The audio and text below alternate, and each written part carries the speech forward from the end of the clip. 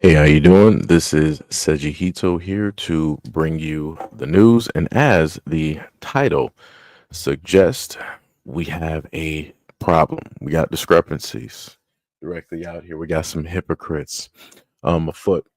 And I'm going to showcase that by showcasing some stories here that, oddly enough, you don't see the media and many others trying to parade around and treat the exact same way as they would, or at least the same type of emotions, the caring, and how it is that people are going about it on social media, right? When it deals with the Carmelo Anthony case. So we're going to look at quite just a few stories here that are technically similar. I'm going to read off the articles, show you guys some videos also associated with said articles, and we're going to see what it is that we can see.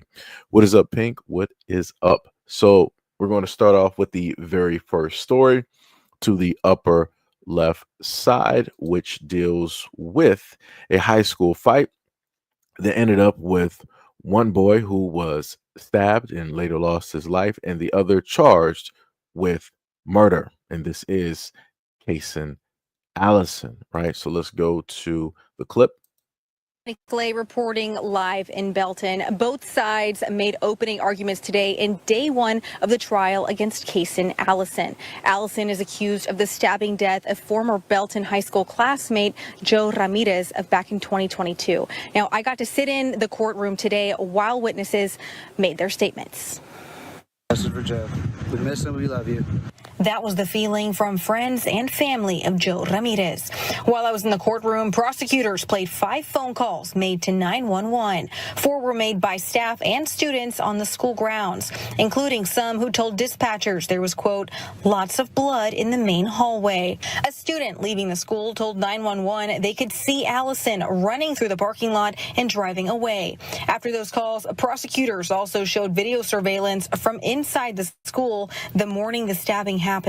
It shows Joe Ramirez and a few of his friends walking into the boys' bathroom and Allison walking in with one of his friends moments later. The victim and his friends run out before taking off through the hallways. The video goes on to show Ramirez turning the corner and stumbling to the ground with blood tracking down the school's main hallway. The school's director of safety and security told the court that's when campus went into lockdown and teachers and nurses were seen giving life-saving efforts to Ramirez. A nearby teacher also testified about hearing, quote, really loud yelling and banging, and then witnessed, quote, a student had a hand on his chest and blood drops on the floor. She also told the jury she told a custodian to not clean up the blood because it was, quote, a crime scene. I got the chance to talk with one of Ramirez's friends, James Sandoval. He tells me he wants people to remember Joe as a sweet, loving, funny guy. I asked Sandoval what it was like for him to see the video of his friend losing his life. It's tough. It's really tough. The emotions were high when that video was gone, Nothing you can, just watch them just bleed out. Now, the defense says Caysen was in the fight of his life and that he was jumped by 5 classmates, calling it a group beatdown. They also say that while we mourn Ramirez, we're not here to feel sorry for a victim, and that, quote, nothing good happens in a boy's bathroom. Now, I did mention surveillance video. While that surveillance video in the school played, it was definitely emotional for Ramirez's family. Allison has pleaded not guilty, and testimony will continue tomorrow. We'll give you all the updates when we learn more. Right. So we were able to hear that. Pink said, did I see the press conference? If you're talking about for Carmelo and with his mom, I saw a little bit of it. I do have a clip of it. If I technically need to play it, but I do have a clip directly of that. Bashida, what is up? What is up? What is up? Georgia Sweet said, if that defendant walks, then Carmelo should be acquitted. Well, we don't know specifically what's going to take place with this story, but just to give a little bit of a refresher, we're going to go directly over the article. It says that the murder trial of high school student who admitted to stabbing his classmate and taking his life kicked off in Texas this week. Caysen Allison, now 21, confessed to taking the life of Jose Luis Ramirez Jr., age 18, during a fight in the boys' bathroom at Belton High School back in May 3rd of 2022. Allison's lawyer, Zachary Boyd, stated that in an opening statement that the then 18-year-old acted in self-defense after finding himself forced to fight Ramirez and a group of his friends. Allison, who has been on house arrest ever since posting a $175K bail back in July of 2022, is now facing anywhere between 5 and 99 years in prison if convicted. The murder trial began with opening statements on Monday, and Tuesday's jurors were shown videos of the incident that one of Ramirez's friends recorded inside the bathroom. The video allegedly shows Ramirez throwing a punch at Allison and Allison responding by swinging at Ramirez with a knife in his hand. In that allegedly ends with Ramirez cornered before the teenagers all run out of the bathroom. The arrest affidavit details the aftermath of the fight. Ramirez manages to leave the bathroom, but is seen on school surveillance video collapsing in the hallway a short time later. The school nurse, then started to perform life-saving measures on Ramirez, who was then transported to a local hospital where he was later pronounced deceased. Affidavit also notes that Ramirez had been stabbed in the chest, back, legs, and arms. Allison left the school and returned home after the fight and was arrested a short time later. A knife was recovered with how can I put this? Fluid, basically found directly on it, and that knife was located at Allison's home. Court records show that an additional charge was filed against Allison a few days later on May 9th after he allegedly assaulted a family member. Allison has entered a plea of not guilty, and the trial is expected to last through next week. Now, the funniest thing directly about this story is the fact that when I go on social media, I don't see, again, white people going all over, going haywire, trying to use this as some type of front in order to support their racist positions and or their narratives. Nor do I see white people trying to go online and dissect who the murderer directly is, the parents, what the parents are actually about, if the parents came directly from a two-parent household. Nor do I see white people online trying to question Allison's parents on how it is that they could raise such a murderer, such a killer, right? Somebody that is so violent. Because going to the last part of the article, it clearly shows and states that Allison is problematic because he fought a family member. If you actually, love your family and things of that nature, you're not going to go out there and decide to do something like that. And then inevitably you're going to get into a fight at school. And when it's time to actually fight, put your hands up, you want to pull a knife. And inevitably, he not only did this once, he stabbed this young man several times. So he didn't just do it like once and then he just like dipped off. He did this multiple times. It was premeditated. He knew what it was that he was trying to do. One person threw a punch, the other person stabbed several times. There's a complete difference. Complete difference. And the other thing that they wanted to state about the story is that, Allison was getting jumped. Well, if he was getting jumped, then how was it possible that one person was able to get stabbed multiple times? Somebody explain that to me, because that's not how that works. Because usually if there's multiple people there, somebody's gonna be like, yo, that person got a knife. Get them. And then, you're going to sit up there and get that knife. You're going to get that hand or whatnot that has that knife so that nobody can get harmed. Maybe somebody might have gotten like a slash or a cut or something like that, but it wouldn't have ended up to the point where somebody is, gone. Like they couldn't even make it a few steps out of the bathroom. Like that's some crazy work. But like I said before, this further shows how when it deals with a lot of stories in the United States, certain people tend to care more about the race when it deals with the story versus the actual story itself and the loss of life and the things that specifically took place, right? So next we're going to go to another story, which is this one here, which again, I find a little bit weird how white people aren't going haywire directly over this, right? Because white people just won the election, correct? And you have a student that decided that in order to get the plan in order to make that happen, he had to take the life of his parents, right? He needed some type of financial gain by a great loss in order to do what it is that he needed to do. And the main reason he wanted to do this was, quote unquote, to save the nation and to save the white race. Now, I'm a little bit confused for the white people directly out there. I need y'all to let me know, need y'all to let me understand how it is that this white boy decided that he concocted this idea to not only get rid of his white parents, right? Not only risk his white life, but to then go after a white sitting president to save the white race. That doesn't make any sense. But like I said before, a lot of white people out here like to make it seem as though that racism or these far right or these fringe groups or racist behaviors don't exist in America, but yet here we are. And the guy himself, the student, the kid, whatever, he said himself that this is what he was trying to do for America. But for whatever reason, I don't hear patriots talking about this. I don't hear the flag wavers talking about this. But matter of fact, let's go directly into the clip.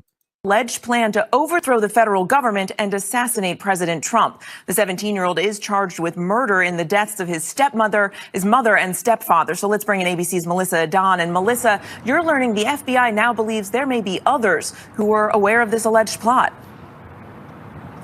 Mary, yes, these new federal documents are showing that the government is considering possible conspiracy charges. This against 17-year-old Nikita Casap and also the others who they say had some knowledge about the alleged extremist plot. The FBI says the Wisconsin teen allegedly murdered his parents and was motivated by white supremacy with extremist neo-Nazi views in order to obtain the financial means and autonomy necessary to kill President Trump and overthrow the government. Well, federal affidavits say that Casap was in contact with others who appear to have been aware of his plan and actions and also provided assistance. This including a couple of people overseas, as well as another person who Casap allegedly told that he was going to go on a spree of violence. Mary? A bizarre and troubling story, Melissa. Thank you. Right, so we heard that. So now we're going to go a little bit more with the article. It says that a teenager has been accused of taking the life of his parents so he could obtain the financial means to go after the sitting president, Donald Trump, and overthrow the United States government, according to the FBI. Nikita Casap, age 17 from Wisconsin, was charged last month with 2 counts of first-degree intentional homicide following the deaths of his mother, Tatiana Casap, and his stepfather, Donald Mayer. The county district attorney, Leslie Bosey, stated that Casap took the life of his mother and aimed at her at least 3 times, twice in the stomach and once in the neck on February 11th. Prosecutors stated that the teen took the life of Mr. Mayer by aiming directly at him in the back of the head at the same day. Casap allegedly went to the school the next day and continued to live at the home with the bodies until February 23rd. Authorities allege he fled with $14,000 in cash, passports, and the family dog. Ms. Casap and Mr. Mayer's bodies were both found in the state of decay on February 28th after Mayer's mother, who had not heard from him in weeks, called the sheriff's office for a welfare check. Casap was arrested the same day after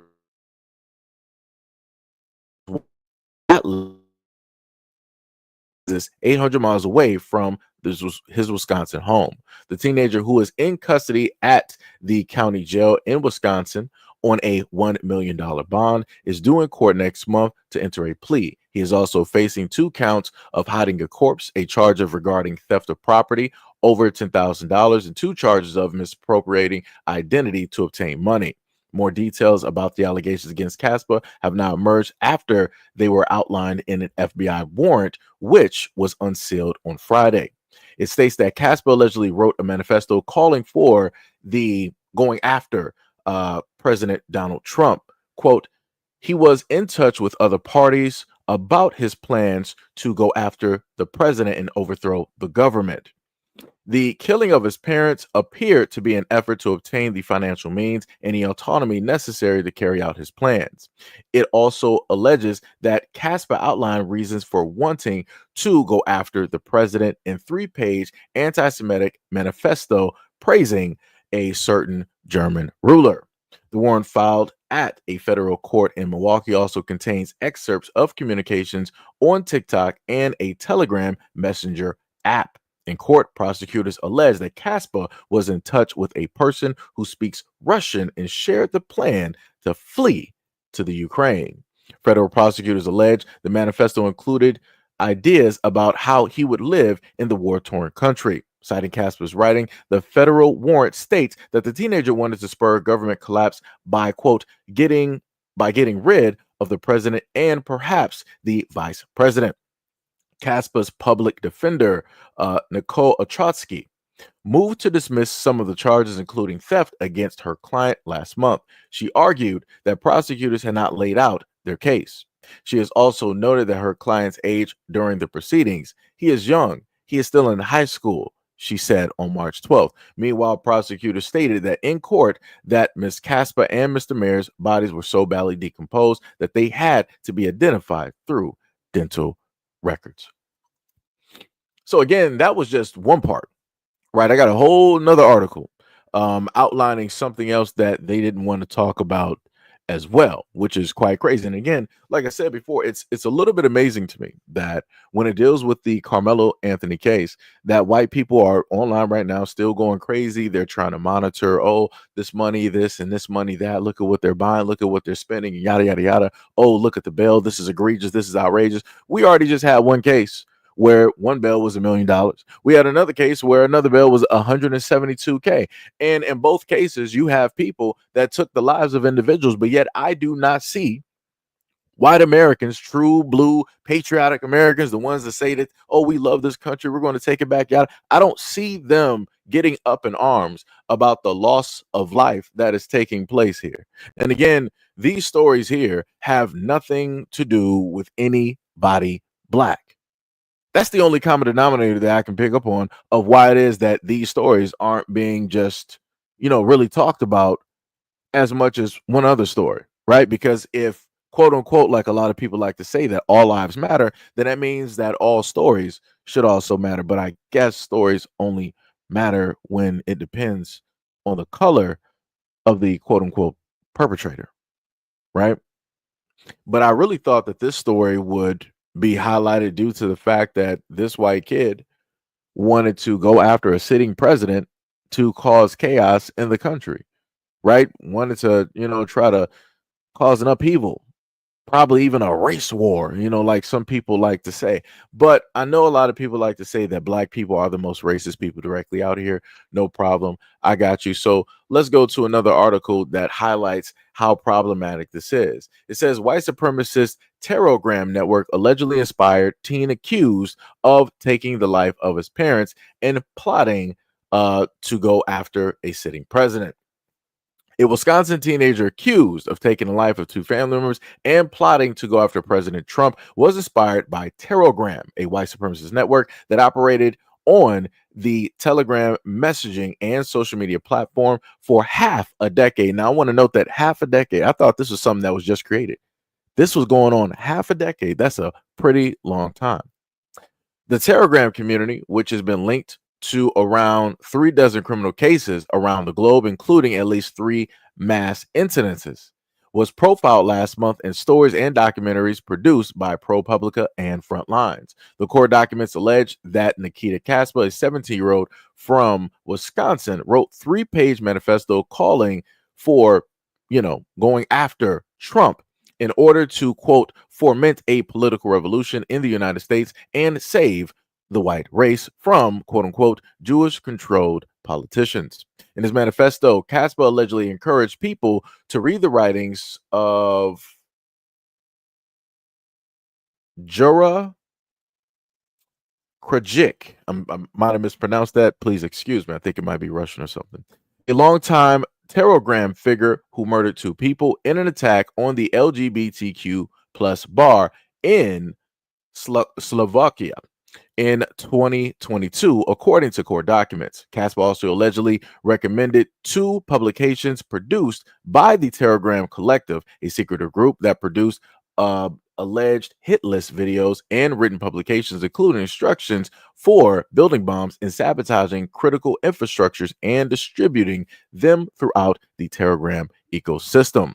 Launched in 2019, Telegram was a constellation of scores of Telegram channels and chat groups focused on inciting acts of white supremacist terrorism and anti-government sabotage. At the network's peak, some Telegram channels drew thousands of followers. Over the past 6 months, however, the network has been disrupted as authorities in Canada and the United States and Europe have arrested key Telegram influencers and community members, but the violence has not stopped. Casap in February allegedly took the lives of both his mother and stepfather and stole their property and fled in their Volkswagen Atlas.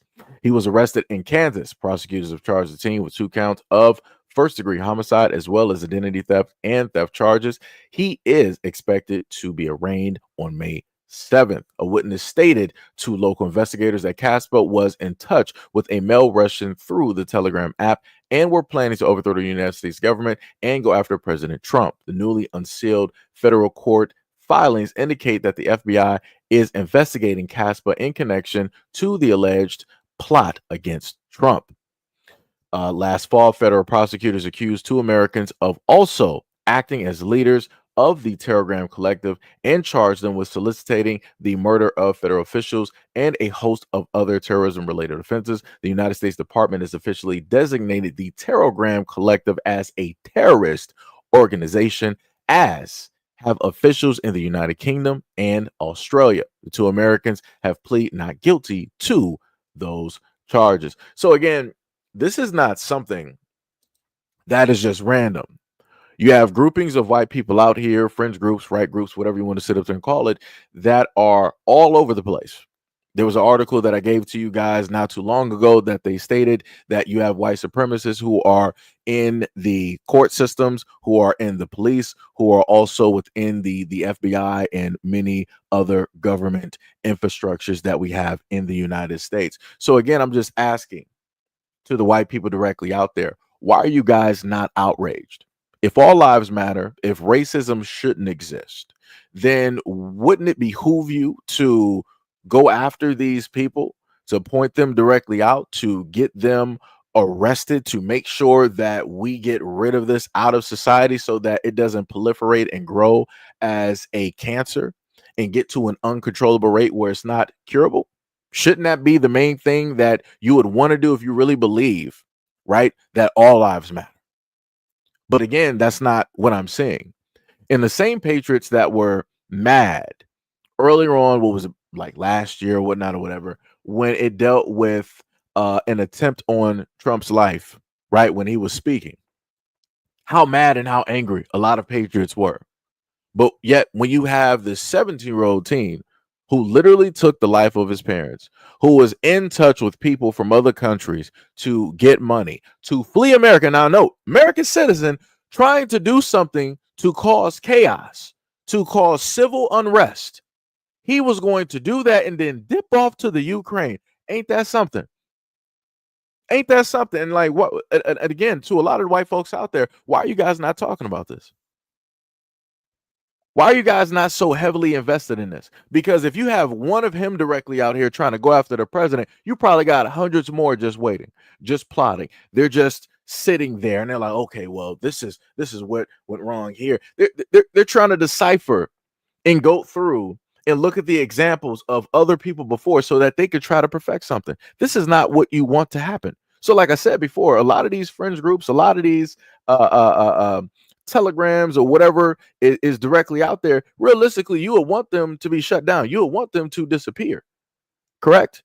In order to realistically show that America is not about hate, that America is about all people's lives, as a lot of white people have liked to try to posture up and try to state directly online when it deals with the Carmelo case. But again, that's not what I'm saying.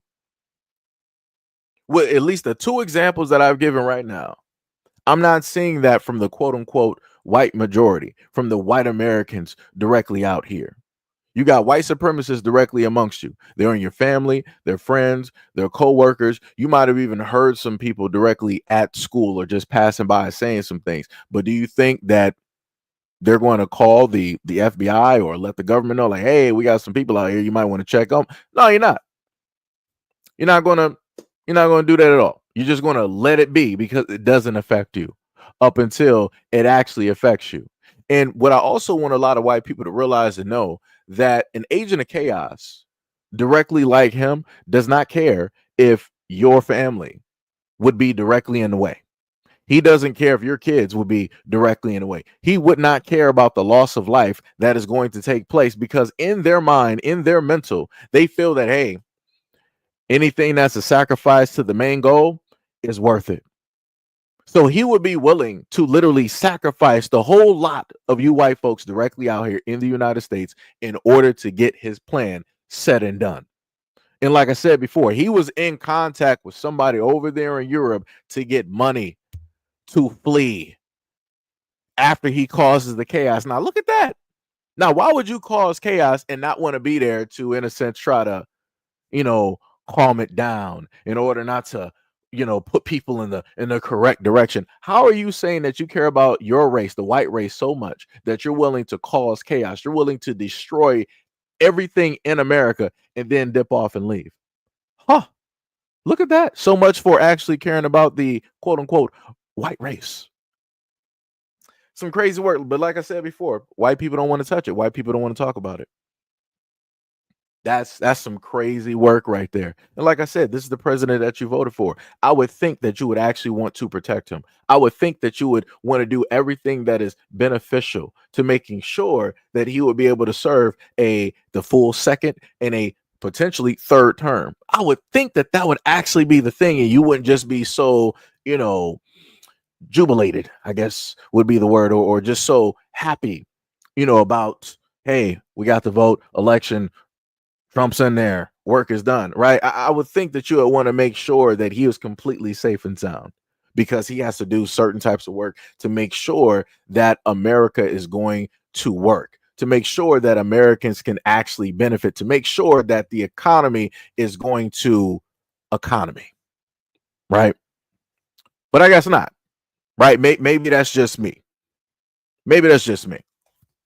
So now we're going to go to well, actually, I'm going to save that clip, right? So we're going to go to the whole case that everybody knows, just to catch everybody up to speed dealing with the whole thing with Carmelo Anthony. We're going to go with the old, news clip directly out there, just in case, I don't know, some people might not know about it. Accused of fatally stabbing his son at a high school track meet. Police are now revealing what led to the terrifying moment. Here's ABC's Andrea Fujii. New details about the killing of Austin Metcalf, the student stabbed at a high school track meet near Dallas. According to the arrest affidavit, 17-year-old Carmelo Anthony has confessed to the killing, saying he was trying to protect himself. He knew how much I loved him, how much I do for him, anything. I do anything for him. Hunter Metcalf says he held his twin brother Austin as he was dying. I tried to whip around as fast as I could, but I didn't see the stab. But then I looked at my brother, and then I'm not going to talk about the rest. No. It happened at the district championship meet in Frisco. Hunter says his brother had asked Carmelo to move his seat because he was sitting under the wrong tent. A witness says Carmelo replied, "Touch me and see what happens." And when Austin grabbed him, Carmelo allegedly pulled a knife. They asked him to move, and when Austin grabbed his backpack to move, take it, he stabbed him in the chest and killed him. He's now charged with first-degree murder. Just because the kid was mad, my son is not here anymore, and I don't understand it. Austin is being remembered as an honors student with aspirations to play college football. Despite the shocking loss, Austin's father says he chooses forgiveness over anger. I forgive the other person because the forgiveness is not for him. The forgiveness is for me, so I can have peace. His life is destroyed. My life is destroyed. The arrest affidavit says as Carmelo Anthony was being arrested, he asked if Austin was okay. Anthony is being held on $1 million bond. So, again, the similarities in between Austin, right, Metcalf, and the situation with Carmelo, and the similar instance of these two here. The only difference is the white boy Allison decided that, hey, we're actually going to have this fight. We're going to schedule this for the boys' bathroom in our school, and we're going to have this out, and then that's going to be that. Right? That was the plan. That was what was supposed to happen. Both parties actually knew what was going to happen, what was going to go down. And both people showed up. The only difference is one showed up with a knife and the other one showed up with his fist.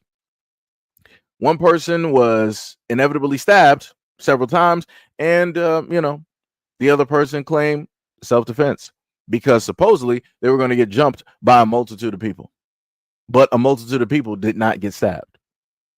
So we go right back to this instance here with McCaff and Carmelo.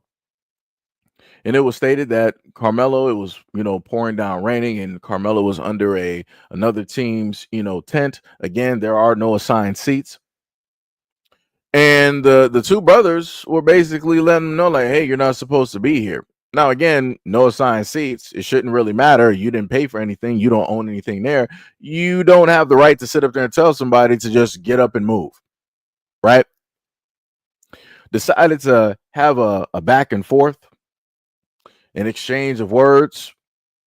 And, magically people want to start putting hands on other people, which oddly enough, people want to tend to leave out of this conversation. So after hands were put on, it's like, hey, touch me again, see what happens. You did it again. So, okay, hey, why don't you punch me and see what happens? And then after a hard shove basically happens, somebody defended themselves, and, rightfully so, because you should never put your hands on anybody, especially when they tell you specifically to leave them alone, especially when you know that said person, right, who is defending themselves, Carmelo, is 130 pounds. McCaff is ranging anywhere in between 225 to 245 pounds. On top of that, he also has a brother that has a similar weight. And on top of that, they're 6 feet tall. It's amazing. Whenever conversations take place online, people try to make it seem as though that McCaff was just like some, small kid, not nerdy, but some type of small kid. And they try to really make it seem like, Carmelo was just like this brute force killer directly out here, just waiting to see somebody, like he was Liam Neeson waiting outside of an Irish bar trying to catch anybody that was black. And that just wasn't the case. Like I said, the optics on this is a tad bit screwed. And it's amazing to me. But like I said before, it's amazing that white people are heavily fixated on this, right? And it's because of the race of the individuals, right? But if we go directly back to the main image that I showed directly off to you guys, you can clearly see that there are two stories here that white people are not really up in arms about, that white people really don't care about. And that's because there's nobody black in the other stories. There's nobody black. So there's no reason to get up in arms. It just is what it is. This is just one bad person amongst a great deal of many who don't do anything like this. So we're going to overlook this.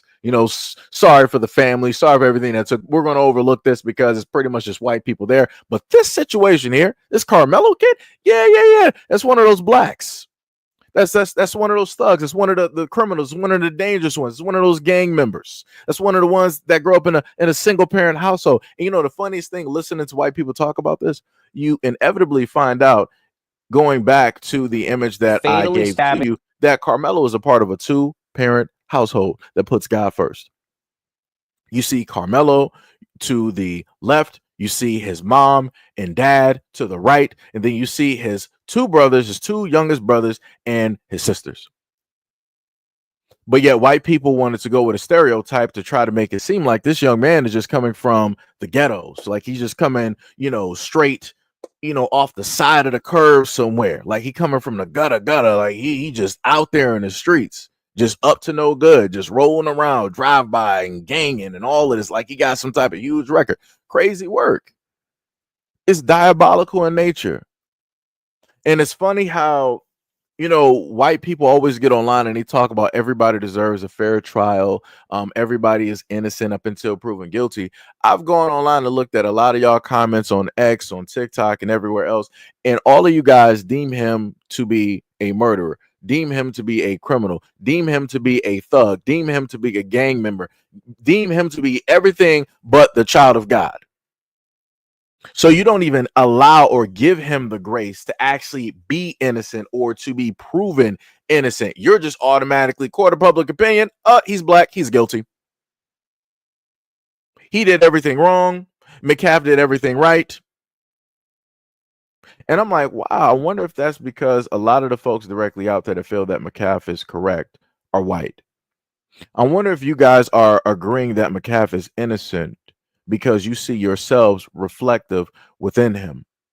So you feel a type of pity, you feel a type of empathy, you feel this type of sorrow because you see yourself, you more than likely see your family and your kids, and you can't find anything that is identifiable when it deals with Carmelo. But yet you guys are the same ones that want to preach about God and say that we are all God's children. You want to preach that all lives matter and that you're not racist and that white supremacy and ideologies like that don't exist in the United States and they have no place. But yet I went over a story that showcased to you that all of those things actually do exist. I can actually go through comments when it deals with McCaff and certain images, how you wanted to praise him and make him seem like this angel, but you wanted to have some lightning in the background, which looks awfully familiar to a certain time in Germany. And these are Americans that are doing this. I want people to know. These are white Americans that are making these images that are putting lightning strikes directly in the background. If you don't know what those are, you might want to go research and look those up for yourself. And I find it very interesting that these are the same folks that are highly conservative.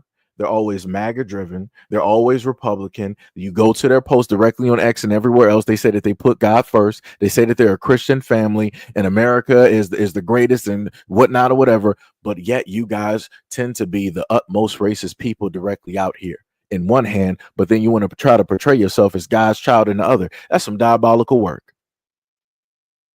That's crazy how it happens. 100% crazy. But yet, here we are. Here we are. So now we're going to go to another story that I don't really hear white people talking about. And this just actually recently happened. This smiling, bright, penny's worth of a fellow that you see here. If you don't know who I'm referring to the clown It. He's sitting down there smiling, and he is a suspect in a Florida State college campus incident that just happened. And oddly enough, this white student that you see directly in front of you, his parents work in law enforcement. Color me surprised. And this is also how he got his hands directly on a weapon. Huh. But, it'd be like that, I guess. But let's see what the police have to say about this, and then we'll go directly over the article. Our deepest condolences go out to the FSU family, the families of the students who are here. And we understand that you all have been devastated because of this person's actions. The question as it relates to who is the shooter is 20-year-old Phoenix Eichner. And he's the son of a Leon County Sheriff deputy. Our Deputy Eichner has been with the Leon County Sheriff's Office for over 18 years. She has a tremendous job that she's done. Her service to this community has been exceptional. Unfortunately, her son had access to one of her weapons, and that was one of the weapons that was found at the scene.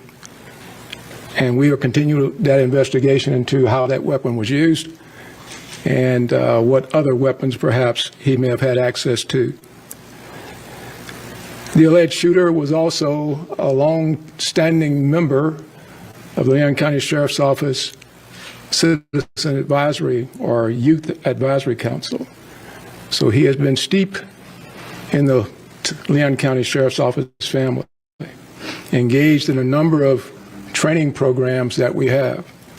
So it's not a surprise to us that he had access to weapons. This event is tragic in more ways than you people in the audience could ever fathom from a law enforcement perspective. But I will tell you this, we will make sure that we do everything we can to prosecute and make sure that we send a message to folks that this will never be tolerated here in Leon County, and I dare say across this state and across this nation. Right?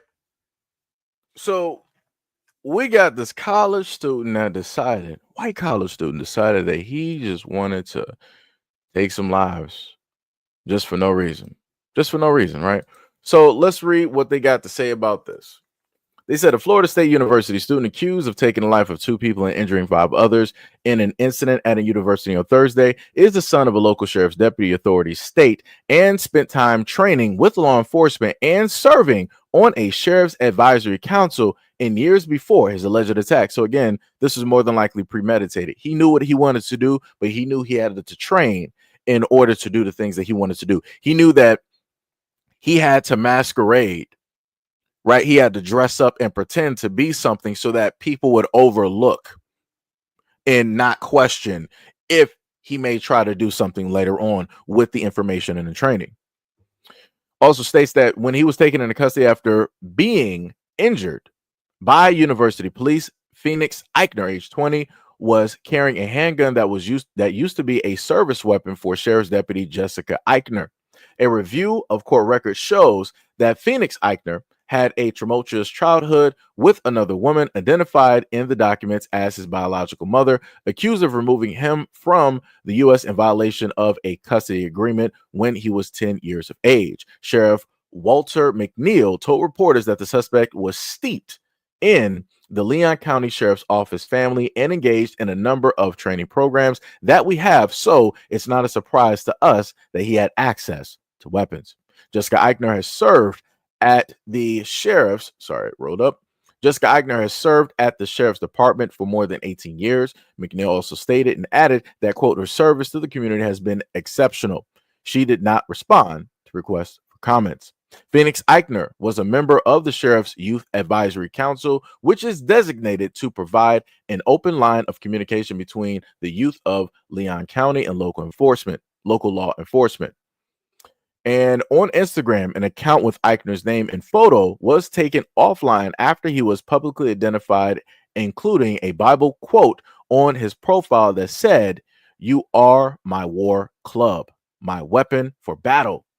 With you, I shatter nations. With you, I destroy kingdoms." Eichner is a registered Republican. Color me surprised. According to the Florida voter registration records, he was quoted in January in an FSU student newspaper article about anti-Trump protests in advance of the president's inauguration. Quote, "These people are usually pretty entertaining, usually not for good reasons. I think it's a little too late." He, when talking about Trump, already going to be inaugurated on January 20th, which this would actually stop scrolling, on January 20th, and there's not really much you can do unless you outright revolt. And I don't think anybody wants that. On Thursday, university police aimed at Eichner after he didn't comply with commands from officers. The Tallahassee police chief, Lawrence, also stated that he added he did not believe Eichner fired at officers. Eichner was hospitalized with serious but non-life-threatening injuries, and he invoked his right to not speak when he was taken into custody.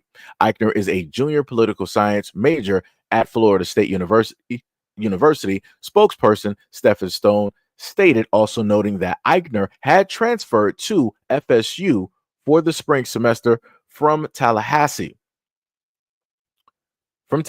State College. He received an associate's degree from Tallahassee State in December and from Tallahassee State in December.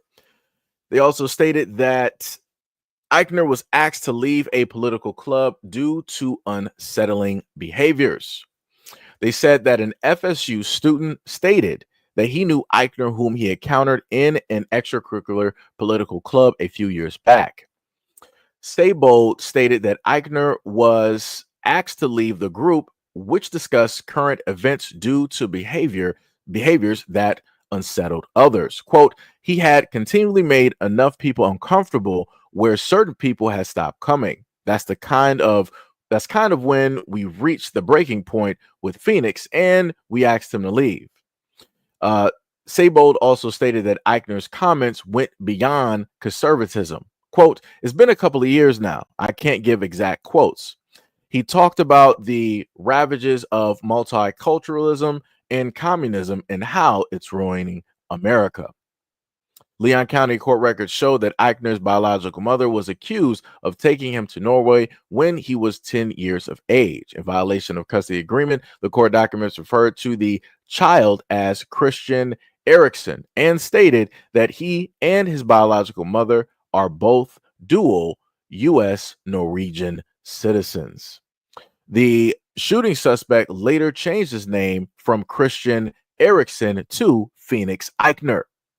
According to an affidavit from sheriff's detectives, the child's biological mother told his father that she would take him to South Florida for the spring in March of 2015. Instead, she fled the country with him in violation of their custody agreement, taking him to Norway. The suspect's biological mother pled no contest to removing the minor from the state against court orders. She was sentenced to 200 days in jail, 170 of which she had already served, followed by 2 years of community control and then 2 years of probation, according to court records. She was also ordered to have a no contact during her sentence with her son or any of his teachers, doctors, and or counselors unless allowed by the courts. She later moved to vacate her plea, stating that she had made it under duress. It's unclear whether the suspect's biological mother had any contact with him over the last decade, and she did not respond to requests for comment. But just after the incident, she posted on Facebook complaining that her son's dad hadn't responded when she wrote to ask if everything is all right with her son, who studied at FSU.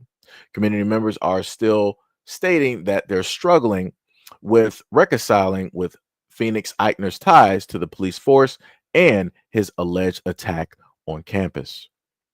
So yeah, we got what you could say another troubled youth directly out there.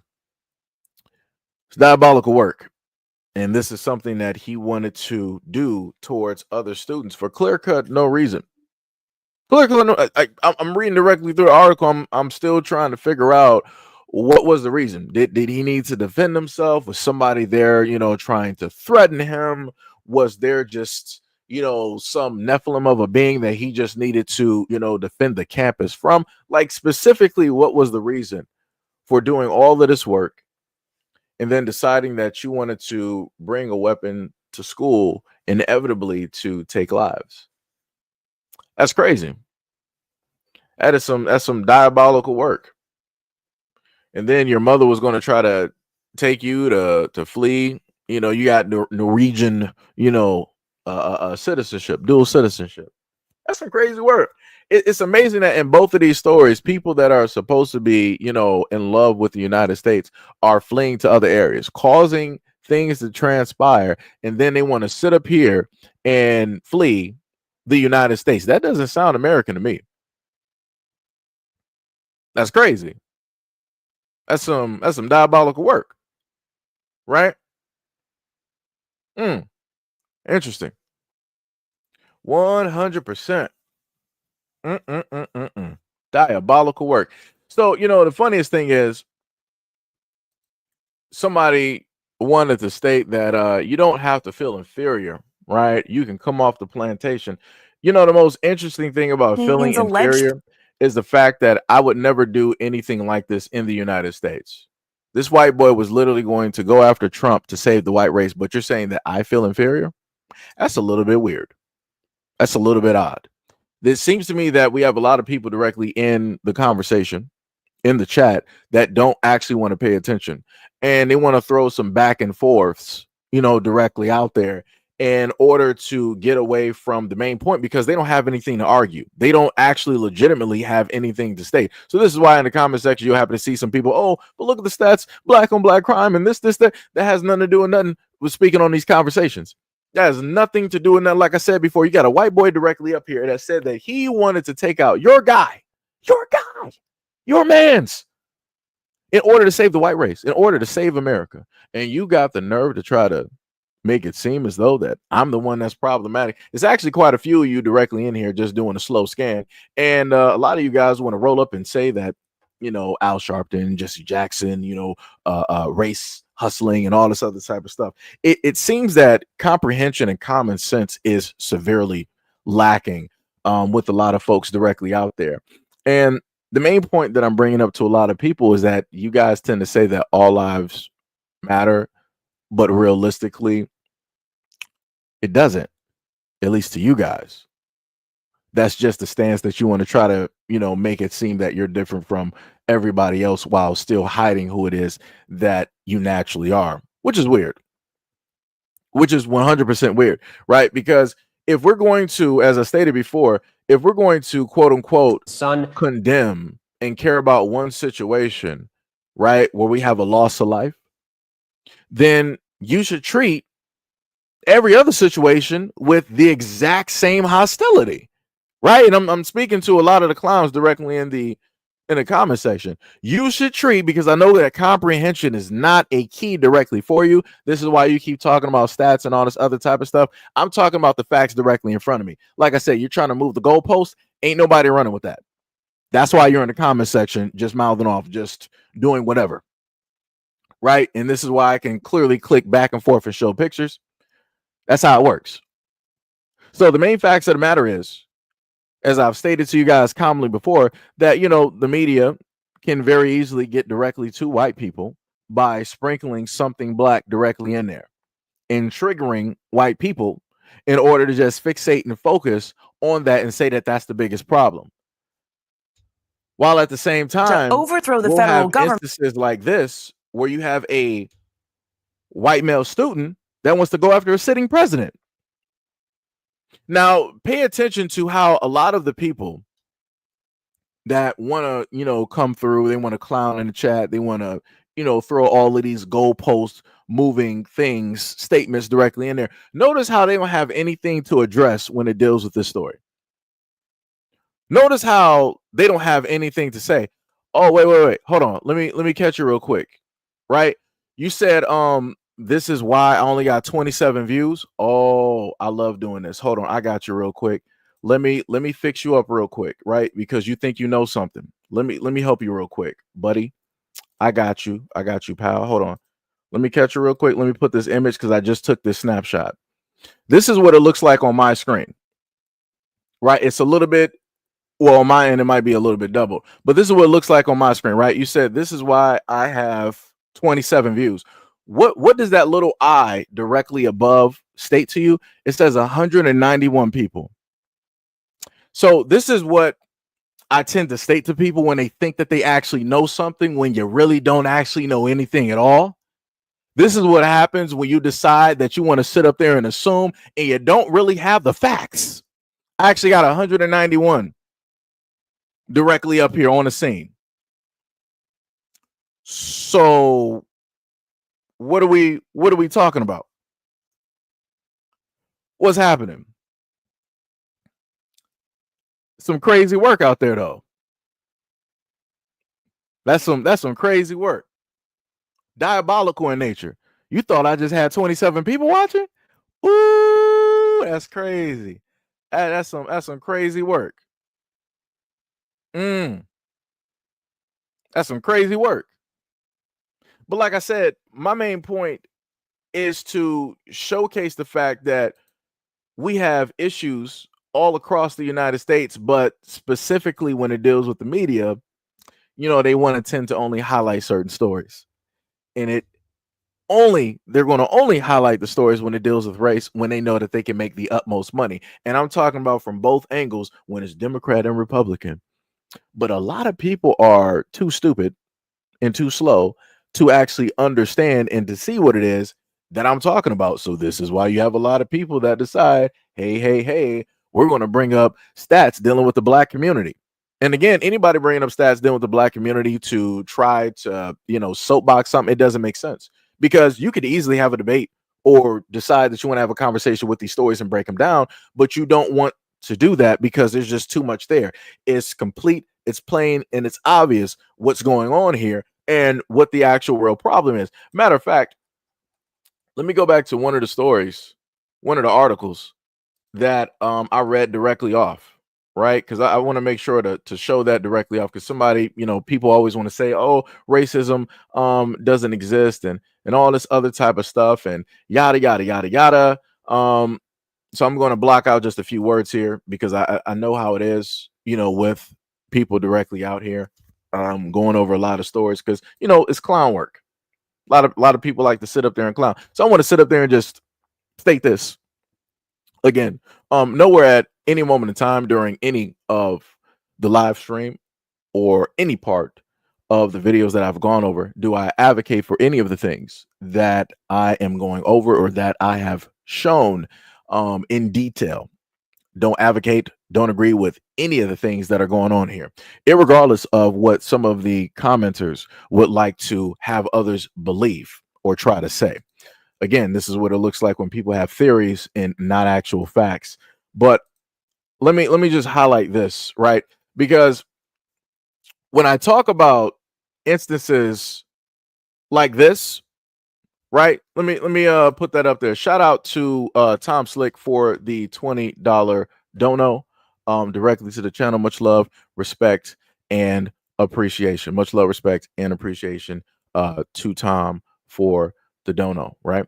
So when we go back and we look at the fact that we have things such as this, right? And I'm putting this directly in front of everybody that is here. It clearly states what? White supremacist Telegram network allegedly inspired teen accused of taking the life of his parents and plotting against sitting President Donald Trump. When I put things like that and I try to showcase that this is problematic, that this is going to be very harmful for white people, do you know what I happen to get in the comment section during live streams?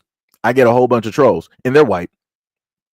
Get a whole bunch of trolls, white, want to say this, want to say that, but don't want to focus on how problematic this is. They don't want to focus on how this is going to shine a very negative and a bad light on white people in America.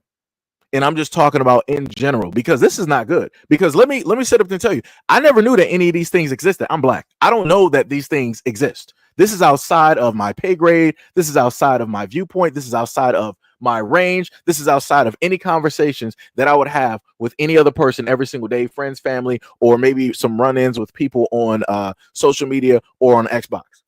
Didn't even know that these things exist. But I know that there's a lot of white people that know that these things exist.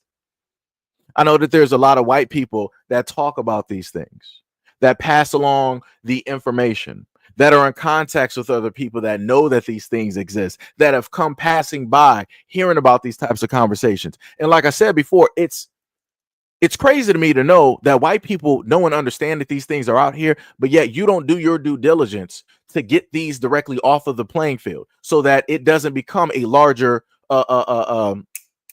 cancer. You say that you want to fix America. You say that America is the greatest. You say that America is not racist. You say that there's no room for it. You say that all lives matter. But why do I consistently see things like this out here? Why? Why is that? And like I said, I'll point this out to you, and y'all don't come through in the comment section, want to have a cordial conversation. And y'all wonder why it is that I say the things that I happen to state when I'm talking directly to and about white people. Y'all wonder why I say the things that I say. Is because y'all enable that type of stuff. I wouldn't have to say anything if you guys were actually progressively trying to get rid of this stuff in the United States, but you don't, because you don't care about it, because it's not specifically infecting you / affecting you, and it's not at your doorstep. You think that, oh, well, that's just, those whites directly over there. I don't have anything to do with that. It's bad that it's happening, but everybody has free speech. Everybody's free to believe. I'm not going to tell another man what he should do or what he should believe in. But yet the same man that you're talking about is trying to go after the president of the United States. So shouldn't it have clicked that, yo, I need to make the government aware? Maybe I do have my beliefs, but I'm going to push that to the side because the country is more important. If you're actually a patriot, you would have actually reported things like this. And there's a lot of white Americans that are on X right now, and they're consistently in these arguments, in these conversations where it's like, yeah, these blacks this and these blacks that. Want to throw all of these racial stereotypes and these tropes directly out there. You want to have your lightning insignias directly out there. You want to claim that you're American, but you got allegiance to, to 40s to 30 and 40s era Europe. Those groups directly out there. You want to be so proud to be American, but you're sitting up there pledging allegiance to something over there in Europe. That's some crazy work. And I could have sworn at a moment in time, somebody correct me if I'm wrong in the comment section, but I could have sworn at a moment in time, somebody stated that you cannot serve two gods. So I'm trying to figure out that how is it possible that you have white people directly out here that are like, hey, I'm pro-America, I'm for America, but then you're also pro some other stuff in another country. How does that work? How are you trying to play two different sides and think that you're about to benefit without having to sacrifice nothing? Everything requires a sacrifice. If you want to sit up there and worship two gods, you're going to have to make an even greater sacrifice. And I promise you, at one point in time, once those gods figure out what's going on, that you're trying to play some games, they're going to sit up there and get you. Something's going to sit up there and happen. But like I said, because it's not at your doorstep, because it's outside of your scope, because you think that you're just, cool and all. You think, it's whatever it is. I'll just make do with whatever it is that has to sit up there and happen. But like I said before, you have a lot of sacrifices in the United States that are taking place at this moment in time. And it is by way of those who are part of the majority. And I'm just trying to figure out, hey, white people directly out there, when are you guys going to fix these problems here? The same way that you always want to tell black people, hey, black people, when are you going to fix your community? We've always been fixing and doing this and doing that. But for whatever reason, you guys want to really fixate it and focus in on something that you don't even care about. But yet the same people who bring up stats talking about statistics and all this other type of stuff, in reverse, I brought up the FBI statistics and I'm like, yo, white people, y'all got some problems amongst you and your groupings when it deals with your men and your communities committing a lot of these crimes. What are you guys doing about this? And I'll hold the mic up and magically I get nobody white to respond. Nobody white specifically wants to have that conversation, meet in the middle of the road and have that conversation as two individuals that know that things are going on in said communities. So let's have a conversation. We'll see what both people are sitting up there doing respectively of their communities. White people don't ever want to come up to this conversation. White people don't want to show up and have a cordial conversation like that. Because whenever I point out all things that's going on here, white people are like, I don't care about all things. Let's just focus on the black thing. And I'm like, that's a little bit weird. That's a little bit crazy to me. But, this is where we are. This is how easy it is just by looking at this article. This is how easy it is to mislead a lot of white folks out here. All you got to cause is like a little bit of dissent, a little bit of hopelessness, a little bit of fear. You got the trigger. Now you're going to have them flocking to a lot of these telegrams, a lot of these covert Tumblrs, these IG, these Facebook groups. Like I said, I done covered a lot of these groups across a lot of the internet, and they're still in existence, or they rebirthed and did something else. But the point and the fact of the matter is that they still exist. And the worst part is now for a lot of white folks out there, what you don't understand is that now a lot of your young boys are caught up in that. I'm talking about at an early age. I'm talking about some as young as 8, 13, 15. When they should be actually just trying to figure out the world for themselves. They got grown men who harbor a certain type of hatred, who are trying to cause a certain type of dissent and chaos in the United States. Those are the ones leading your son. So it's not actually the ideologies of your household, your white household, right? The nuclear family, 2-parent household, and the great America and all this other type of stuff that's leading and teaching your kids. Nah, it's those men. It's those friends groups. It's those far rights directly out there that's raising your kids. And you wonder why it is that your kids are in such a disarray, so chaotic, why it is that they're doing this and why it is that they're doing that. That's why. But yet you don't want to talk about that. You don't want to focus in on that. You want to focus in on, oh, let's look at Tyrone. Let's look at D Ray. Let's look at, you know, this other black kid directly on there and look what they did in the black communities. But yet your kids are being taught to go against the United States government and to try to overthrow said United States government and then to try to go after a sitting president. But you want to focus in on the black community and the kids there of which you don't care about. You find them to be more problematic versus what you're raising in your own home, versus what you're sheltering, clothing, feeding, versus what's in your school system, versus what's in your cul-de-sac or your suburb. That's crazy.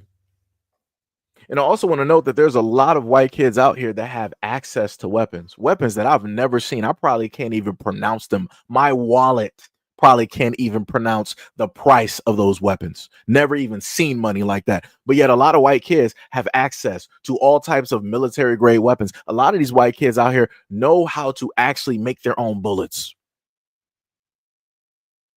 But yet you're focused in on kids in the black community, of which they don't have an idea or access to any of those things. Crazy work. Crazy work. I want to give a much love, respect, and appreciation to Miss Jean Pierre, or I'm sorry, it might be John Pierre. Much love, respect, and appreciation for the $2. We're going to round it up to the $2 dono to the platform. Much love, respect, and appreciation. And then, shout out to DJ Game Boy. That's another good one right there. They also have the 3D printed weapons that they're able to make as well too, aka as they like to call them, ghost weapons. Right? And I didn't know anything about this up until white boys started talking about it. So I'm just going to sit up there and let you know any of this new tech and whatnot. I don't know anything about it up until these white boys start making videos and actually doing it. Like, you had literal white boys with these printers sitting up there printing off these weapons. And I'm like, nobody finds this to be a little bit odd. Nobody thinks that's a little bit suspicious. Like I said before, for the white folks out there, and I'm going to state this, I'm going to reiterate this. Anytime it comes to this point of talking about conversations like this, if there's going to be a downfall to the society, to this country, is going to be by way of you and your hands. The same country that you quote unquote said that you made, that's going to be the same country that you're going to bring down. You don't got to worry about nobody else sitting up there trying to do it, because the worst enemy that is always of a country is from the inside. The most harm, better yet, to put it to a personal use, the most harm that anybody could actually do to you is self.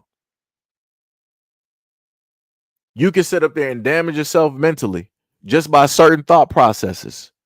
The same thing that white folks can sit up there and damage the internal workings of the systems of the United States. How many stories have I set up there and covered of some supposed white groups directly out there wanting to attack the energy system of the United States to just take out power and to sit up there and cause some type of dissent and chaos?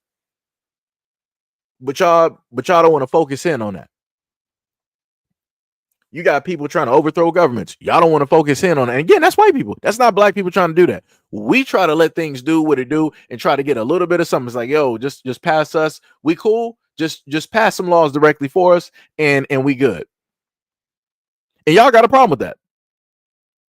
Y'all 100% got a problem with that. But yet your people within your community have these groups, write these books, make these articles, make these different types of programs and systems and whatever to literally try to destroy America from the inside out.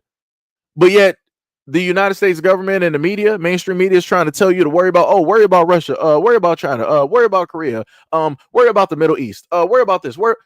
But yet, what about worrying about the enemies that are literally here, the domestic terrorists that we have in the United States who are trying to cause civil unrest? What about them? I guess they're not the biggest threat.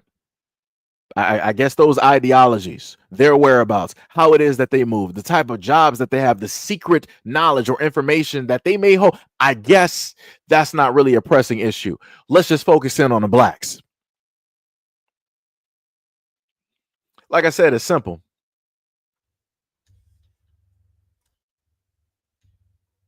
It's real simple. That's crazy. 100% crazy. We got another person in the chat that said, all I hear is a victim's cries. I mean, I guess so. I guess so. Like I said, it's crazy work directly out here when you're literally addressing a problem in a situation and you continuously either get racism directly in a conversation, in the comments, in the chats, you get trolls that's not saying nothing, and you got some other folks directly under the trolls just I don't even know what's happening. Some crazy work. Like you literally got 3 sets of groups all doing the exact same thing, which is not focusing in on what the actual problem in the situation is because they don't want to fix it. That's crazy work. 100% crazy work. Crazy. Let's see. We got is this another high video? School track meet. Nope, that was that one. We already went over the police video here. So now we're going to go over something dealing with government. Right. And as I normally do, we have some other videos listed directly in here. You have a bill that was called the White Fragility Bill. I didn't know anything about this. So let's take a listen and see what this woman has to say. This should be interesting. Is rename this bill the White Fragility Act. I do not understand why 3 words that have been positive words, positive concepts for 60 of my 62 years, everyone on this floor would have thought diversity, equity, and inclusion were positive words and positive concepts. Why are you all so afraid of making sure that every person of every race, of every religion, the disabled, women, veterans, why are you doing everything you can to complicate the relationships in the workplace? Every company in this country that has strong DEI policies, they are thriving. They have a healthy workplace, they have happy employees, they spend less time training employees because everyone feels respected. They actually take time to make sure that everyone feels respected. I don't know what your problem is with people being treated like actual human beings on the job. I think you should do some introspection and find out why it is you want to make sure some people don't feel comfortable on the job. It's hurting black and brown folks and other races for sure, but it's also hurting women and the disabled and veterans. Are you all so terrified of people that don't look like you and believe like you? And I was waiting for her to get to the point of addressing. She did I'm going to sit up and say this. She did a very nice job at coding the issue, because what she did was she made sure to highlight other people so that everybody else be like, yo, this woman she is speaking, facts, and she's really getting directly to the point. She made sure to highlight the vets, the disabled. She might have, highlighted the LGBT, maybe some immigrants, black people. She highlighted every group of people directly in there. And then lastly, she was like, this is really affecting women. When she's talking about women, she's solely and specifically speaking about white women. And this is the main group that is actually being harmed by a lot of these initiatives. But as I stated before, when it dealt with the administration, you have a certain group that decided to vote for these things to actually happen and take place, right? And I'm like, wow, well, here we are. Some people messed around and they found out. And now you have to suffer I'm sorry, I was going to say consequences, the consequences of the way that you decided to vote. And this is what we are. Like I said, it's crazy. It's 100% crazy. And the funniest thing is, I actually at one point went over this in a whole different live stream. This is actually a lot of stuff. So again, when you think about the DEI, when you think about the affirmative action, or even government assistance, all three of those areas, primarily white women, are the main beneficiaries. Now, note that's me as a black man stating that yes, white women are getting the main thing, the main share of it. I'm not sitting up there saying that you don't have black people directly in government assistance. I'm not saying that, but I'm saying that white women were the main ones that are able to win when it deals with that. They're going to get more of everything versus somebody black, and that's just factual. Let's just put that directly out there. If it deals with a white woman trying to get a mortgage versus a black woman trying to, we all know that white woman is going to be living in some multi-million-dollar house.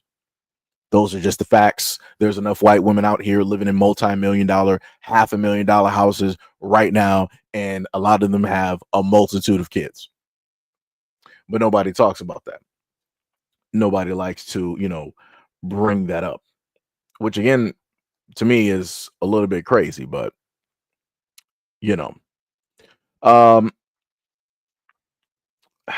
like I said, I don't know what people are going to do.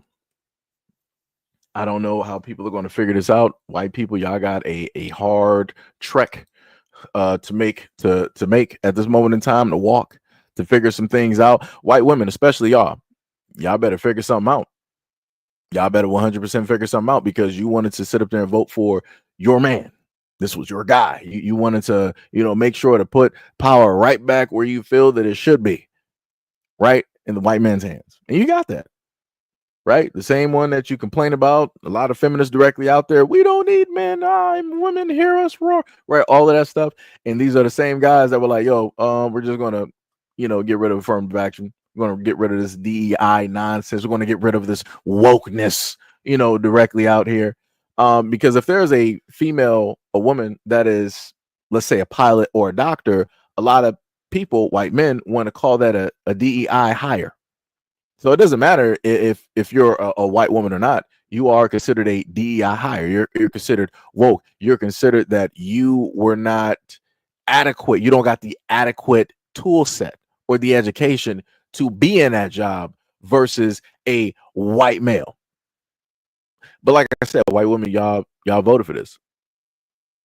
This is specifically what you wanted, and now you're trying to posture up and be like, yo, this is crazy how this is happening, because you hurting a lot of people. No. Black people don't really get much in the United States. You have some trolls that want to pull up to the scene like, what about, the Section 8 and the EBT and and all this other type of stuff. A lot of people in the United States actually get that. In certain states, you actually have a lot more people that are non-black that profit a lot more directly off of that, especially when it deals with other initiatives, when it deals with free housing or getting lodged into a hotel for free. And being ungrateful for the hotel food that is actually being given to you. You want to throw that out, and then you want to garbage up, trash up said hotels. You want to treat them like you just treat the outside. On top of the fact that a lot of other people, ended up getting monies directly from the government, where they were giving them 5 or 10 or whatever thousands of dollars directly on prepaid cards with no type of limit on how it is that they're supposed to spend said taxpayer money. But like I said before, people always want to do what? The blacks are at fault. The blacks are the reason. I'm actually surprised at this moment in time that a lot of people haven't tried to blame black people directly for the deficit in the United States. I'm very shocked. 100%. But what else we got here? Let me see. Shelly S said, why aren't white ladies making more of an issue about losing EBT or Section 8? No, you have women, you have white women out there, they're on TikTok. Some of them will be honest and they will complain about, the loss of funds and or monies because they are stay-at-home mom and this is what they do and all this other. You have white women out there that are complaining. They're not going to do it in droves because again, it's about the perspective point. It's about trying to showcase that, hey, it's like, yeah, we do benefit for something, but we're not going to tell everybody specifically how much we benefit. So in order to get away from that, we're going to make the poster child for this topic Black people and say that Black people are the primary X, Y, and Z for anything dealing with government assistance or Section 8 and things of that nature. This is how we have the same rhetoric that people want to always spew every single time on every single channel, specifically when it's Black platforms talking about these types of issues dealing with society, because a lot of these people don't want to face the fact that they are the primary breadwinners when it deals with these things. And a lot of these initiatives were started in order to actually help them out because the government is not going to allow quote unquote white people to fall. They may sit up there and pickpocket, trick and rob them. But at the end of the day, it's like, we still need you. I still see a little bit of me in you, even though I'm higher up. I'm basically an elite. So we're dealing with classism now, rich versus poor. But you don't really understand that because we got you so tied directly into racism that you can't see 2 feet in front of you. So, because you're just that ignorant right now, I'm going to sit up there and help you out. I'm going to start these government, programs and initiatives to really solely help you out. We don't really care about the Blacks or what's going on with them. Maybe we might throw them a bone or whatnot, but really these things are to help you out and to benefit the family, to give you basically a leg up and to let you know that, hey, no matter how poor you are as a white person, you're still better off being that poor white person than a poor Black person. And the government did that. So kudos to the government, to that, psychological warfare and all that other type of good stuff and yada, yada, yada. But like I said before, white people, y'all got to do some figuring out. I know a lot of y'all in the background pretty much staying silent, don't have anything to really say or add into the conversation, or maybe you do, and you may be afraid to actually say something. I'm just going to put it to you like this. If you're actually cordial and you're trying to have a conversation, you'll be fine. But if you decide that you want to start slipping and sliding all over the place and you don't know which way you want to speak, you want to come out the side of your neck, yeah, moderators are going to sit up there and get you, or I'm going to sit up there and get you, and you're just going to be blocked. So like I said before, if you know how to speak, like you were raised with home training, like you were raised by actual parents and not wolves, then you're completely fine. We're not going to have any issues. So like I said, I keep trying to tell people, if you're trying to actually have a conversation, a legitimate conversation, we can sit up there and do that. But if not, it is what it is. And, me and or my moderators, we're going to spot you. It's that simple. It is that simple. So let's continue to the next video since we're, still talking about America. We're going to go directly to Trump. Doesn't matter how old the video is. I just like hearing these videos. A short time ago, the Supreme Court agreed to hear oral arguments in the case about ending birthright citizenship. How confident are you that the court will rule in your favor and allow that order to end birthright citizenship to go forward? Well, you're just telling me that for the first time. I am so happy. I think the case has been so misunderstood. That case, birthright citizenship, is about slavery. If you look at the details of it, the signings of it, everything else, that case is all about slavery. And if you view it from that standpoint, people understand it. But for some reason, lawyers don't talk about it. The news doesn't talk about it. That's not about tourists coming in and touching a piece of sand and all of a sudden they're a citizenship. They're a citizen. That is all about slavery. And even look at the dates on which it was signed. It was right at that era, right after the Civil War. And if you look at it that way, the case is an easy case to win.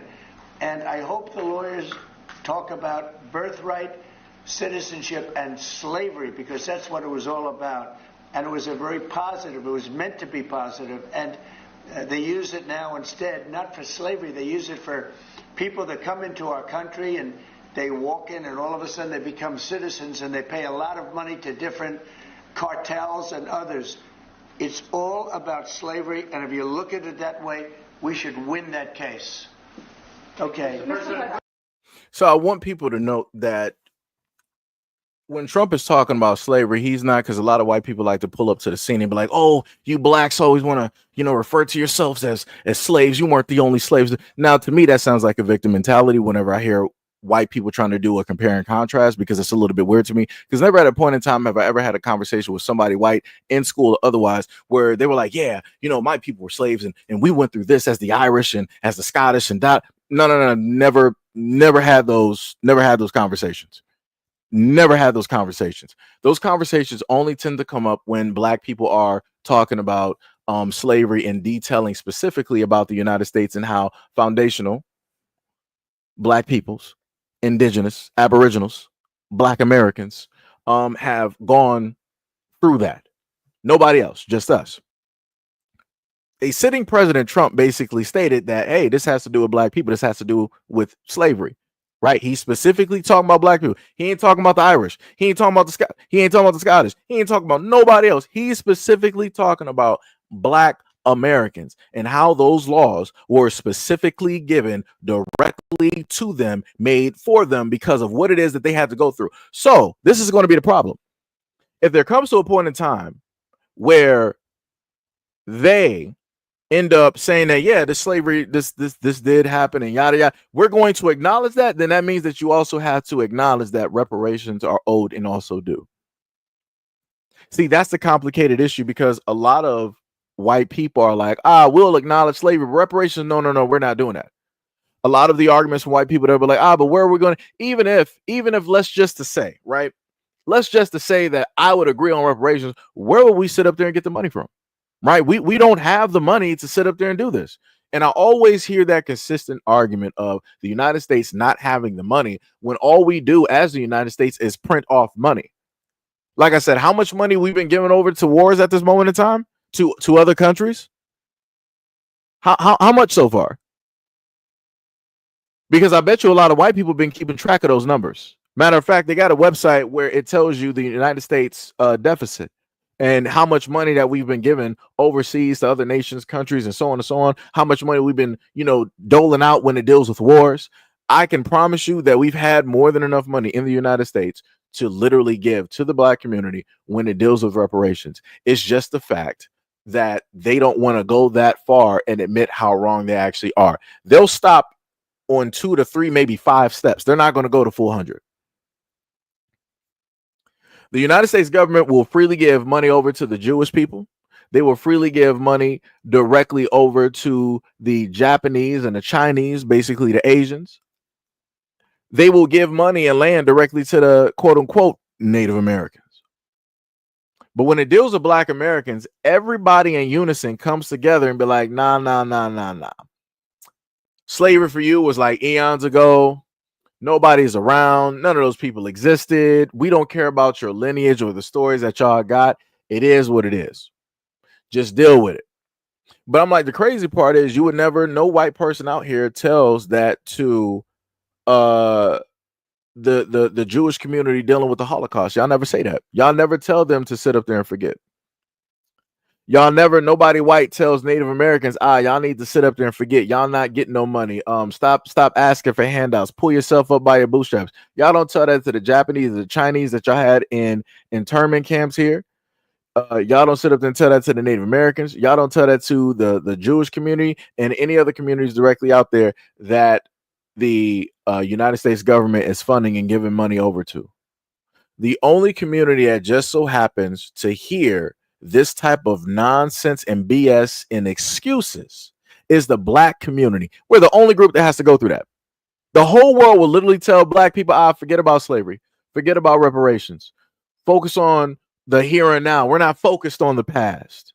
Stop telling us about that. But yet, when I go to school, I got to hear and learn about the history of everybody else. I got to learn about your trials and tribulations. I got to learn about how it is that you were mistreated, how it is that you were segregated, how it is that you were almost annihilated. And I'm supposed to have empathy. I'm supposed to have some type of sorrow. I'm supposed to have some type of forgiveness and all these other types of things for the atrocities that have happened to all these other groups of people around the world. But seemingly enough, when it deals with black American people, nobody can give that energy to us. Nobody can give that love. Nobody can give that, compassion. Nobody can see it from our point of view or our understanding. Nobody can be empathetic or sympathetic. That's some crazy work. That is 100% crazy work. But yet it goes to the other point where a lot of people say that, we need to have equality. There's never going to be any type of equality. There's never going to be any type of like it's just equal directly out here, because in order for it to be equal, that means that somebody's going to lose the position that they currently have at this moment in time, because they weren't actually supposed to have it if it's an even based, equally played playing field. The only way that a lot of people are currently actively in power at this moment in time is still holding whatever little power that they have left is on an always unleveled playing field. That's it. But, this is where we are. This is currently where we are at this moment in time. And, a lot of people don't want to pay attention. I'll put it to you like this: for anybody white, listen, I want y'all to understand this. The moment in time that black people were to actually get reparations, the dream ideals that a lot of you guys had or have still at this moment in time, where you're like, oh, well, why don't you blacks just get up and leave? Just lo and behold, a lot of black people would actually dip out. If they actually had the money where they could just be like fine with themselves, and in a few generations, a lot of people would actually dip out and leave. They would just live elsewhere, take their money and leave elsewhere. Therefore, that's more land and more place directly for white people out here. And that's more peace of mind that you guys got, right? That means that the crime rate would actually go down, right? So if reparations were to actually be given, you would have a portion of black people that actually sit up there and dip out and leave. But then you would also have a portion of black people that would stay and that would actually build, and they would actually further uphold America, right? Build up America and contribute to the economy by way of businesses, factories, and many other things. Therefore, pouring money that was already given, right, by form of reparations, pouring that money back into the economy probably 10 times over. But it's like y'all don't have like the type of thought process or foresight to really look at it, or better yet, you do. You've actually calculated and know what it is that black people would do and how it is that we will move. But even if it's beneficial for America, you would rather America go down versus actually paying back the people who have contributed so much to America, to the lands that we are currently on. All of the sacrifices, the bloodshed, the tears, the families, the children, the babies. You would rather America go down versus giving a little bit of something to those people that could help bring America back up. That's some crazy work. So your plan is, in order to forego giving reparations, you would rather give untold amounts of money to immigrants from all over the world. You would give them unfettered access to America. In some instances, maybe they might need visas or whatever it is. But you'll make sure that they'll have those visas or those work permits, whatever it is that they need to sit up there and have. Also showcase the video where the United States government was giving SSI directly to illegal immigrants. It doesn't matter if they're from South America or if they're from Europe, they have SSI and they're able to get that. Now, I want to remind people too, from what I was able to understand from being in the United States my whole life, is that SSI is specifically for those who are disabled, those who are veteran, like pretty much people who are out of commission and or retired. Those are the people that's supposed to be receiving SSI, not anybody else. But yet we have all of these people on this broken system, SSI, and they're basically taking all of this money, which should be going to holding down our most vulnerable in the United States. And a lot of y'all really feel and believe that the government actually cares about you when they're actively destroying it in front of your face in 4K. And you got the nerve to sit up there and try to question black people on their allegiance to the United States or what it is that they feel. And you want to try to tell them, oh, if you feel this way about America, then you need to sit up there and go back to where it is that you came from. But realistically, where a lot of black people came from is from the United States. That's some crazy work. But yet a lot of people want to try to posture and parade themselves as being high IQ individuals when realistically you're not. Not at all. Like I said, one of your sitting presidents basically said, like, yo, all I got to do is just tell you a couple. I'm paraphrasing. All I got to do is just tell you a couple of lies and you'll believe it. I tell you, add a little bit, more sweetener to that lie, and you'll just let me rob your pockets for free. You'll give me everything that you got, all because I told you that you're better than that black man that you see in front of you. That's, like I said, that's how easy it is. And this is how this economy, this is how this government, and this is how this country got directly into the circumstances that it is currently in at this moment in time. And this is how and why we have fields of white Americans directly out here trying to blame everybody else for the problems in this country, but blaming themselves. Patient zero. That's some crazy work. That's some crazy work. So we got another troll directly up here, and I love when people just so happen to do this.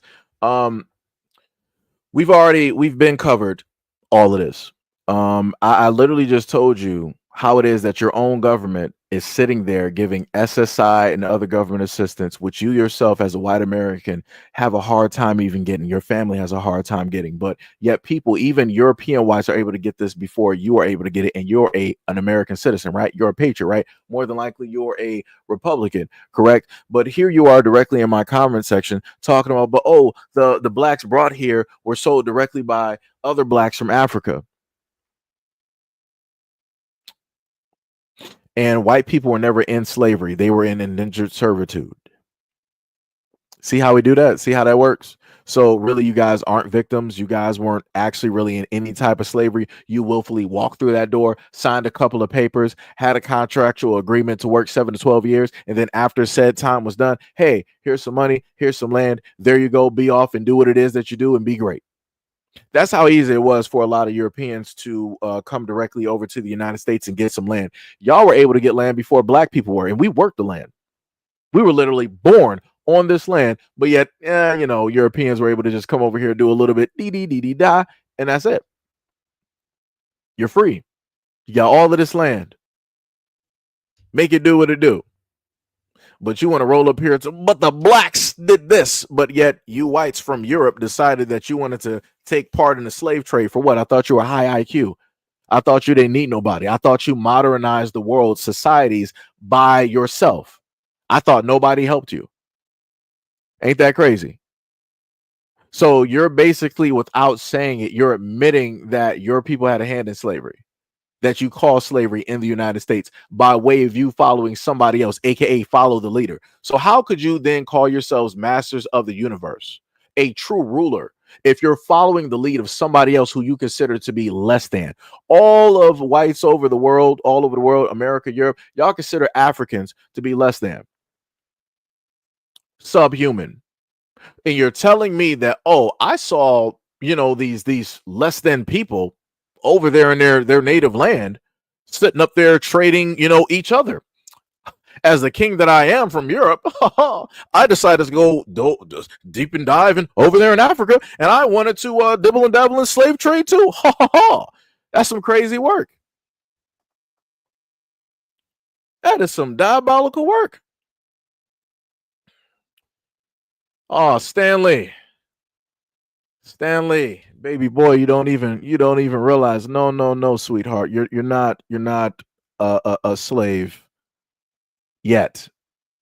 You're not. The things that are supposed to happen to you, put it to you like this: how you guys put everybody else in captivity, you yourself would be placed in that exact same captivity, if not worse. That's how that works, Stanley. That's how that works. So no, you want to try to tell me what it is that you are? No, you're not there yet. As somebody whose people have actually been there, where I've heard the stories, I've listened to elders that are actually still in existence that are about like 95, 98 years of age, and they can tell their story and the stories of their parents. Nah, you ain't nowhere close. Again, this is a system that was built for you, by you. Again, you signed a contract in order to do certain things here. That's what that is. So the actual slavery that you think that you're in, you're not really in, sweetheart. That's not how that works. Baby boy, that's not how that works. You ain't seen nothing yet, but you will, though. You and many other white folks out here will start to see and understand how slavery works. And I want you to understand this. When I say this, I want to make this very, very clear. When you become an actual slave and you're meant to eat things that you're not supposed to be eating, and you're meant to survive in conditions that nobody should actually have to go in, I want you to always remember that you brought this directly on yourself. You are the causation of this. And I want you to also know that it's not going to be Black American people that are going to cause this or make this happen. It's going to be by way of the hands of the government of which you love. It's going to be the police of which you honor and love. And you say that they are oath carrying officers and back the blue. And it's going to be especially by your military that you back and you love and support. All three groups are going to inevitably turn directly on you. And that's what's going to happen. That's how that servitude is going to happen. Right? It be like that. It be like that.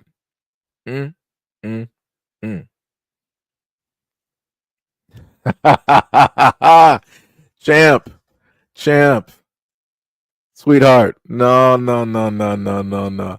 You said that your obstacles are the same as mine. No, they're not. My childhood was vastly different.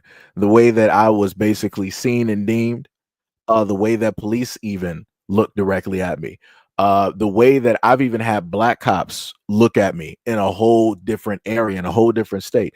Again, what I've gone through as a Black man, what I've gone through as a young Black man, what I've gone through as a Black child in America, you could never comprehend or understand.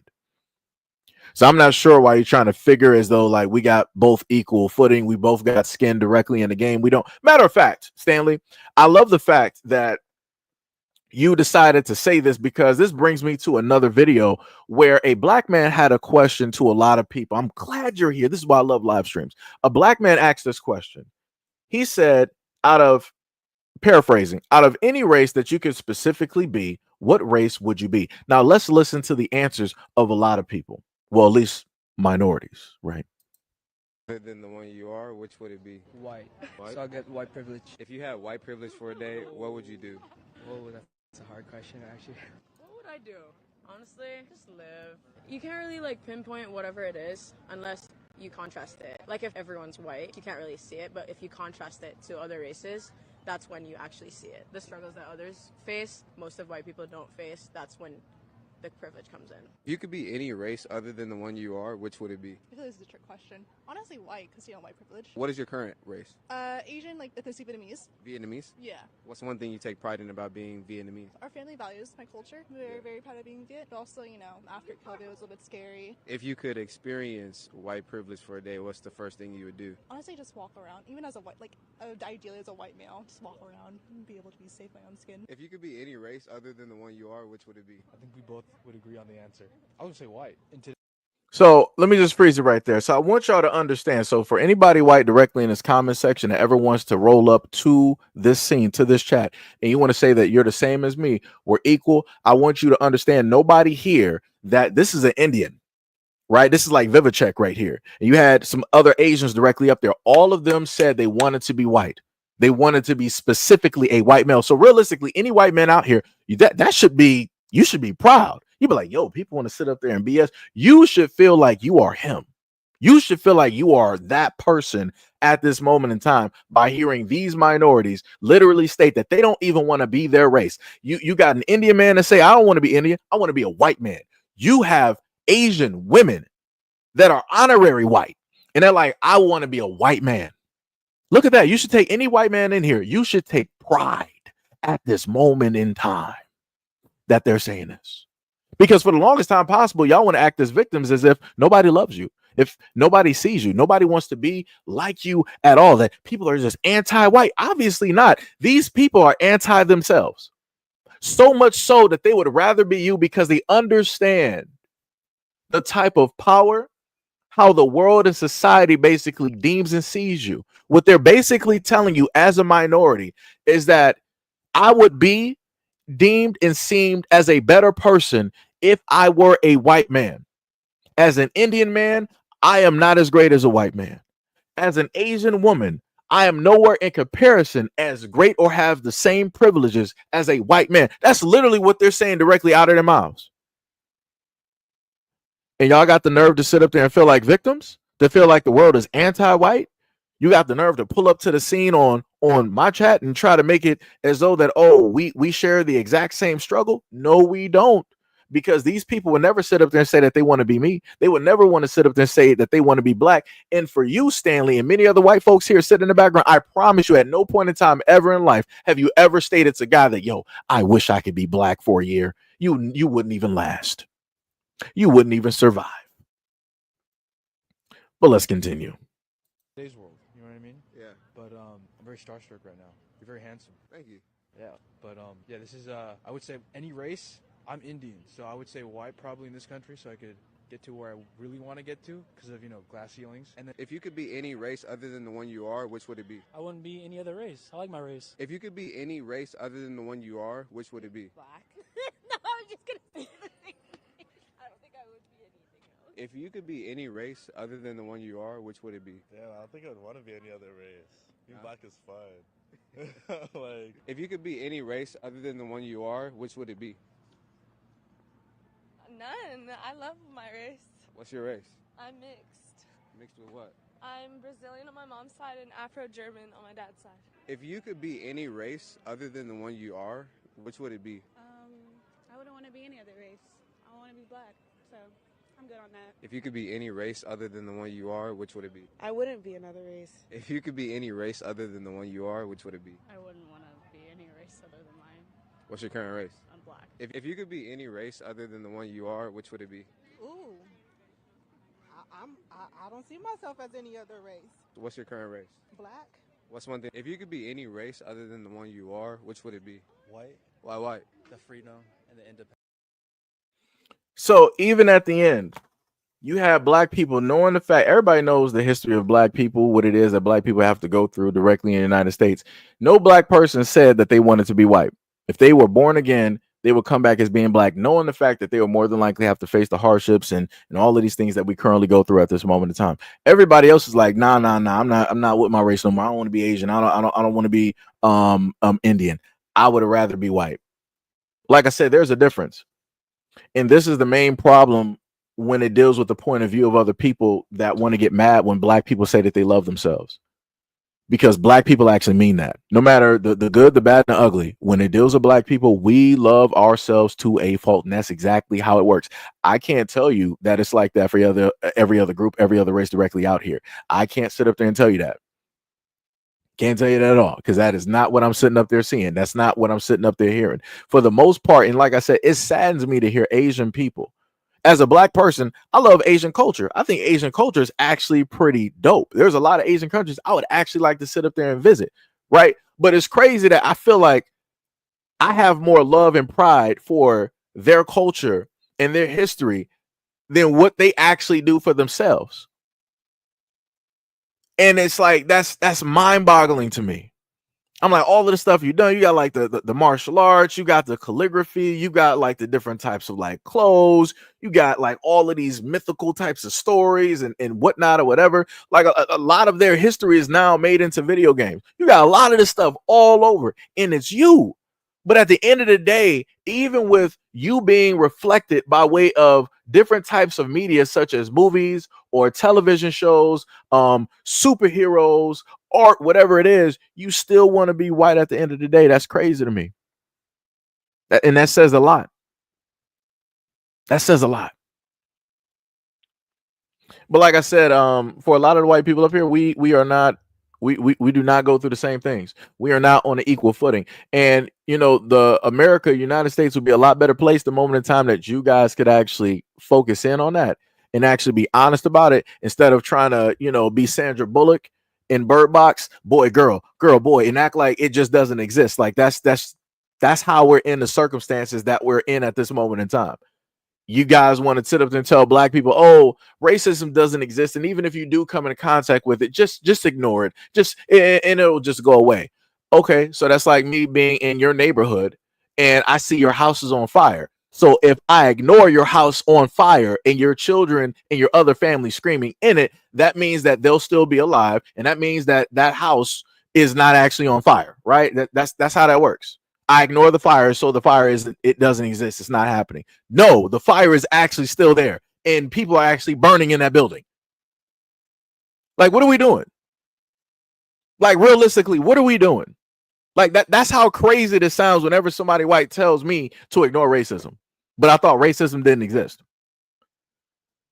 There was another comment I wanted to highlight. There was somebody else up here. They wanted to say, where does my white privilege begin? Was it when my dad left? Was it the pink house I grew up in? I don't know if that has to do anything.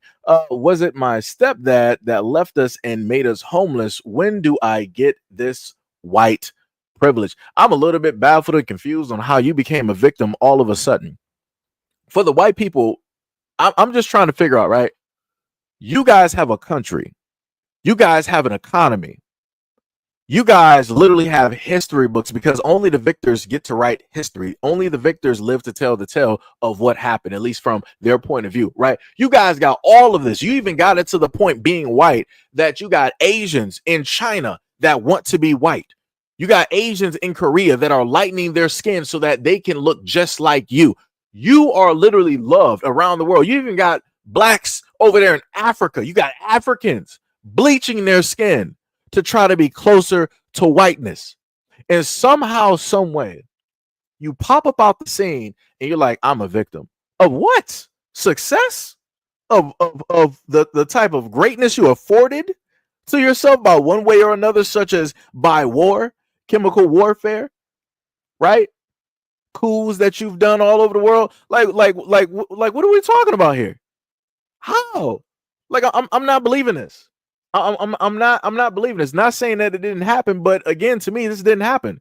If I ignore that this person, right, his father left him, right? If I ignore the part that he lived in a pink house, that he's homeless, it didn't happen, right? Just going by racism. How white people always say ignore racism, it doesn't exist. If I ignore this person and their story of homelessness and their father leaving them, it didn't exist, correct? See how that works? See how unfair that is? That's some crazy work. That's 100% crazy work. But I'll tell you like this, to 10 more. If your stepfather left you, you might want to go have that conversation with that man. If your father left you, you may want to have that conversation with that man as well too. And if your mom is still alive, you may want to specifically ask her, and I did say specifically like an ocean because this is real deep. You may want to ask her why it is that both men left and seemingly didn't care about you. Once you actually get the actual answer from all three areas, then you can figure out what really took place and what really happened. Right? Crazy work. Because I can say the same thing too, Tim. My father, I'm a statistic, as a lot of people like to say. Father was never in the picture, but yet I didn't become a criminal like a lot of people like to say, like a lot of white Americans like to say, like, oh, well, these black guys, from single parent households, they're automatically going to be gang bangers and criminals and, robbing houses and pew, pew, pew, all of that good stuff. That's not what happened. I'm here. Police don't know my name. You can't find a record of me at all with any police.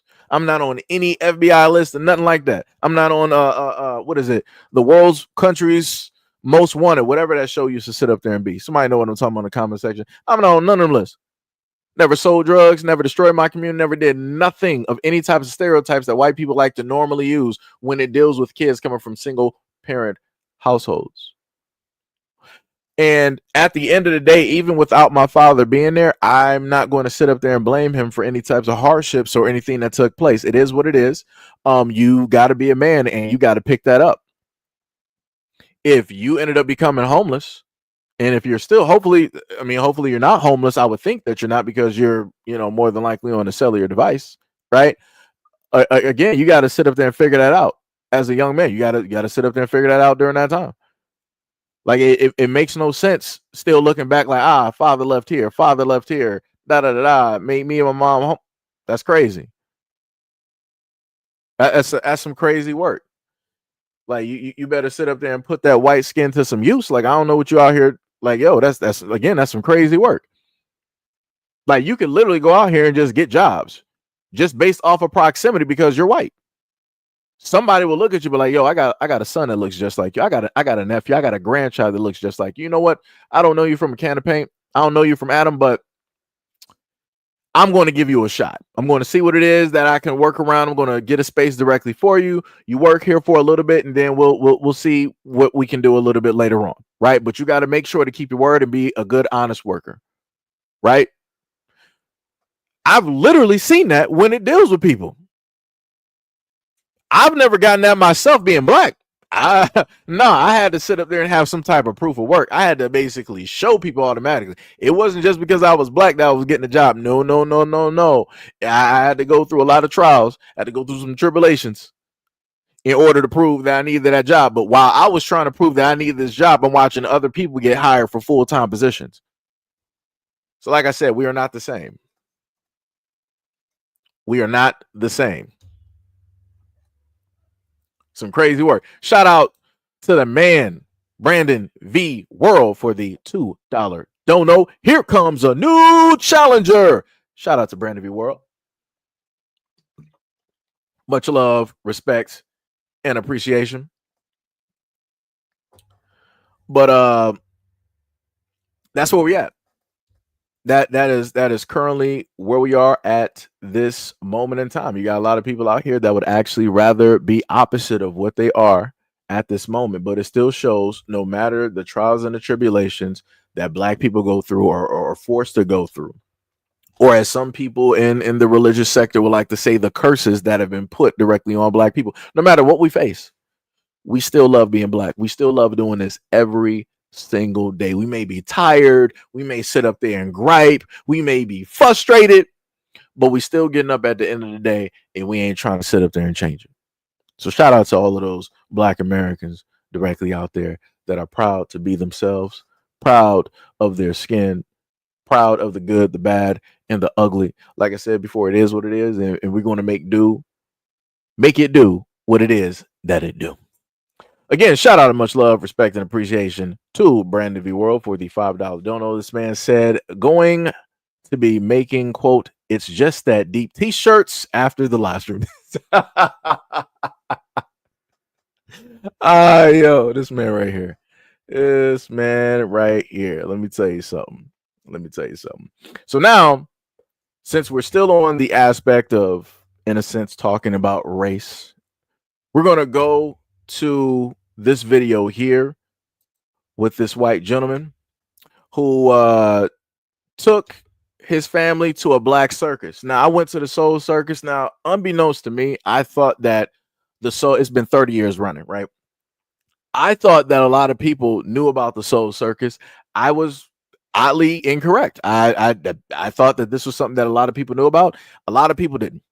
A lot of people don't, and still don't to this day.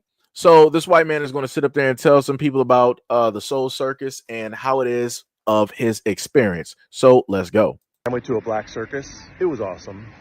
First of all, the show was incredible. But my wife and I were talking afterwards that my 7-year-old didn't seem to notice that he was the only white kid, and we felt really proud about that. Everyone was so kind and sweet to him, and he was just right at home. I wish it could be that way for everyone always, and I know it's not. We know as he gets older, he's going to face grown-up realities of injustice, history, and all of those things. But for right now, we're hoping that these are some seeds we can plant that can set him on a good path. Anyway, I thought that was worth sharing. Plus, he just had an awesome time. Right? You saw that white man bring his white family to a black circus. And do you notice the reaction? Do you notice the expression on the kid's face? Right? Do you notice the expressions directly on the face of the family? The kid is just in awe and amazement. I'm not sure what he's looking at this moment in time, but he is there, right? And you see the mom in the background, white woman, just sitting up there smiling, having a good time. Father in the background, it's a little bit blurred because, I was trying to blur out certain things, but he's sitting up there smiling, having fun. He didn't state nothing negative. Notice how he didn't say that, oh, we had to face racism. We faced discrimination. We faced racist blacks. They really made us feel like we just didn't belong. We thought that somebody was going to rob us. Somebody really bumped into us. You didn't hear none of that. And it goes against everything that you happen to hear online when it deals with XIG or any of these far rights platforms directly out there that specifically want to talk about black people and how it is that they make them feel and how it is that they deem them. No, that's not how black people sit up there and move. Let me just get a shout out real quick. Much love, respect to Ishmael for the $5 dono. Said peace to Seji in the chat. Keep riding for logic and truth. That is bars. That is bars. So, like I said, this one white man just literally switched up the whole narrative. He just literally put that whole thing to bed. And let me tell y'all something. I done went to the Soul Circus before. I think I had about a few field trips there. Going to Detroit Public Schools, we had a few field trips. It was the most beautiful thing I've ever seen in my life. And I did not know that it even existed. Like I just didn't up until, of course, they would have, when they pulled into town, they would start playing the commercials and everything like that. And then we got the field trip slips and that's where we sat up there and go. Like I can still, technically remember going there and seeing it. And I think, did I have some popcorn or something? I forgot. I think we were supposed to have money for some popcorn, basically, like that everyday thing, right? Popcorn, food, and maybe buying something, right? So maybe about during that timeline, it would have been about like $50, $50 or $60 would have been enough to suffice to make sure that everything is everything. And even when I was younger, I remember seeing a few specks of white folks there, and everybody was fine. Everybody was having fun. Everybody was chilling. I didn't see the white folks there having problems with black people. I didn't see black people having problems with white folks. But like I said before, when it deals with mainstream media, when it deals with a lot of these other things, that's when problems start to arise. And even as the father, this is a white man, he honestly said, he was like, right now, my kid is basically fine just chilling with black people. But he knows that once real life starts to hit, once he starts having interactions out here, when it starts dealing with politics and all these other things, it's going to start to change. It's going to start to mold and move things in a different direction. Like I said, that's a white father sitting up there telling you how prevalent, how this psychological warfare is taking place, which indoctrinates a lot of these white kids at certain ages in order to start to feel a certain type of way when it deals with race, when it deals with being amongst other groups of people, when it deals with being judgmental, when it deals with becoming a racist. And he said that, hey, maybe my teachers might not be good enough, but maybe if I put him around, some black people and he's able to have that experience, have that feeling, see a lot of these people, he'll realize that in the future, when these things come up, that it's not everything that people say it to be.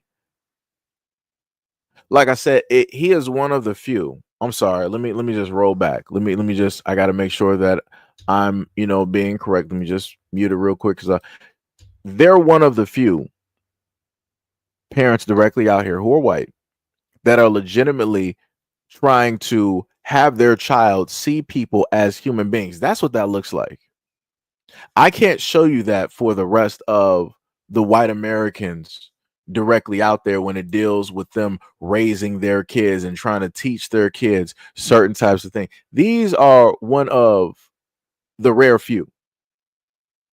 And this is what a lot of racists want to hide behind when they like to state online that, oh, you can't say that about all white people. All white people aren't this. We aren't all racist and da da da da. Well, no, I can sit up there and say that maybe these folks right here, maybe they may be different. But the rest of y'all, I don't have any proof of work because they're actually laying down concrete. They're doing the groundwork. Where they're like, all right, we're going to put you amongst black people. You see the black kids, you see the dads out here, you see the moms, you see the parents, you're looking at a black circus, you're looking at all of this positive black energy directly out there. They're feeding that directly into that child. I can't say that for the rest of the white folks directly out here that want to sit up there and preach that, oh, we're all one, we're all God's children, we all bleed the same, I have the same problems as you, I grew up within the same conditions of you, why does everything have to be about race? Like I said, they see race.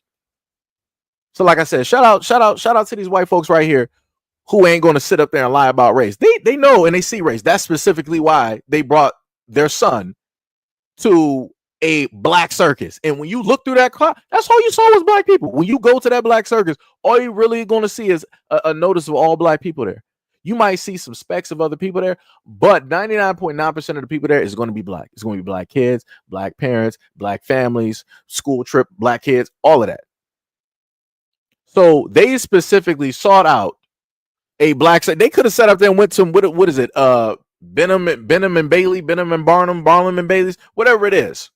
I might be thinking about food right now because I'm hungry.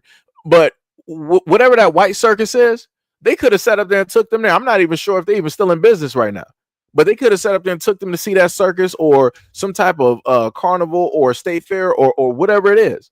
But they opted not to do that. They wanted to give him a different perspective on people that he will happen to run in and meet later on in life, to let him know that, hey, this is what black people are. This is how they look. This is that energy. This is that feeling. So remember that when you got the media out here trying to tell you otherwise. Remember that when you got these white fringe groups and these white domestic terrorists and these white supremacists trying to tell you otherwise. Remember this when you run into your colleagues in middle school and in high school and college, and they're trying to tell you or share some little racist ha ha he tuki funny racist jokes. Just remember what it is that you were able to experience and what it is that you were able to feel and see when you are around black people versus the words of other that have never done anything close to what you did. Like I said, I give credit to where credit is due, irregardless on how people feel about me doing stuff like that. Like I said, I believe in an even playing field. They're laying down the groundwork. They're trying to, work with a concept, and they're running directly with that. They don't know how it's going to end up in the future, but at least they can sit up there and say that they tried at these ages to, plant these types of seeds, to have this type of point of view. That's the most that they can do as a parent, right? Lay down the foundation and the building blocks.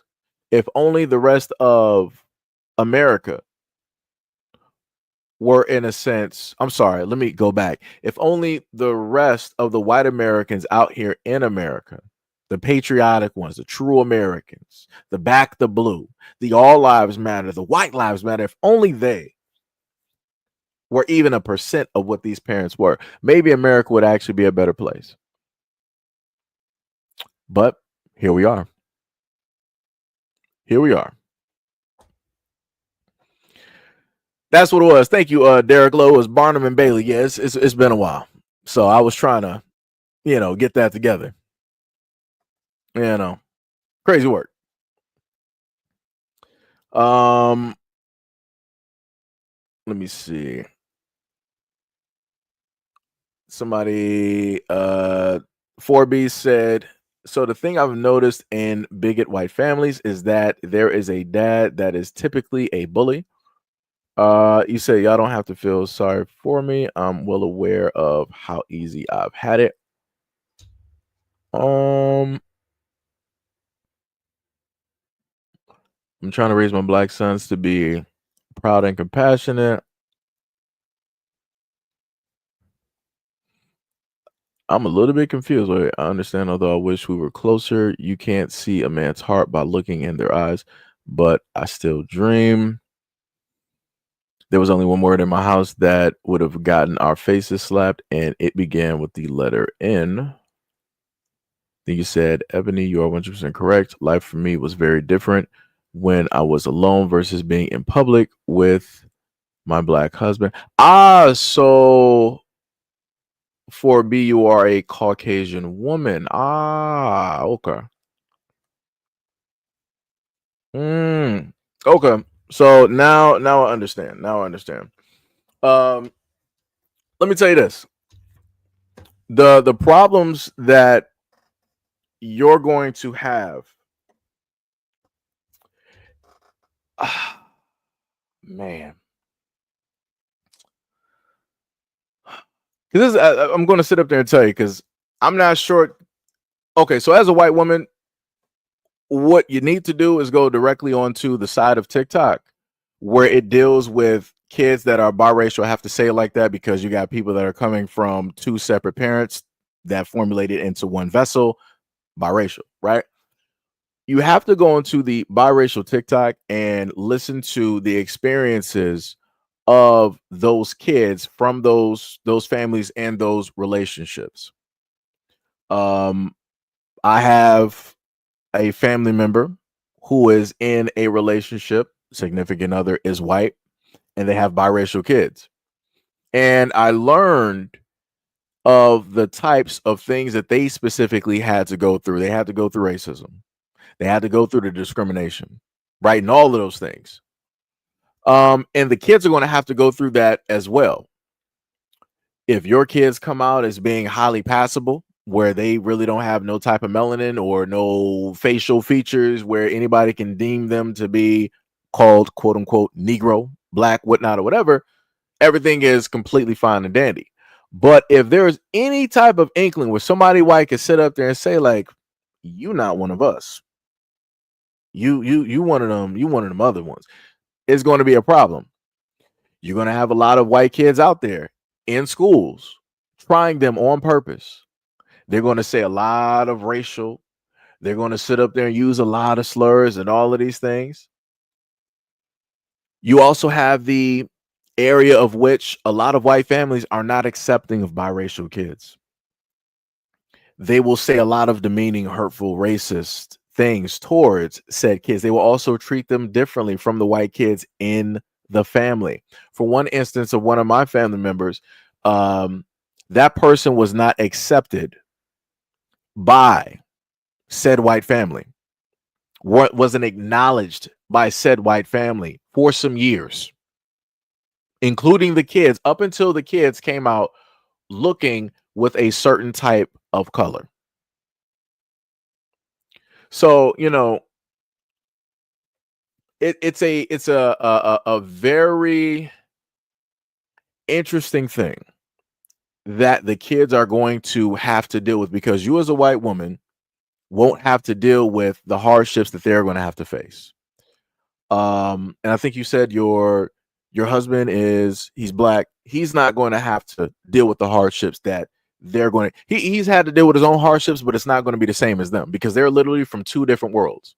Two people came together in order to create them. They're literally from two different worlds.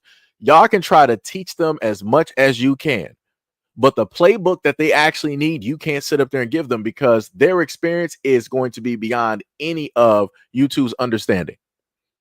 They would literally need somebody else who is of two different groups in order to really help them navigate and teach them. Because the other issue that they're going to have is that usually, you know, black people will happen to say that, okay, yeah, you know, you're black or whatnot, whatever.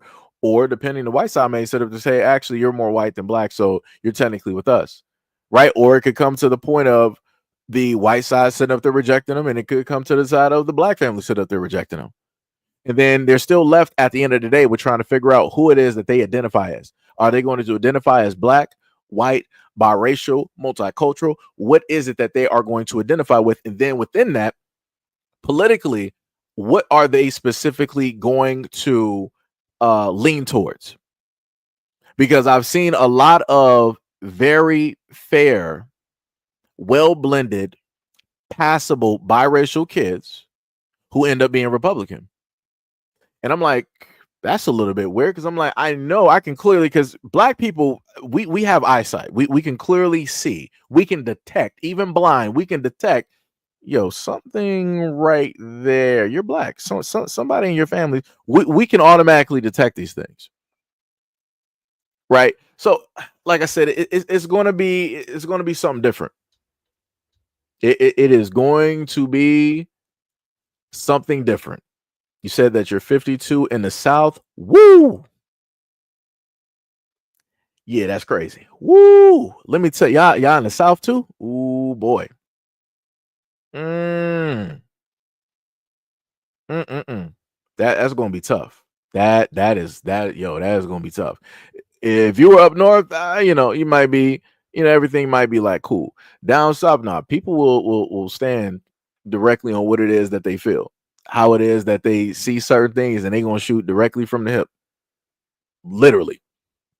And that's another thing too that you got to worry about. If you're raising sons, yeah, Y'all better sit up there and make them fully aware of everything directly out here. And it might even get to the point that even with those teachings, it still may not be good enough, because they can meet the right cop on the wrong day, or they can meet the wrong cop on the right day.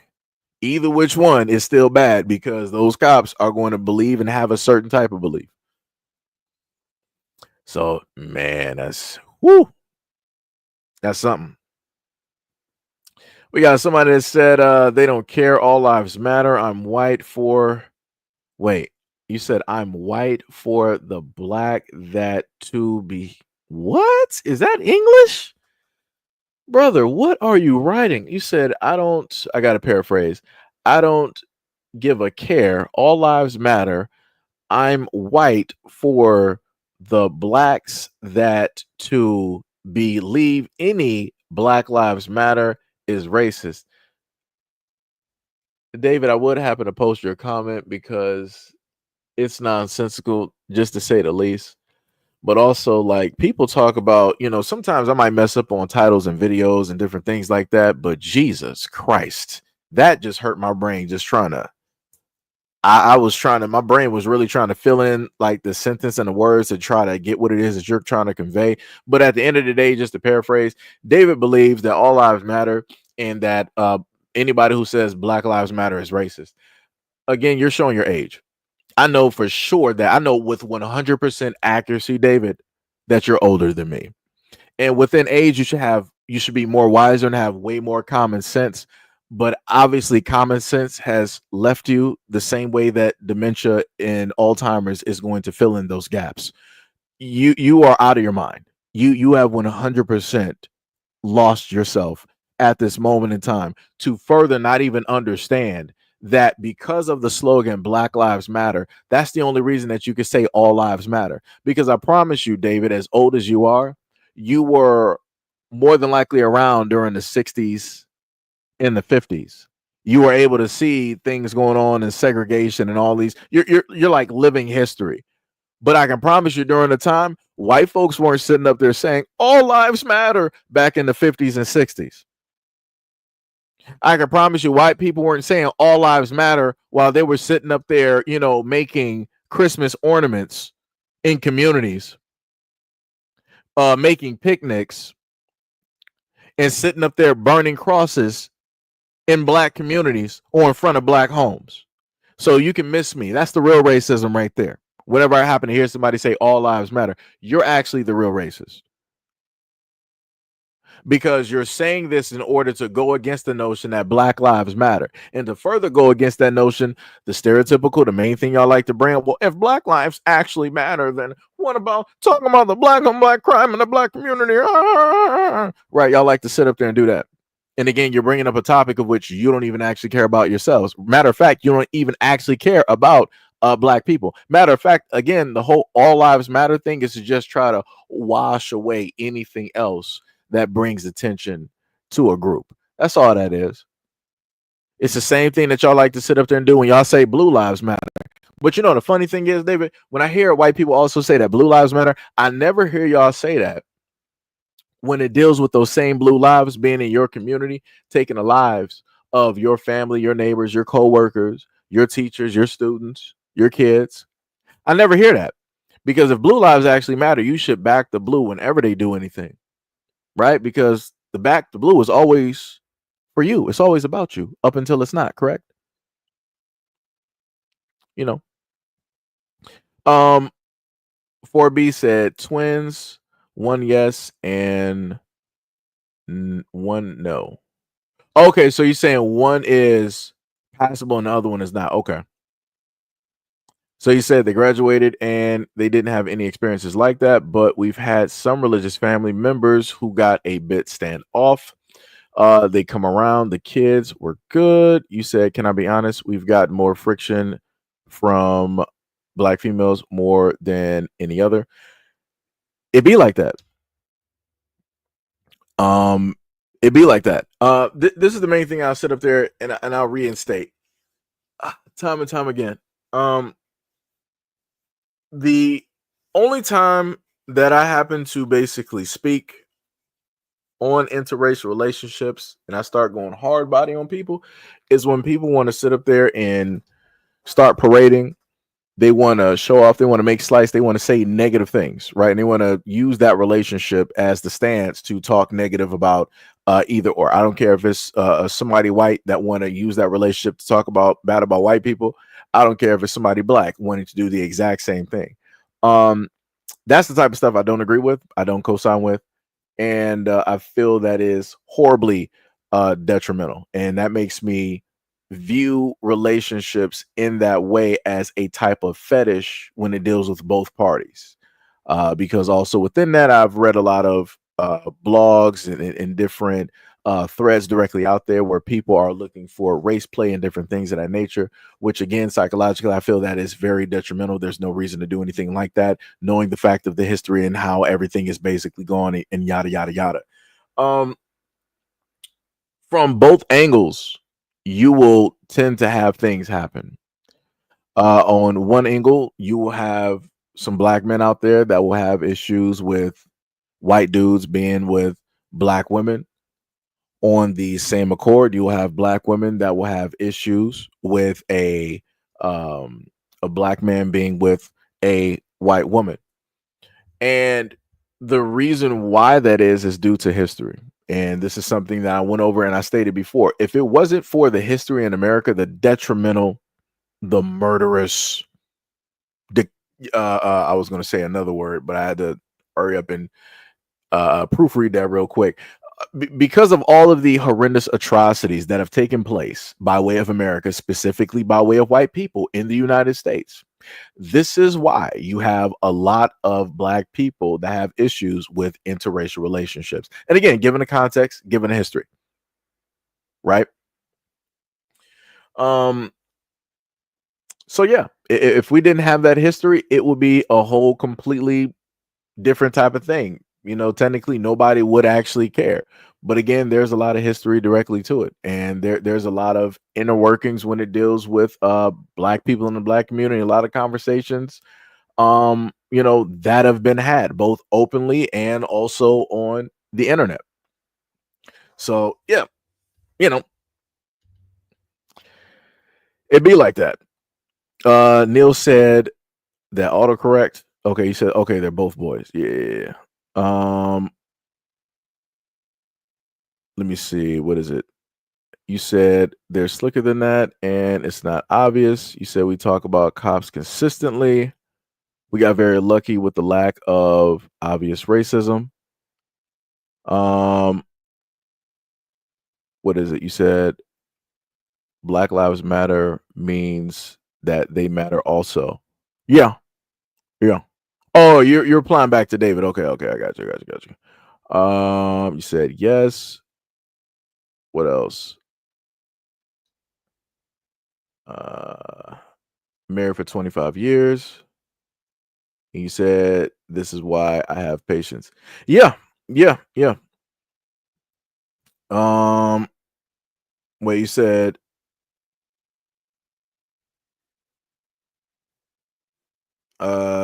you said David said good, you catalyst.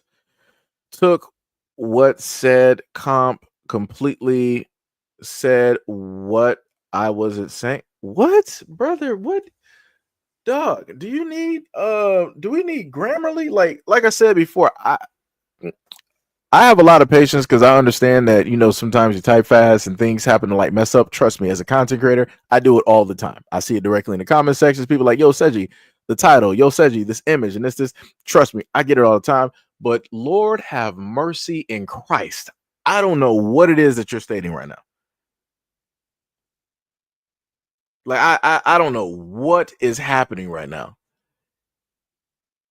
And I'm like, Lord, I'm like, I know I can't be dyslexic, because Jesus. Like I said, I don't know what's happening. I do not know what is happening. Ebony One said hooked on phonics. Yeah, I don't. Lord, Jesus Christ, who keeps talking about censorship?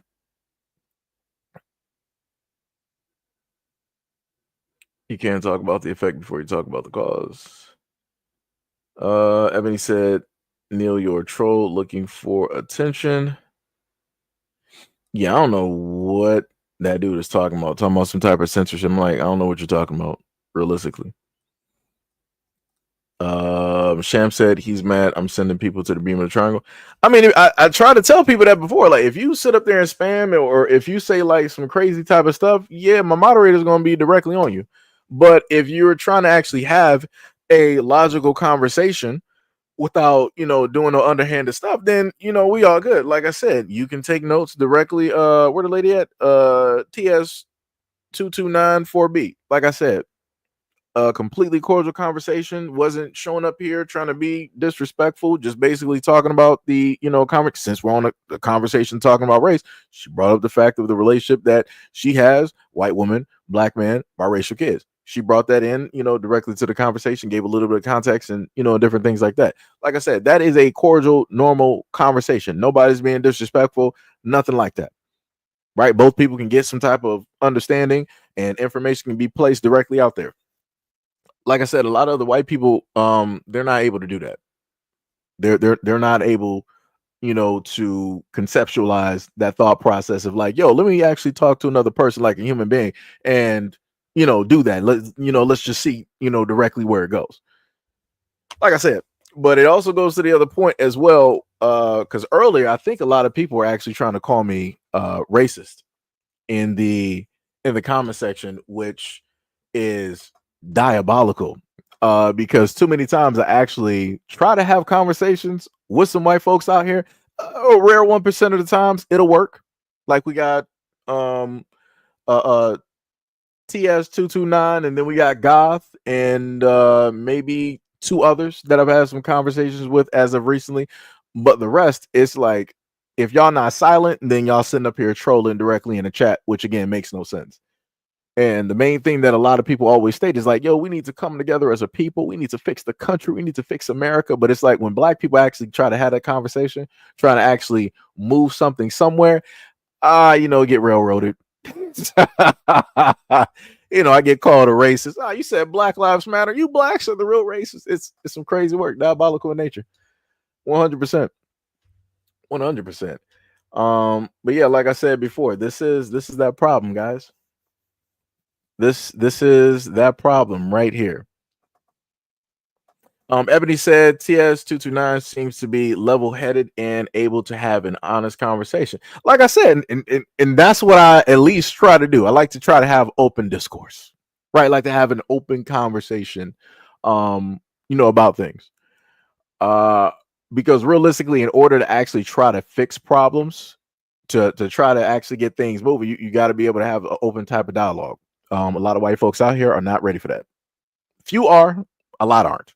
So, that is currently where we are in the United States. And again, this is why we are in the circumstances that we are currently in at this moment in time of, how our economy is being disrupted, how the jobs are being disrupted, how the education system and the healthcare system is being destroyed, how SSI is being pretty much stripped dry, along with the Medicaid and Medicare system. This is why retirement is pretty much not going to be here for this generation and the generations directly after. This is why you're going to have a perpetual, forever working, class of people, right? So for a lot of the kids coming up now, they're going to be working from when they're born all the way up until they're not.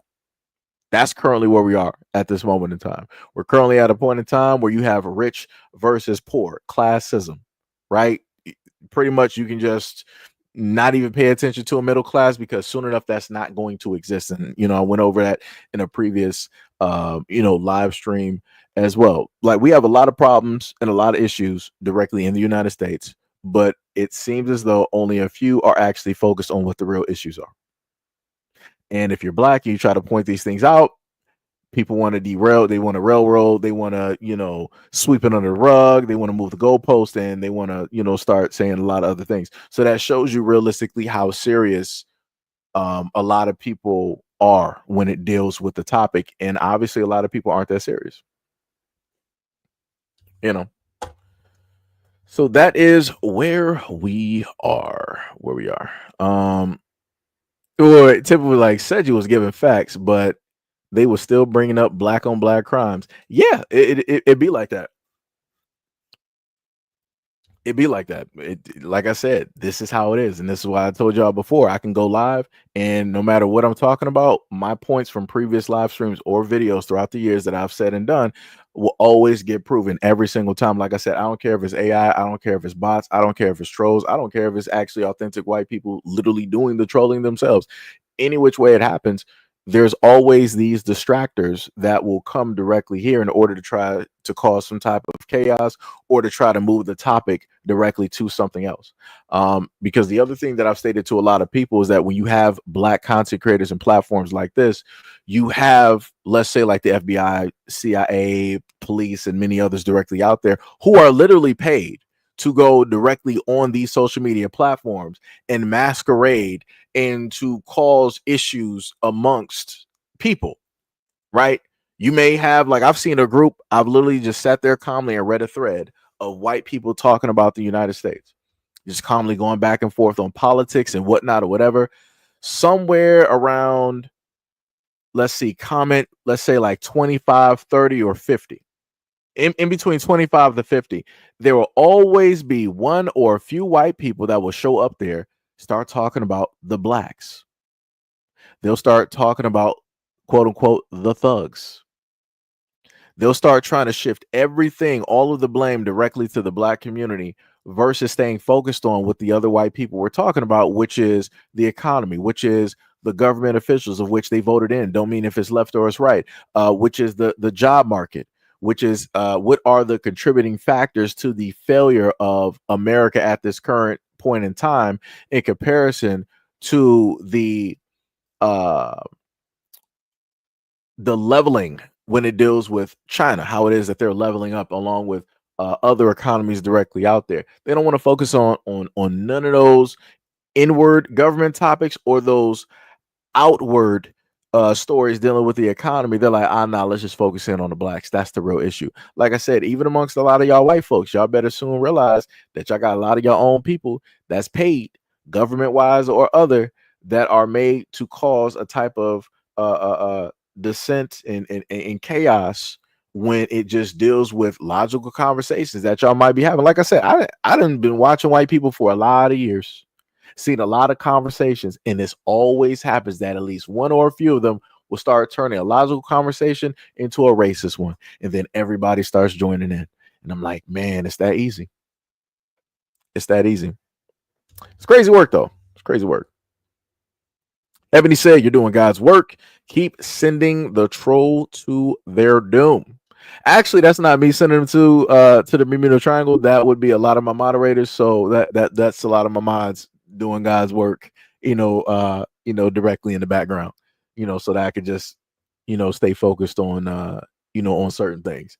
Because let me tell you, when we first started this live stream, it was looking quite crazy. It was a lot of trolls, a lot of I'm like, yo, what are they sitting up here saying? I'm like, I'm not even about to lose my train of thought. I'm about to just sit up there and just stay focused and just keep moving directly with that. So, again, shout out and much love, respect, and appreciation to any and everybody who came directly through to the stream and also stated some comments earlier on in the live stream. I couldn't directly pay attention because I didn't want to get sidetracked initially and just directly off topic and whatnot. I really tried to stay, at least on this live stream, I tried to stay as much on topic as possible.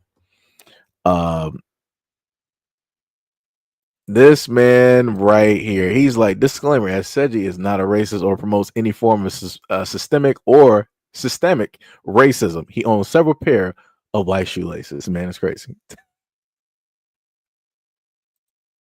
This man is crazy. TS2294B said, I'm lucky to have black folks in my life. I love dearly. My mother-in-law is the most wonderful person in the world. I see the possibilities.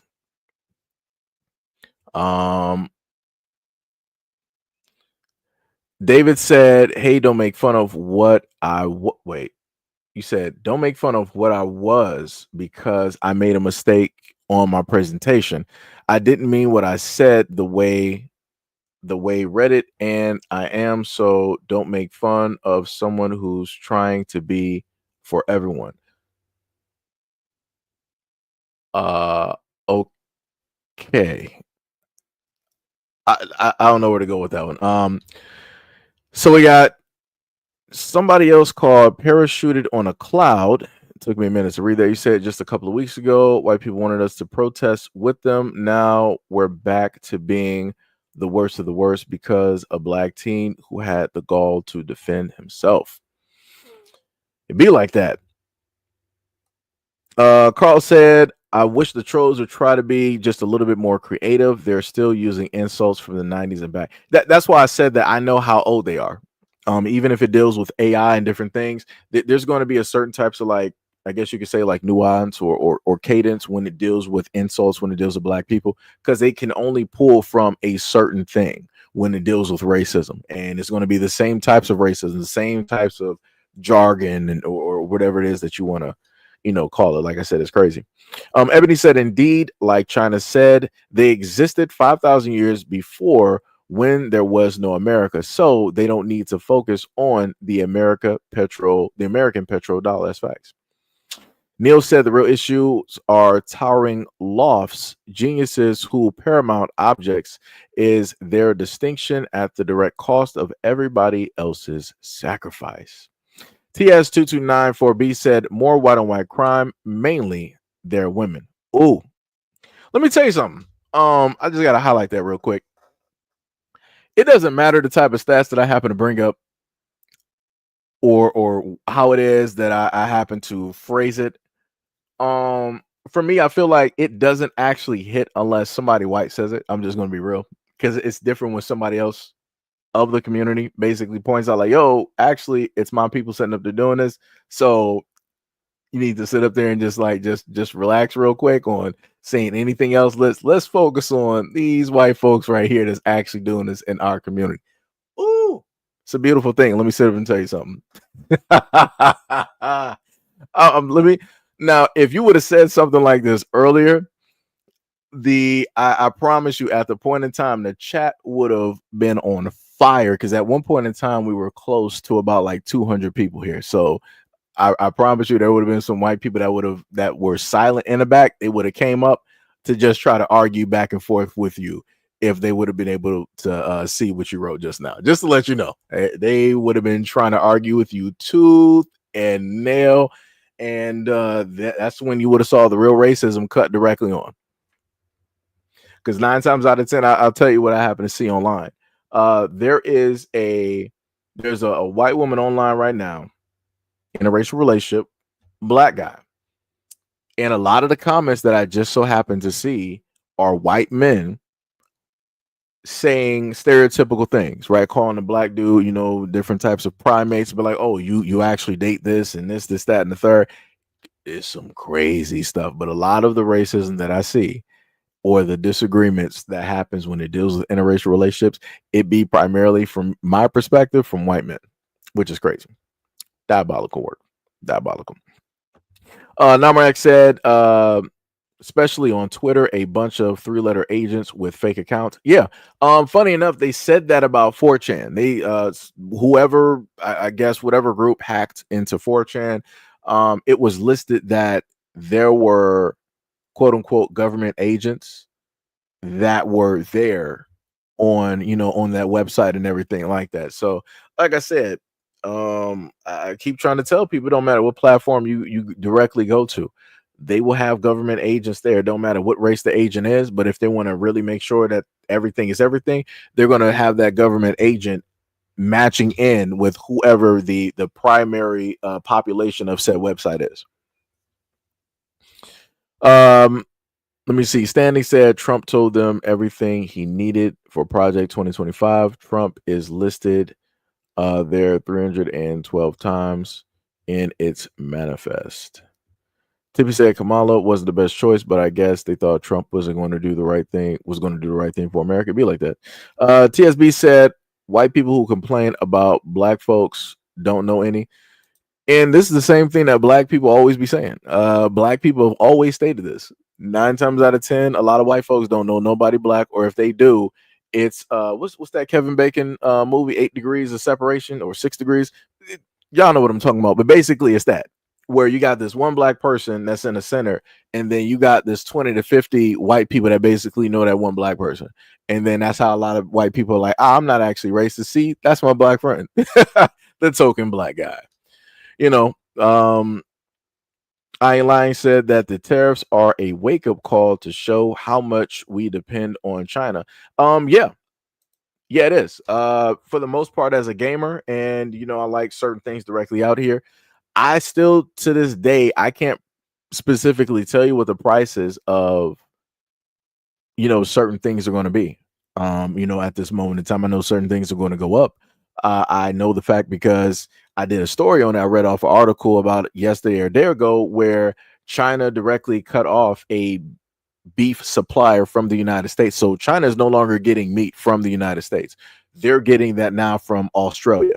So now they have whatever deal that they have, and that's what's happening, which means that the meat industry in the United States is going to see a very severe deficit. Once you start to see a severe deficit, now you're going to start to have to cut costs, and they do that a multitude of ways. Number one, they're going to start to close down facilities. Number two, they're going to start to either lay off, or they're going to make a lot of people, part-time in order to downsize, in order to fill in that gap of that deficit, that they have. And they're not just for the beef industry, they're not just looking at this from the aspect of just a couple of months to a year. They're, looking at this, 3, 4, 5-year stints to try to graft out, how this is going to fare if they commit to X, Y, and Z plans of, downsizing, closing down certain plants, and, different stuff like that. So, yeah, it's tough. Tippy says, Seji, yeah, we Americans could have free healthcare, but white people didn't want black people to get free healthcare. Yeah, I remember that. Yep. TS229 said, oh, yeah. D Money said, mods be quick on the trigger. TSB said, it's about power. Yeah. TSB said, don't go. Said that's funny. Yo, Hack, what is up? What is up? What is up? TSB said that was the most fulfilling conversation I've had in years. Hey, that is why I am here. that is why I'm here. It's like I always tell people, as long as people are getting something directly from the conversation, maybe one or two things or whatnot or whatever, that's the only thing that matters. So I am happy with that. And also, if people get some entertainment directly out of that, that also counts as well too. Neil said that goes back to, I'm not even sure how to pronounce that, so I don't even want to butcher it. You said it goes back to that and the constant game of chase that simply ends up here. Right. Tippy said it's not black people's fault. Prices are going high everywhere. That is facts. I Ain't Lying said the definition of defend is in question. TS229 said, wait, I have to say something about the protest. No problem. I'm still here. Actually, I'm catching up on some of the comments that you guys have, but yeah, I'm still here. Standy says she may not have been, but did have to research her platform. I found her position to be measurable, concrete, and definitive. Everyone said facts. Tippy said, don't get too overhyped on China. They're manufacturing. Black people remember the black-owned stores. That is facts. That is facts. That's also one of the main reasons that years ago I was trying to, I'm going to say try. I was trying to get people to really, black people, to really look at black businesses and to really support, those black businesses, especially, the at-home, black businesses, because those could end up growing into a full-fledged business, hiring in, other black people or family members, different things of that nature, keeping money circulating within the black community, and, putting positivity directly out there amongst the negativity, right? To change the landscape, the view, and the energy and different stuff like that. But I feel as though that I was not really as successful as I hoped. So now we are at this point where we're dealing with China, and a lot of things are up in the air. Neil said it ain't the definition to defend, it's the identification of who it claims. TS2294B said, every time I say that, it reminds me of astrology. and not astrology. Was it astrology? I'm sorry, astronomy. That I'm sorry, they're both like pretty close. Every time I say your name, it reminds me of astronomy and thinking about like some stars or some satellites somewhere, in a whole nother galaxy and whatnot or whatever. But you said it was my understanding that there was an unspoken agreement. Black folks had bled too much to be asked to join the latest protest who demanded it. Yeah, a lot of black people felt as though that it's not even a feeling. The fact of the matter is this: a lot of black people have gone out to protest, and all to be mistreated, right? We've protested for other groups. It could be for the LGBT, it could be for the Latins directly out there, it could be for the immigrants, it could also be to protest white people and something that happened to their kids in their community. No matter how it goes, black people have always been there on the scene to try to support everybody else. But when it deals with black people needing the help and the support of other people, that's not what we tend to get. We tend to get told to shut up. We get told to mind our business, shut up, play basketball, stop being victims, stop crying, stop, the handouts and all of this stuff. So black people, like, we got fed up. We're like, yo, it's 2025. Y'all had us in the first half. We're not doing the same rigmarole again. So we're just going to idly sit back. We're going to relax. We're going to Chili's. We're going to Applebee's. We're going to AMC theaters. We're playing video games. We're sitting on a couch. We're doing everything else but protesting.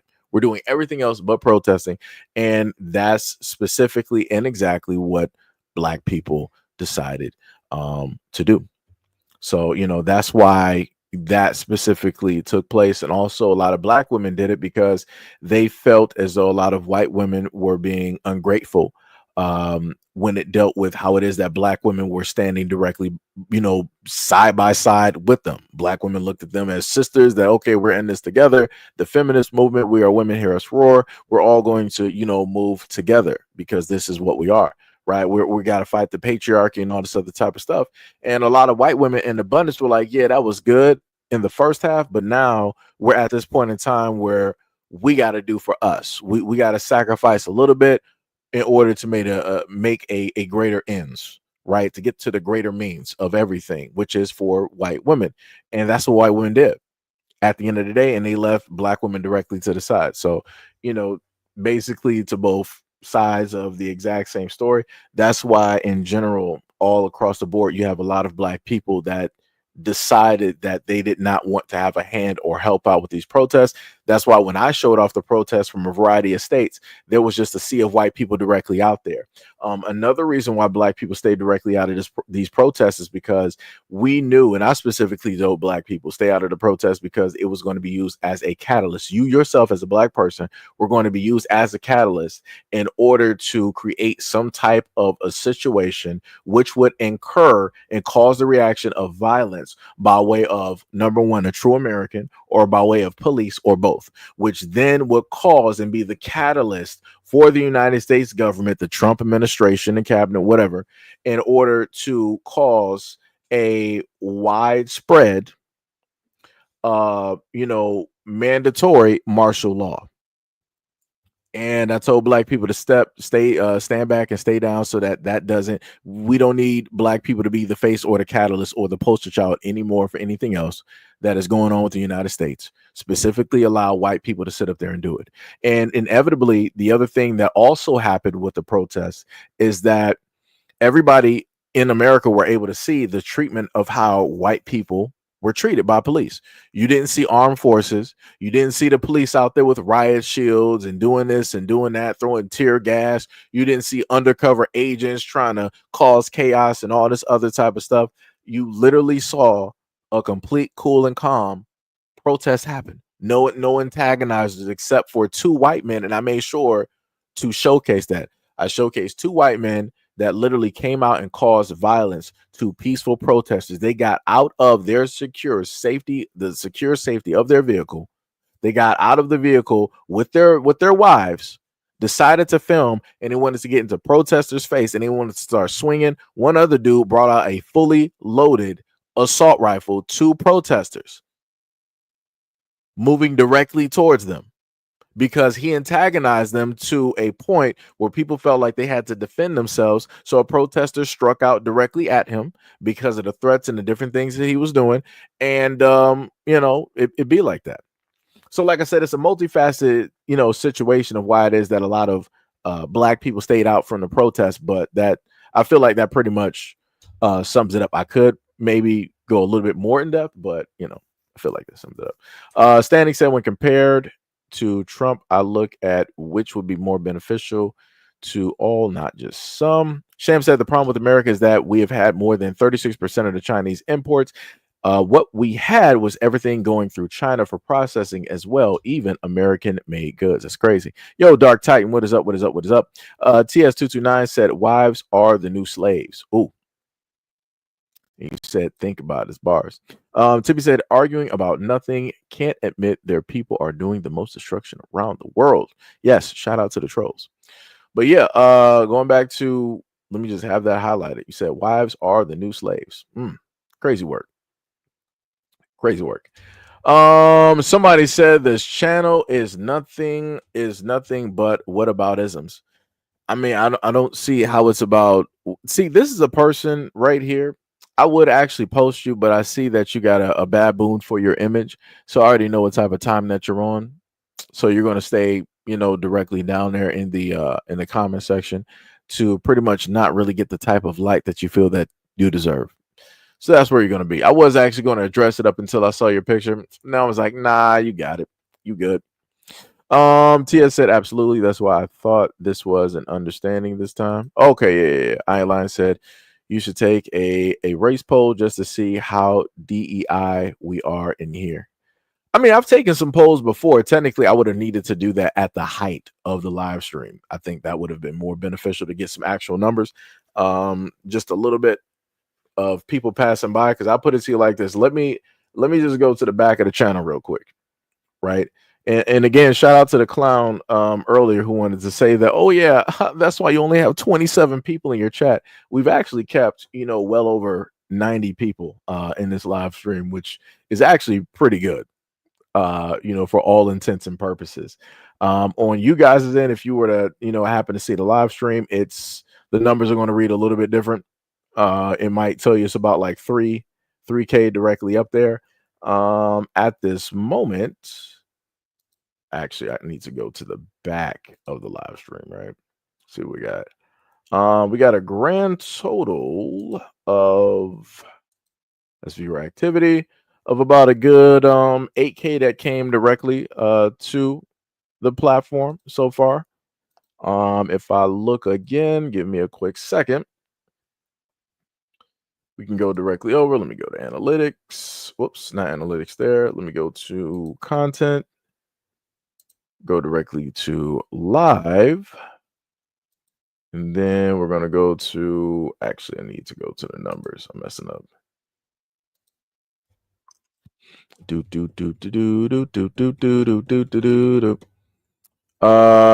the other end, we got about a good 1,400 directly on the other side. So like I said, we're actually looking pretty good, pretty golden at this moment in time. Like I said, much love, respect, and appreciation to any and all people that are currently still here at this moment in time. Never X said, Russia, China, and the global south about to create a mega economy. That is facts. Third Eye, yo, what is up? What is up? You said Australia got enough meat to export. LOL. Right.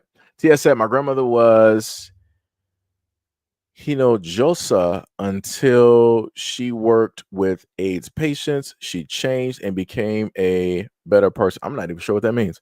That was seeming like a different language at first. I'm like, is that Japanese? Is that like Latin or something? I'm like, what is that? Sham said the dairy industry got hit hard too. Wisconsin farmers are having to close down a lot of dairy farms. The funniest thing is, there was speaking of Wisconsin, there was a couple that did a video at around, I think, 4 to 5 a.m. if I can remember correctly. It was like, I want to say January, February when I posted it. And she was specifically stating that because of the immigration and ICE, because of the laws that are in place, that normally the parking lot for the bread bakery, right, that's located there, it will be busy. It will be a hustle and bustle. Like you will see a lot of cars there. there were very few cars there. And I was like, oh, that's going to be bad. That is going to be bad. But the only thing I can sit up there and tell people, for American people, like, yo, if there are factory jobs out there that you are able to get, you might as well go get them. Because a lot of people talk about, oh, they're taking the jobs, they're doing this, they're doing that. But I'm like, all these people complain about the jobs not being there. Now that you got openings, where you guys at? And it's like, those people are nowhere to be seen. Oh, you were saying that she was phobic. Okay, I got you. Tippy said they never want to do anything right. Frank said, oh, look at that. Oh, Frank want to be full on racist. Oh, man, that's diabolical work. And at first, I was actually about to post your comment. Then I had to squint real quick. I'm like, I spot a racist. That's crazy. But I bet that's not the first time somebody had to squint directly at you in order to see you, Frank. So I'm pretty sure you're used to it. I'm pretty sure all of your relationships, every single woman had to squint, in order to see you. I'm pretty sure that when you look down, the only thing you can actually see is that bare belly and that gut that you've been sitting your retired self directly on a lazy boy in a beater and just watching the game and rah rah rah Trump, rah rah rah 2024, rah rah rah Trump 2028, rah rah rah MAGA. Right. So yes, it's crazy. It's diabolical. And as I stated to you again, Frank, this is the reason that the greater majority of men like you suffer from ED. This is why a lot of you guys have to take placebos. You have a lack of being able to perform. Shout out to Viagra. And this is why a lot of your women are leaving your community and having kids with men of other races. This is the same thing I literally just said yesterday in some live streams prior. It's crazy work, Frank. You don't know how to, talk and treat black people, just like you don't know how to talk and treat the women of your own community like human beings as well. It's crazy. This is why a lot of you guys are dying alone. Crazy work. This is why you got to fly directly over to Thailand and mess with the ladyboys in Bangkok. So, yeah, Frank, before you decide to come up here and be racist, you might want to do a little bit of some inner workings with a type of hatred and envy that you have, because the only reason that you would ever face or talk to a black man in such a way is because of the envy that you guys have seen, especially during slavery at those slave auctions. I'm pretty sure that it was humiliating to see groupings of black men just standing there in all of God's glory. And then you had to compare yourself. And you knew that the women that you had there at those auctions were lusting over those same black men. And this is why you guys stopped having women go to these slave auctions. This is why you started having black men wear clothes at these slave auctions. Like I said, you gotta go back to the beginning. Gotta go back to the start. So I understand your hatred, Frank. I understand. If I were you as well, I would hate too, but I'm not. So here we are.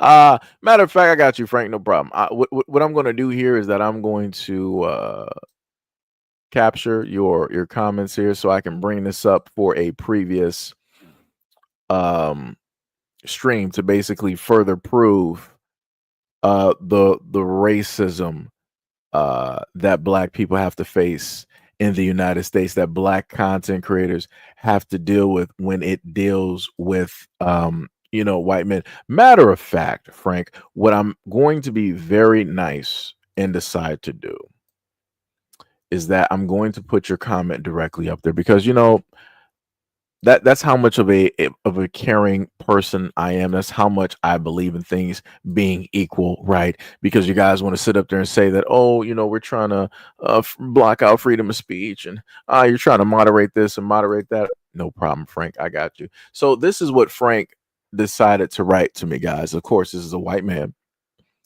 who decided to state to a black man that I, as a black man, need to keep quiet. Racial slur. Trump will take it all from whatever. And then lastly, Frank said, you sound like an illiterate, stupid, expletive racial slur.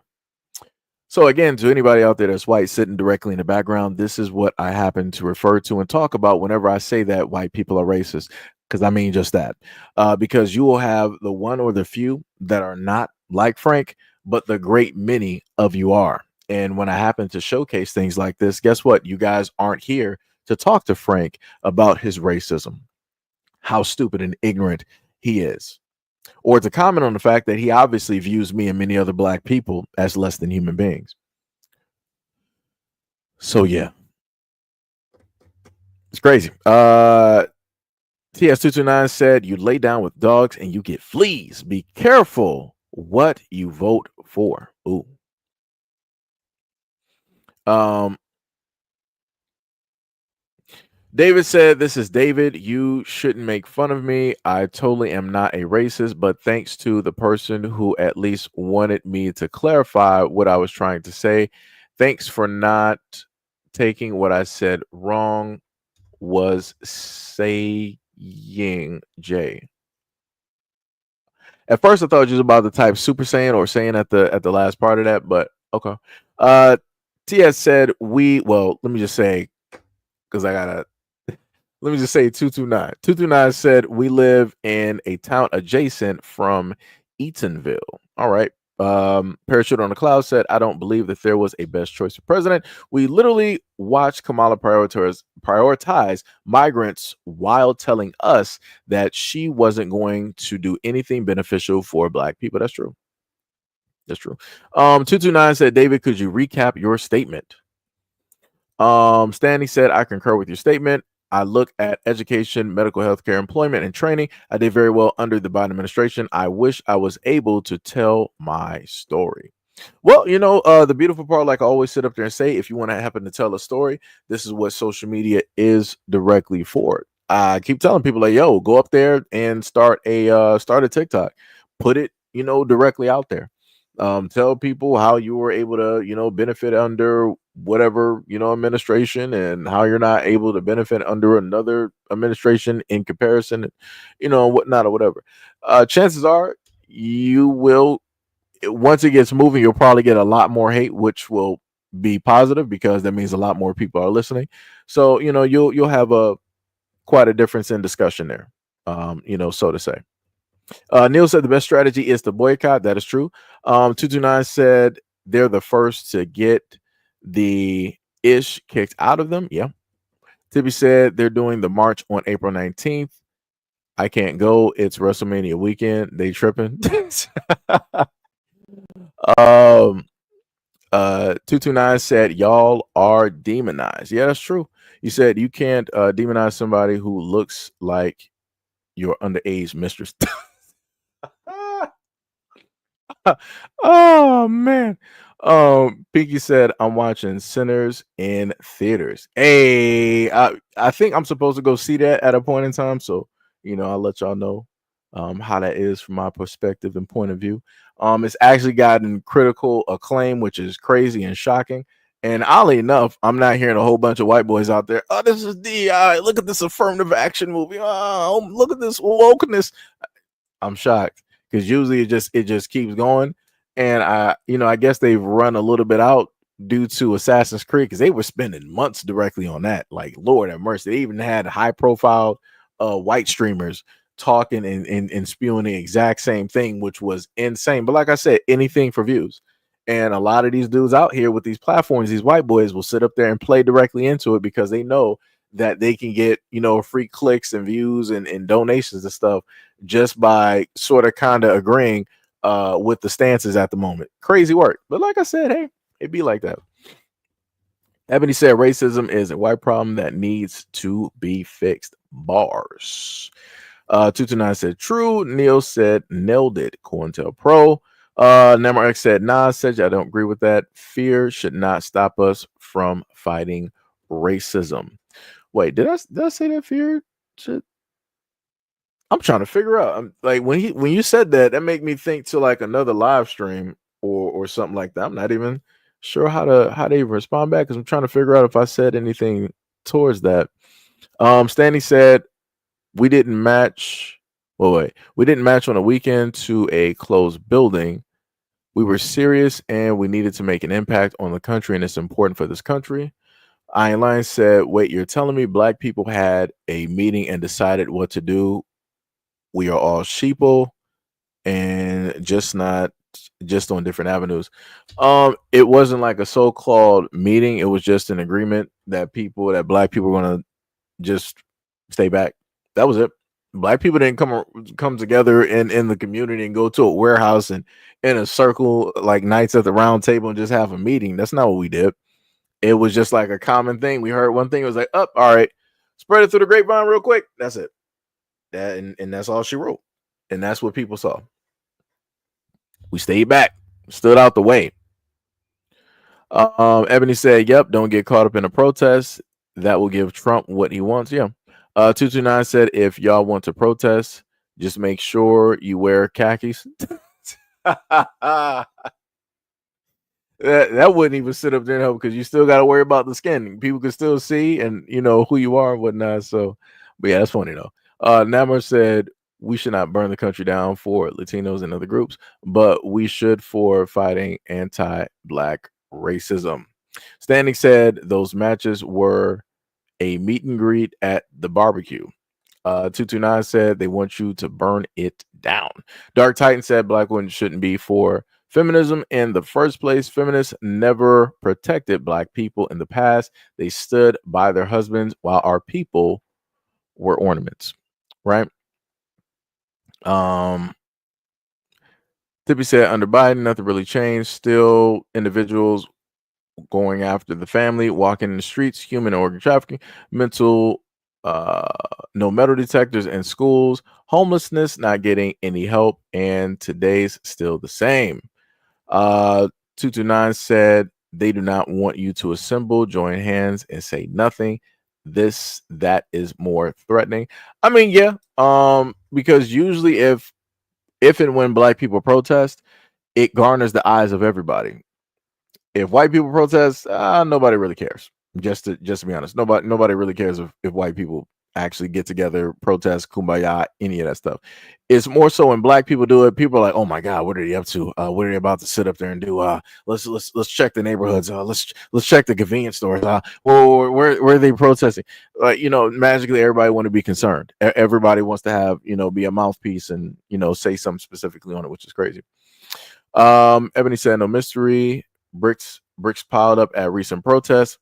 Looks like the government could not spark a riot like they did in the past." Yeah, and that's the other thing that I've pointed out in a multitude of live streams that I did in the past, that whenever black people would have these protests, you would magically have stacks of bricks. Magically, there would be construction going on and fresh bricks sitting there.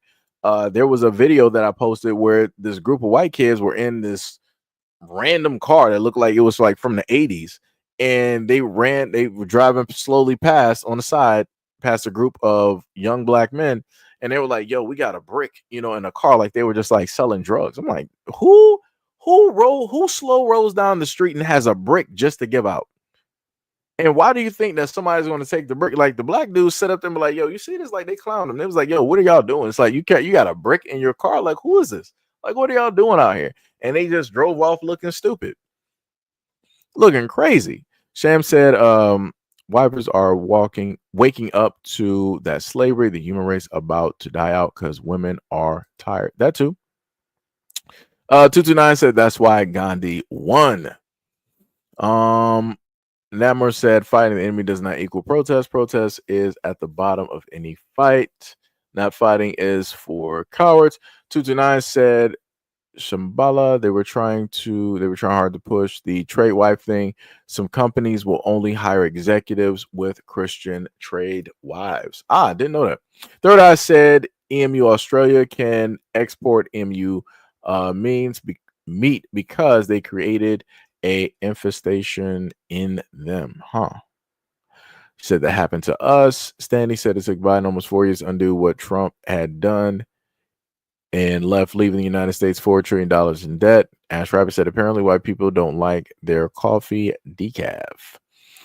You say EMU meet, not meet. I got you. I got you. Sham said not fighting is not definition of coward. Bravery stems from conquering your fears and not fighting. Some fights are won without fist. Walking away is also bravery sometimes. 229 said you can fight by not playing into their hand. I mean, that's true. Yeah. I mean, everybody, like I'm looking at what everybody's saying, and everybody has a point about how to fight and all this. People have points, but again, you can't put every single point for every single situation. Um, every situation, you can't fight. Like, let's say if it was me versus like an army, like a well-trained military army, tooth and nail, military grade, everything. It was 20 of them versus me. Yeah, no, it's called a tactical retreat. I'm not going to be able to fight that. There was no type of shame in a tactical retreat or quote unquote running, as a lot of people would like to say.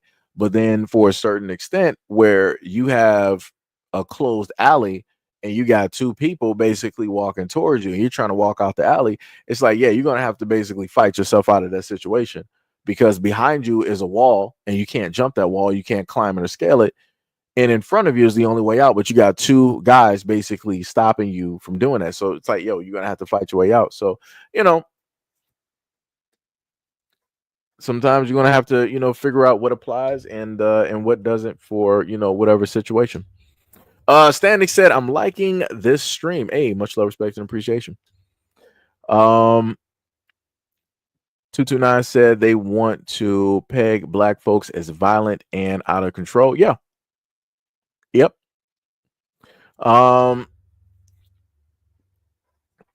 Standing said Trump says he loves the uneducated. Yeah.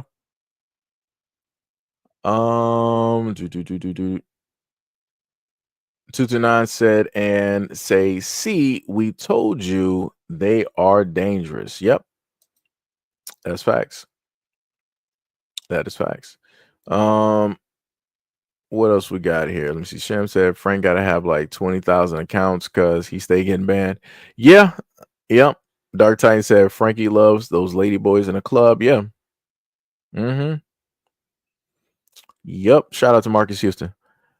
Tippy said black men in the comments better not see that as a win. LOL, please don't. Wait, I'm a little bit confused. Cooking Frank like a hot dog for the 4th of July. Yo. Stanley said, okay, so you don't think people should keep their hands to themselves? Ebony said, I've already blocked him, so his racist comments don't even hit my chat. Yeah, that's true.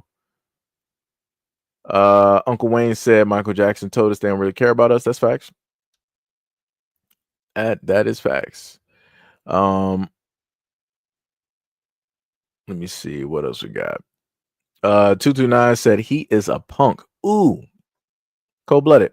Carl said, I'm convinced the white dude like Frank got a body pillow of Trump that he worships on the daily. Yeah, he does. Yeah, he does. Standing says social media platforms has made it comfortable for people to be racist. 229 said, not in a good way. Frank, you are a child. What was it? Trump is another puppet in the Trump master. Twin boys are a menace. I'm hearing TikTok is going to shut down on Sunday. I'm not sure if that is true or not. I don't know what to. Let me see if I can find some real quick since we're all still here. Let me see TikTok. I probably spelled that wrong, but it's whatever. Let's TikTok. Let's go to news real quick.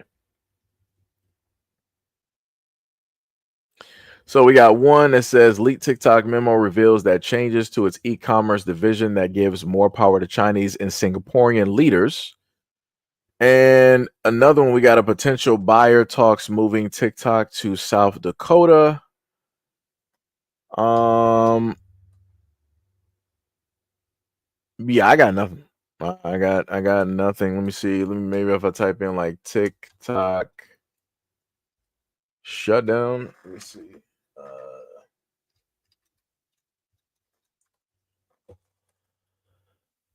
The next TikTok shutdown is likely to be longer. The current delay expires on June 19th as that date approaches. So yeah, they got up until like June 19th for it to happen. From what I was able to see, and that was a Bloomberg article that was written 4 days ago. So we'll see what happens. The main thing I told people that if you are on TikTok and you got a large following, you may want to start up somewhere else and try to get some of those people to move over to that other area so that you're not just caught out with your pants down. But we'll see. We will see.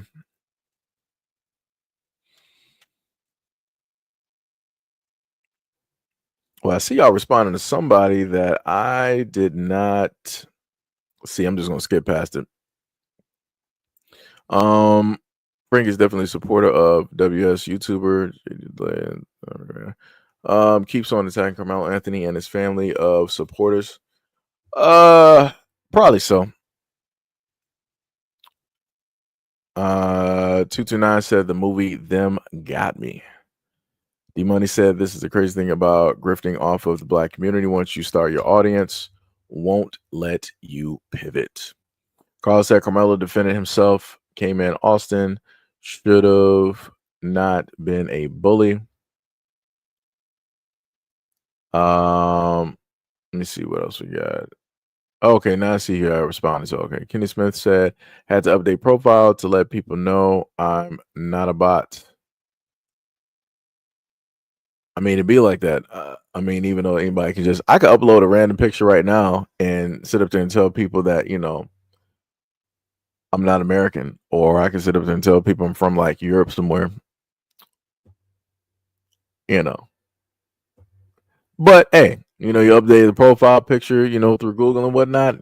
Kudos. James said, I live in Louisiana where the black on black crimes are astronomical. Regardless of race, all people need to find a better way to come together as one. No one wins with hate and violence. Now, you could have said, now, let me tell you something, James. You could have said all of that without trying to put black people in there. You do know that, right?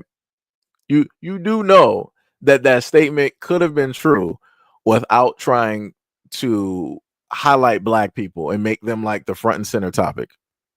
Like that didn't even make any type of sense. I could basically say, the exact same thing, but I could paraphrase it and basically put white people there, going by the statistics, going by how it is that white men have a preference towards going after the family and the most vulnerable in white communities or in communities in general. And I could basically, wire that and say the exact same thing that you stated. But would I've needed to bring white people up in that in order to prove my point? No.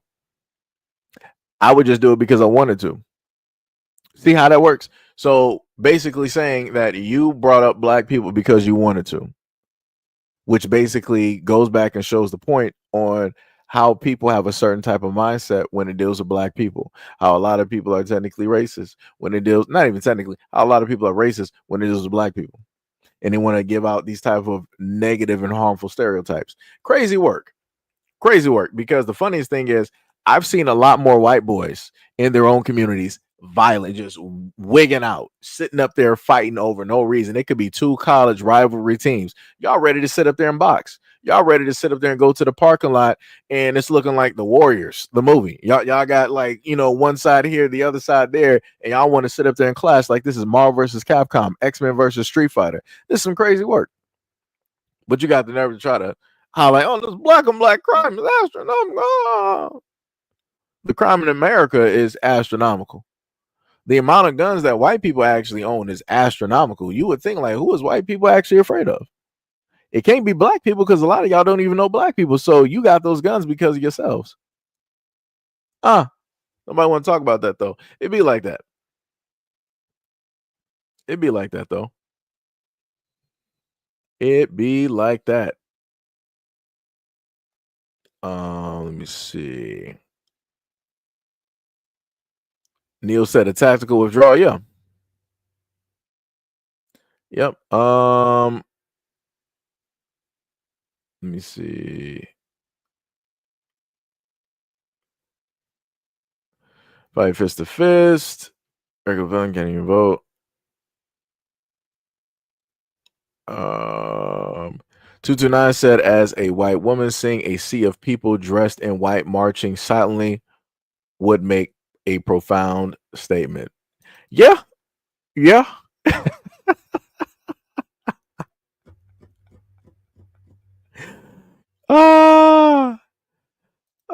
You said Frank was someone who gets a dopamine boost from shocking people, much like obscene phone calls. Yeah.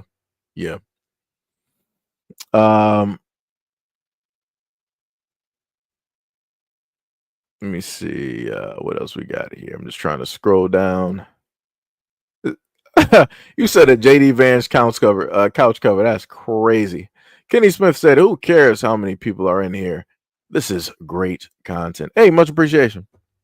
I'll sit up there and highlight that. Much appreciation. Much appreciation. Much appreciation. Sham said that G-Day Vance eyeliner went on really smooth. Black, not his color, but I might buy it from China for myself. Let me tell you something. Like you're correct. It means kids' parents be outside spending time. Let me see what else we got. I'm trying to make sure to catch up. What is it, like 6:17 right now? And I'm looking at 6:14, something almost there.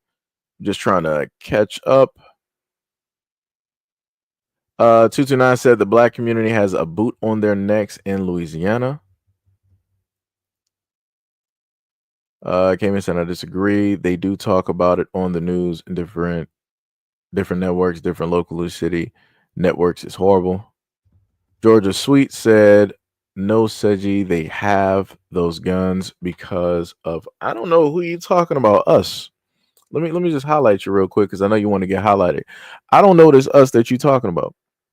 Who is this us? Like, I know that I'm black. I know that I'm here. I know that I'm American.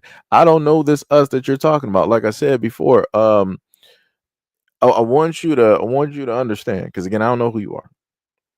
Right? Don't know you from Adam. Don't know you from a can of paint. I want you to know that when civil wars broke out, that was white people sitting up there fighting. When it had to do with the British and all of this other type of stuff, that was white people sitting up there fighting. When another civil war breaks out, that's going to be white people fighting other white people. They literally give you, like, what's the terminology? They pre-program people, where they show people a lot of these images in these movies they deal with civil wars and the instability in the country and the collapse of the country.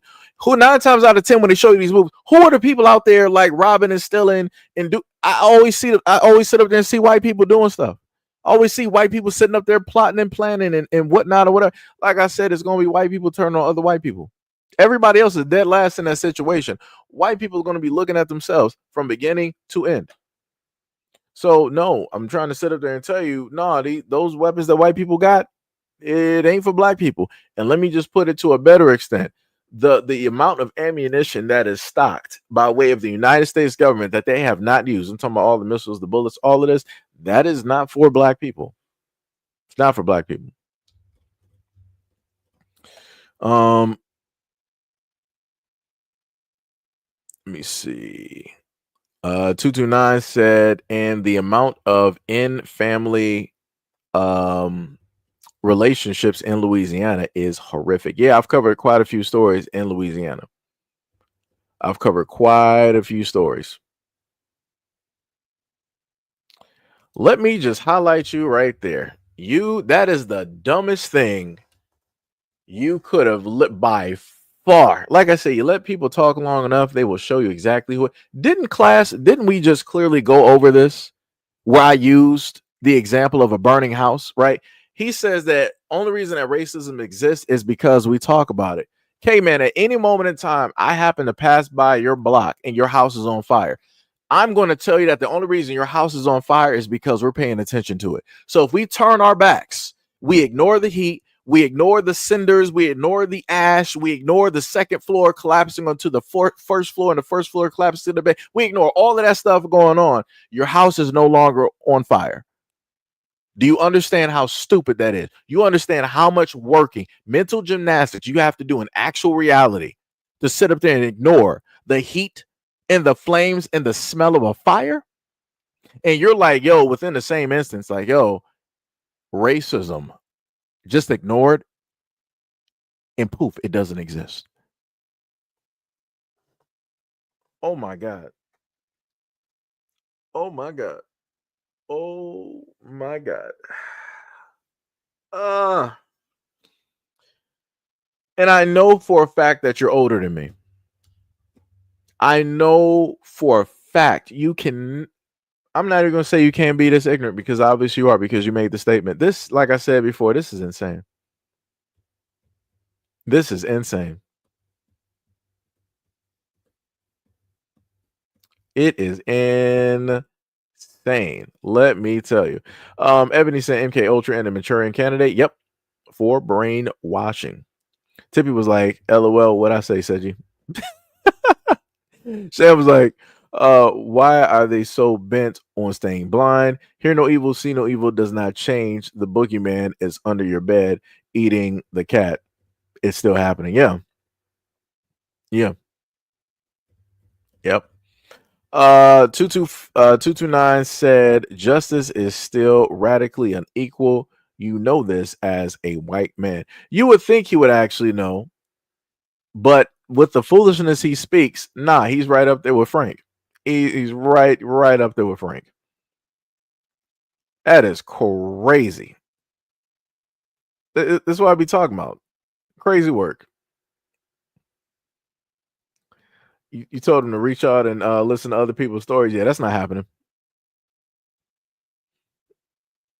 That is not going to sit up there and happen. That is just some crazy work there. No. Let me tell you. 229, you're giving him way too much grace because what's going to happen is that Frank would be not Frank. Kay would be the type of person where he would literally see racism and he would be like the white dudes that I would always see in a lot of these videos, where instead of them addressing the racist, they're holding back the black dude. They're stopping him from talking. They're telling him like, yo, just turn around, just go about your business, just ignore him, just allow him to be right. They're never like, every time I see these videos, white boys and white men will come out of, white boys, white men, women, whatever. They'll come from out of the scenes. It's like they just teleport there the moment in time that a racist dude is about to get his just due. And they will stop the black guy. They will try to calm him down instead of going after the racist, going after the one that's in your own community, that's putting and highlighting bad energy, that's doing negative things. He would be the type like, hey, yo, black dude, don't even worry about him. Like, we know that the blacks aren't, really what, he says. I mean, you guys do have black on black crime, but just ignore him. He's this, he's that. Don't let him, ruffle your feathers. Just ignore him. If you ignore him, it doesn't exist, right? Just because he calls you the N-word doesn't mean you're the N-word. It's just ignore it. Crazy work. Crazy work. Nah.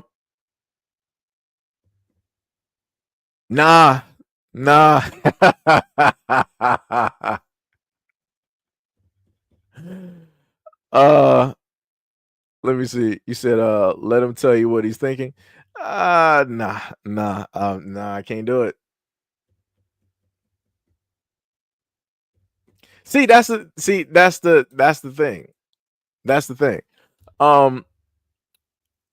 I put it to you like this, right? 229. There's for the longest time possible, especially earlier on, I've tried to speak common sense, as dumb as it is. I've tried to speak common sense and logic directly into racist white men. Again, these are men that are far more older than me, right? Have far more experience out here in the world. But no matter how much wisdom and experience that they have, they still come down to this belligerent, racist, ignorant ideology that they have, that they hold on to like a little baby holding on to a blanket because it's afraid of the outside world. It's afraid of the unknowns. And as much as I would try to speak positivity, intelligence, racism, I would try to sit up there and show them, hey, I'm actually different. I'm trying to have this conversation. I want to have us see as human beings. Again, this is me being honest. It would fall on deaf ears, and I would look 100% stupid. 100% stupid. Because at the end of the day, they would let me know. It's like, yo, you're stupid for trying to sit up there. I'm racist to a point. I'm racist because I'm racist. I decided to be this way. You're trying to tell me anything different, trying to change me. It's not going to change anything.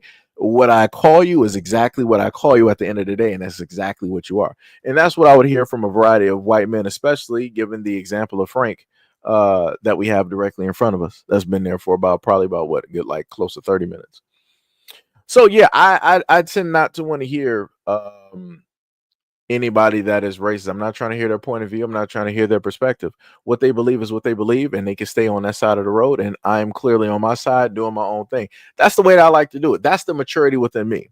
Now, the immaturity that would take place was that if somebody is, in a sense, saying something that I don't like, I would decide to step outside of myself and ruin everything that I have to go put hands directly on them because I feel a certain type of way.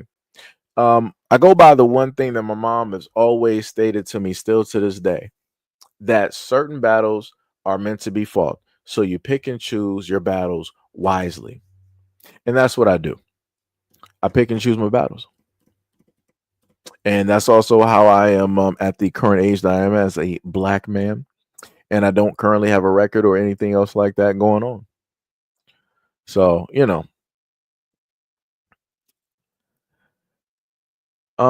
said, I'm just saying it's possible to change somebody's mind, but I understand my place in this conversation.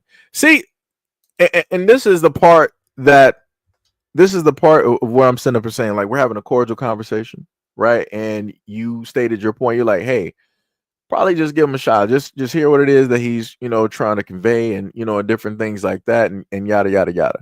Right. And that's, like I said, no problem. And I mean, and y'all were having a conversation directly with him, but the conversation was going a little bit left, especially when he started making the statement that he did dealing with racism. But like, I just ignored it, doesn't exist. I'm like, yeah, that doesn't make any sense, because if an asteroid was literally about to hit this planet, do I ignore it and I'm still going to be alive in 5 seconds, or do I basically see it for what it is, and it's the asteroid about to hit the Earth, and we're all gone, right? So when I happen to hear a white male basically state that, I know he's too far gone. There's nothing there. But again, for the most part, me being a black man, it's not actually my job to actually hear him out. It's not really my job to try to educate him or to try to make him a better person, because the main thing that a lot of white men have told me is that they are the perfect person. They've always been the right person. They are the champions. They are the ones that made the world and all this other type of stuff. So I don't need to actually hear him out. I don't actually, need to listen, or anything like that. But the thing that I do like, again, about the conversation that we're having here is that you are one of the few that decided, was like, I know my place directly in the conversation. Let me just, let me just back down. I respect that. Because there's been too many other instances where we've had some white folks here and they want to argue with me and the moderators tooth and nail. Not saying that you were arguing, but I'm just saying, just, as an example, like we've, had people decide to, do that and whatnot. So, wait, what happened? You said I have respect for your choices on your channel. Okay, I got you. You said we've divorced. Wait, where did that come from? I'm a little bit confused. I'm highly confused on that. I'm not sure how the divorce part. I'm not even sure that one came from. That just threw me off right there. 229 said I sensed an opportunity, but it's not my channel. No, like I said, I get you, because trust me, I can see, different perspectives and whatnot. For you, it's different. Being a white woman, you might happen to, want to give grace or an opportunity for people. For me, being black, I don't really have the option. For black people, we don't really have that option in the United States, because the moment in time that we decide that something is all right, bow, we get hit with something. We think that this one cop is good, bow, now we're no longer here. We no longer exist. We get a random raid performed on our house, and it was the wrong house. And now we got to bury a family member or something like that. Some crazy stuff.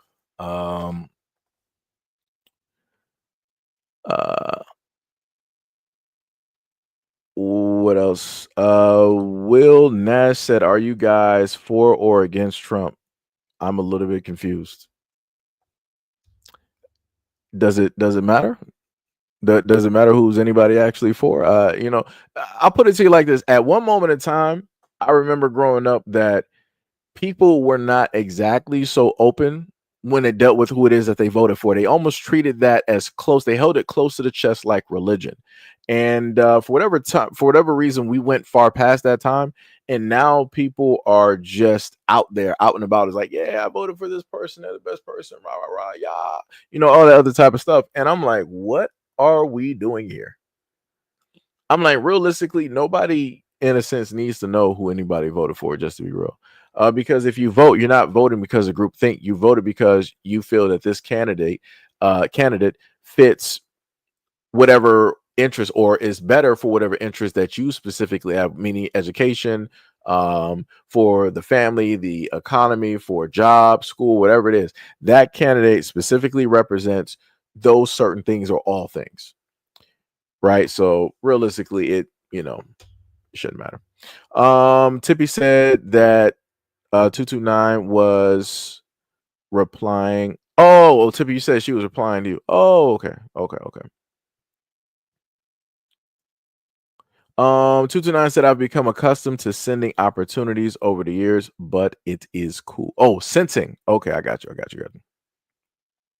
Didi said, "I got arrested because my white lawyer didn't do his job." I don't know what that's supposed to be. I don't know if you're white or black. I mean, it'd be like that. Luck of the draw. If you got a public defendant, it'd be like that. You might need some money, stuff like that. T229 said, "Understood." Robert Flabinoid, what is up? You said occultism. Kahana said Trump is a boss. I mean, I guess so. Like I said, it's whatever people believe in. James said, "I wasn't trying to offend anyone with my statement. I do apologize." Sham said, "People need to understand the idea of danger. We want to have faith in the ability to teach kindness, that we forget some people can't be loved on and taught. They aren't here for that." That's true. Ebony said, "Trump and company made it okay for people to be open with their racism again. That's why they are so happy to share why they voted for him, no matter who it would hurt." Didi said he didn't show up. So you're saying that your public defender didn't show up to court? Oh, you paid for that lawyer? Yo, you need to get that money back. That's crazy. Yo, I would be livid if I paid for a lawyer and that boy didn't sit up there and show. Yo, I'm pulling up to your house real quick. I'm like, yo, whatever that retainer and that money, yo, I need that back real quick. We gotta figure, we gotta work some out. We gotta work. You might need to go have a conversation. I'm talking about an adult conversation where you're an adult talking to another adult. I don't want nobody to sit up there and think that I'm trying to advertise for negative behaviors directly out here. You said lost over $600 from including what I pay the guy. Woo! Will said, "I think that voting for fascism, whether intentionally or not, is something that really does matter." Okay. That's cool. I'll put it to you like this. We got the United States government at this moment in time on both sides that don't care about the American people. We got the United States government that is throwing and spiraling America into a certain type of debt. We got the United States government that is spending hundreds of billions of dollars, trillions of dollars elsewhere, and not in America, not for the people, not for the education system, not for the healthcare system, not for the VA, not for the senior citizens, not for child care, not for maternity leave, right? We got the United States doing that. We got the United States enabling other people, such as European immigrants, to come directly over here and to be able to afford housing or some type of shelter and food, while normal everyday Americans that are falling on hard times and might have just got laid off from a job are barely able to get workers' comp or insurance, health care. So for me, it doesn't, in a sense, the totality of it, it doesn't really matter who people voted for. The system is crooked. The system is full of robbers. It is full of parasites. It is full of vampires on both the Democratic and the Republican side. It's not up for debate, and everybody voted. So again, nowhere in the United States government has the United States government ever been 100% for the American people. And I'm going to keep saying that up until I cannot say that no more. And that is a factual statement, because the rich and the elite do not care about peons. They do not care about sheep. They do not care about the poor. They don't care about who's going to follow the most, or they don't care about none of that. They care about money, their greed, their selfishness. They care about everything that basically revolves around them. It's crazy. And you're a part of the others that don't even understand. You're like, no, you got the Democrats wasting money, not the Republic. You're being stupid. You're being willfully stupid on purpose. You're being willfully stupid on purpose. This whole you're old enough to remember George W. Bush Jr. directly in office. We had 9/11. We had the war on terror. We also had the fact that he was sitting up there telling us that we were fighting a faceless enemy. And then he never finished that war. He was out before the war was basically finished, but yet we're supposed to be fighting a faceless enemy, right? You guys signed over the Patriot Act, allowing the United States government to go in and throughout the American people's lives by way of email, phone call, text messages, and email. And then you wanted to get mad after the fact when mainstream media told you, oh, this is what you guys signed up for, and this is what you guys got. And during that, you had Donald Rumsfeld that went on national TV and said that we lost track of $2.2 trillion. Republican Party, I might add.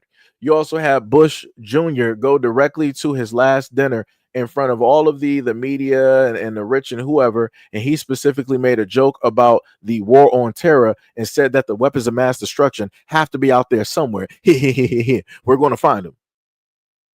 Knowing the fact that they just sacrificed your loved ones like lambs to the slaughter, and you got the nerve to try to pin this and be like, oh, but it's really the Democrats doing this and that and not the Republicans. You're a fool. You are 100% a fool. Jesus Christ. Like I said, you're older than me. And you're this ignorant. You're this gullible. You're this stupid. Because you think that what the men and the women that look just like you that you voted for literally care about you, you're stupid. And you're too old to be this stupid. Me being the young age that I am, I shouldn't even be the one to tell you this. But here we are.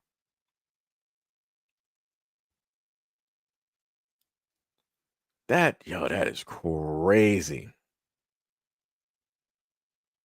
That is crazy.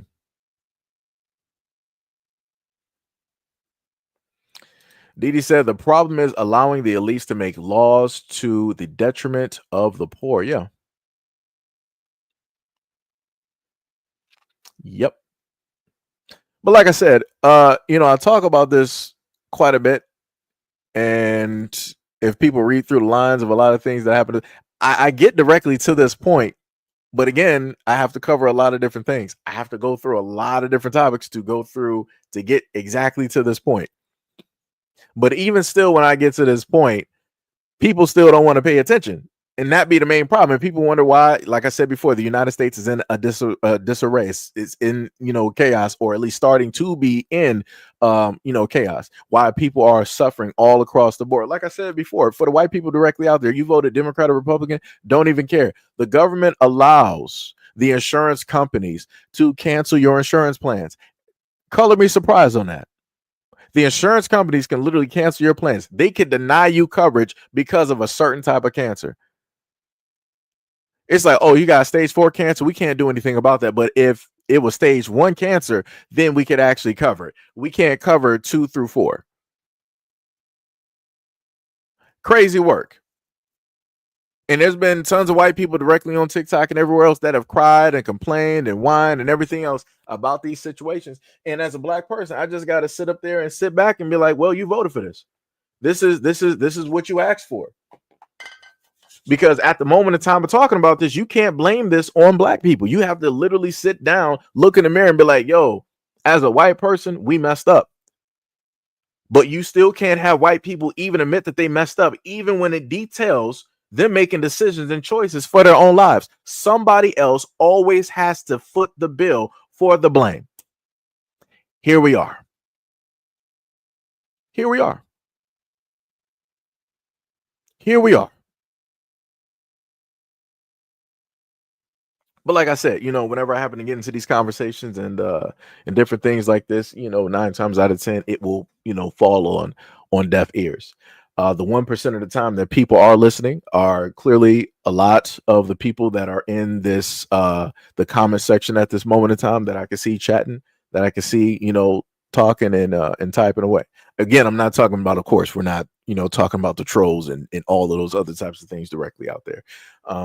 But yeah, this is where we are. And for a lot of black people, this is the frustrating part, because it's like, hey, we do love America. We would actually want to do something. We actually want to help. We want to make things better, but at what cost?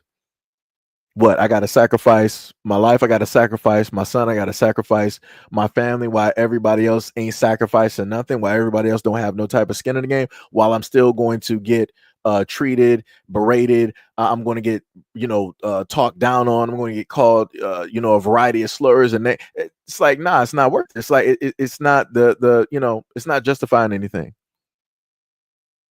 The ends don't justify the means. It just doesn't.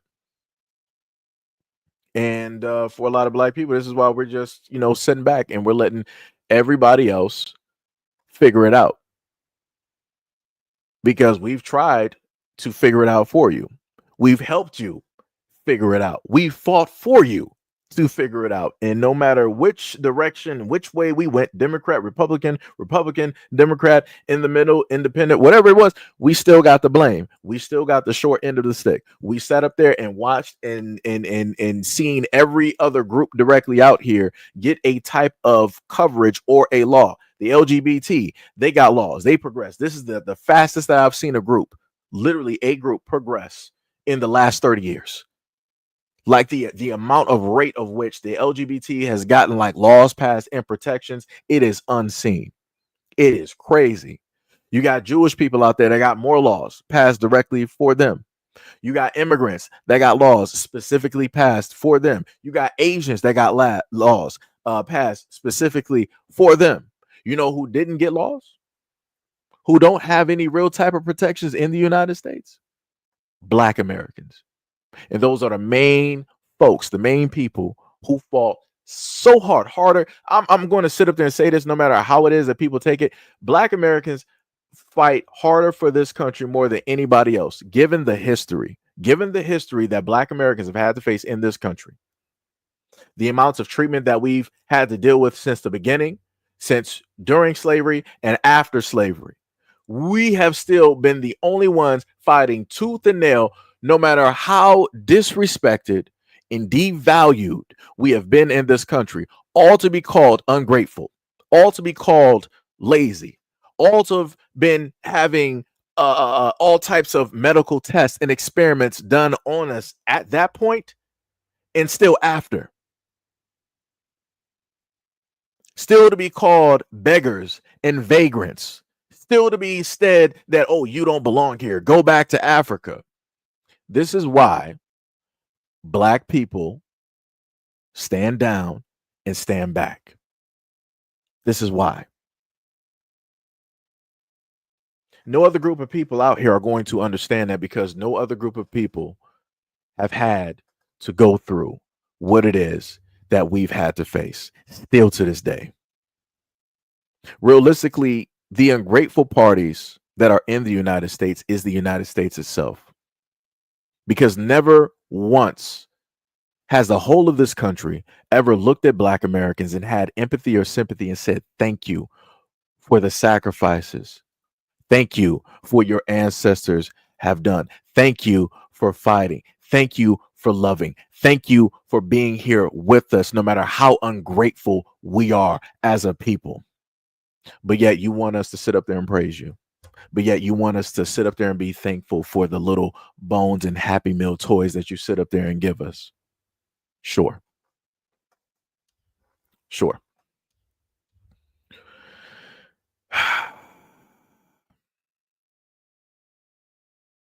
It's just crazy.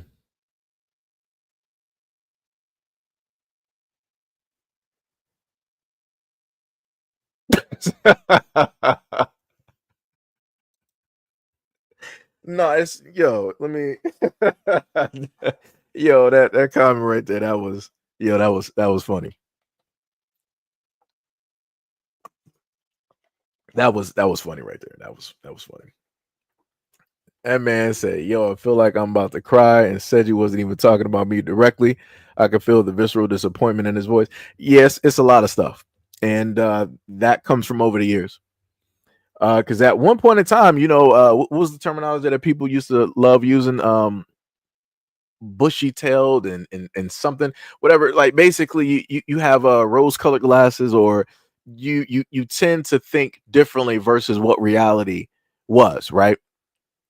And that's because of how I grew up, right? Got friends of different ethnicities, different things like that, and everything was cool. And then you slowly start to come directly into the real world, and you realize that the world that you came from was, in a sense, like a facade. It wasn't, in a sense, reality. And then once reality actually hits you, you start to get hit with like that huge, line of depressive clouds, directly out there, and the raindrops are falling on my head. It becomes that whole thing, right? Yeah, at one point in time you saw the sun, and then now you see nothing. It's like the UK. It's always raining in the UK, or better yet, it's always raining in Philadelphia, even though that's not the title of the show, but you get what it is I'm saying and trying to get towards. But yeah, that reality is something. And that's something that's not taught in schools, and that's something that I don't think that a lot of parents could vocally really explain to a lot of their kids on how to really prepare and to adjust to that actually coming. Like as soon as that door to reality is open, you're not closing that. That thing is worse than Pandora's box. At least with Pandora's box, you might be able to try to block a little bit of something. Stuff is still going to come out, but you can maybe potentially block it. But once reality really hits you, once you open that door, you can't close it. You're in there, and you got to figure out how to thrive, how to survive, how to move around, how to not get knocked down. You just got to figure out some strategies on the go. And there is no specific great teaching manual directly out there in order to help anybody navigate that. It's not. It's crazy. It's diabolical.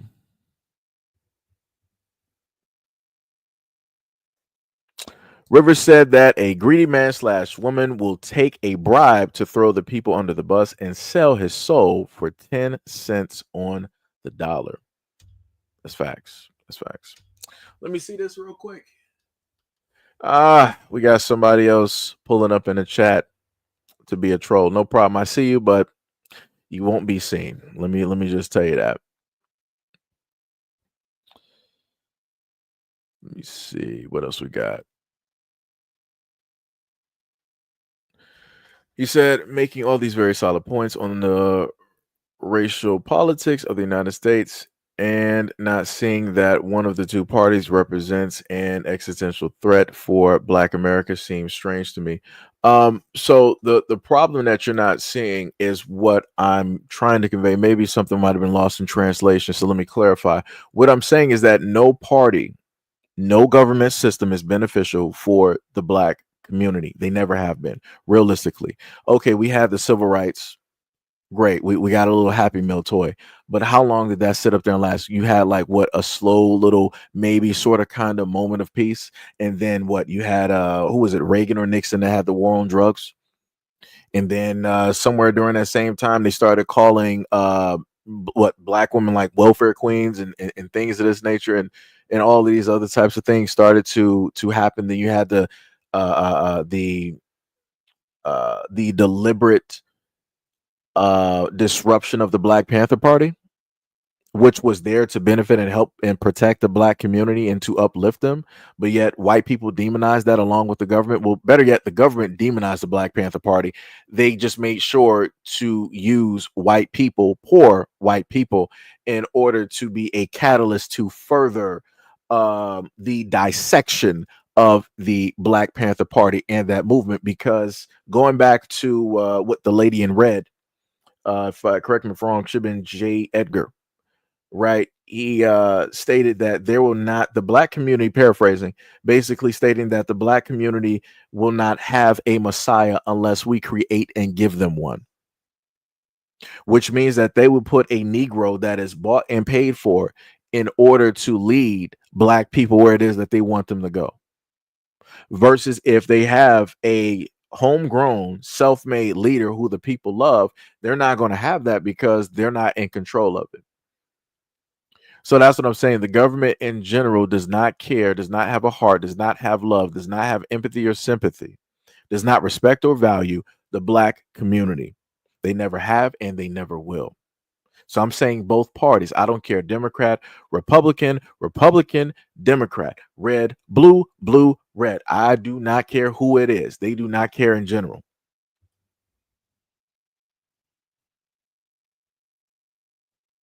They do not care.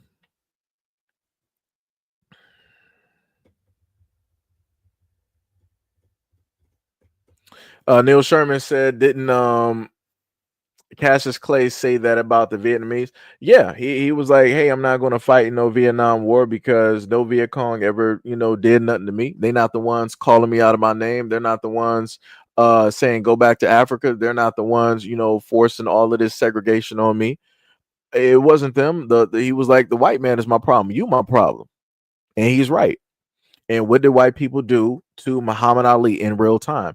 They dethroned him as the king that he was. They stripped him of his belts and his accolades, and they jailed him because he was a uppity Negro that thought he knew what he knew, and they wanted to strip him and use him as an example so that the other Negroes would never get the idea to ever speak in which a way that Cassius Clay had the audacity to speak to white men and to a white government.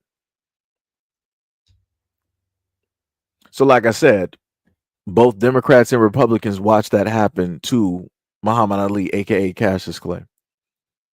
Terry L. Williams said it was a wide eye and bushy tail. Thank you. Thank you. Who was that? Terry D Money. Baby girl. Yep. Thank you. Sham said, yep, that is why Muhammad Ali didn't join the Vietnam War. Yeah. Yep. 229 said, like Jeff Bezos said, they wanted us to wake up terrified. DD said, I must be old. Sham said, I also want a shirt that says diabolical with a black dragon. In fact, I'm going to draw you some t-shirts, Seji. Tell me what you think. All right, I got you. You can send it to me on Steam and whatnot. And we will see, what we're going to do directly with that. We will see what it see. We'll make it do what it do. Neil said all parties are detrimental threats. That's why parties are rejected by 1791. Neil said it took for Todds, Lincolns, and Pinkertons to bring parties back. Mo said May Edgar. Scroll the mover. Oh man, that's some crazy. FBA Kush, what is up? He said right. Nash said it can be true and is that both parties let down black Americans and that one of them is orders of magnitudes worse than the other. It bothers me that you don't address that. Because this is the thing. I don't have time. This is my main thing. If I'm going to be poisoned, I just want to be poisoned outright.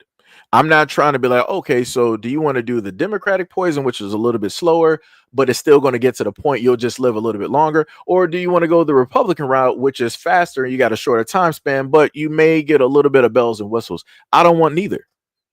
That's my main point. I don't want neither. I don't care who's worse than the other one. It's still bad at the end of the day. You can have somebody that's sort of a killer, right? But they only killed a certain type of way. It was more humane. But the other killer was just outright killing. They're both killers.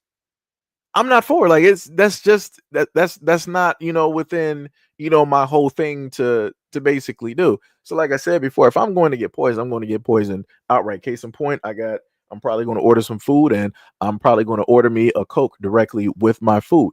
I'm knowingly ordering something that I know is going to poison me outright.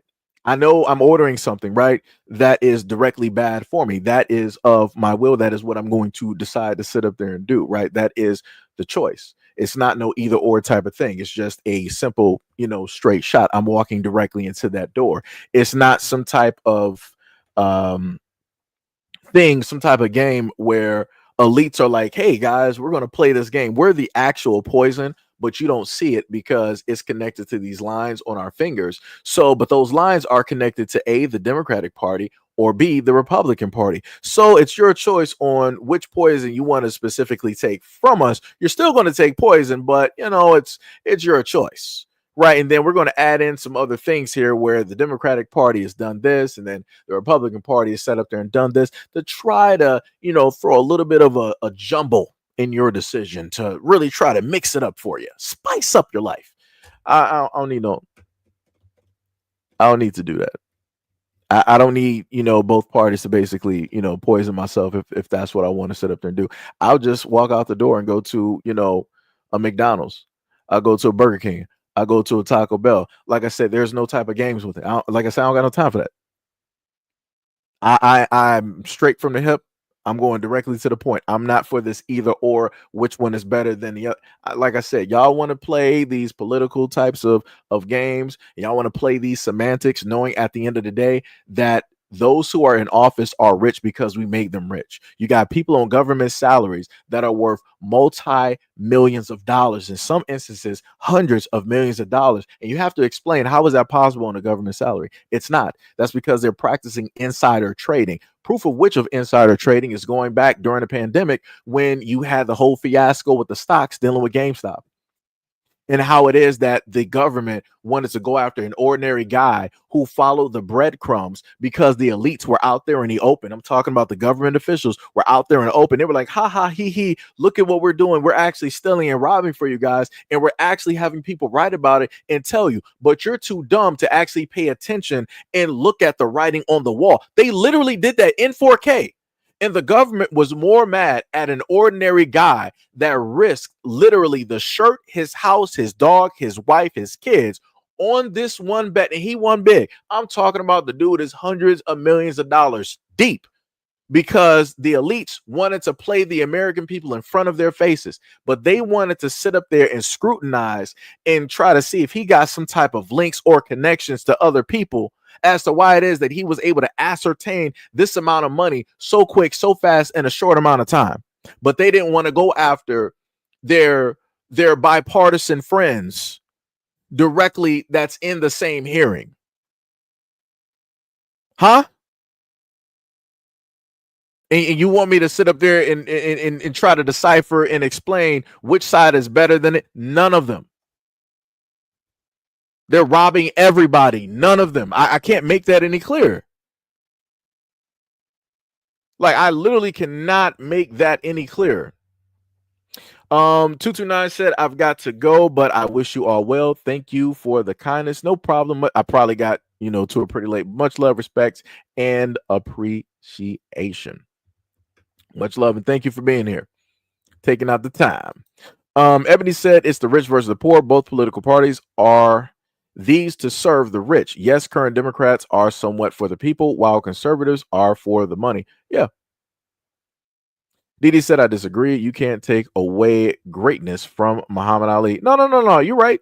You're right. But what I mean by taking away the greatness is adding an asterisk by his name.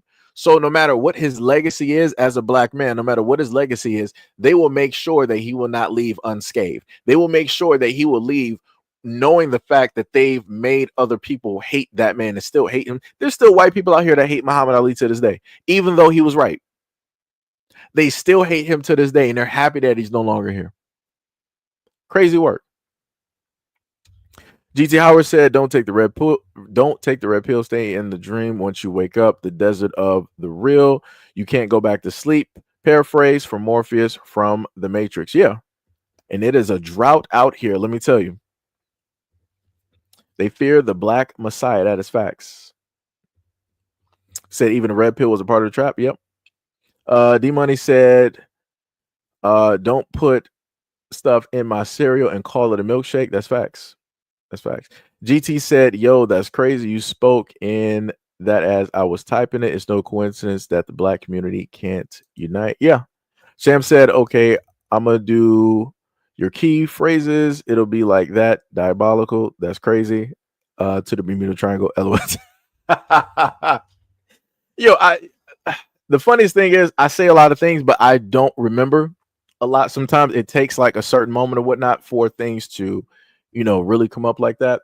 Because I talk a lot, So you guys actually remember some of the stuff more than I do. You guys actually have a way better memory than I do, or in a lot of cases. Sham said, "Okay, okay, I read that one. You said GT. That's what took out Fred Hampton, Malcolm, and Martin." Yeah. Nash said, "I spent the last 8 months of my life studying to lead up to the Holocaust for a living. Believe me, you want the lesser poison more before you need oxygen. The United States is headed for a reckoning."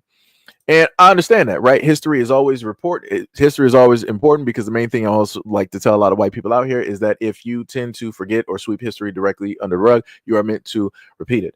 Right. So just like I said earlier in the live stream, for those who sat idly by and allowed everything to take place and happen to black people, allowed them to be caged, allowed them to be paraded, allowed them to be treated as animals, the same exact thing is going to happen to white people in the United States.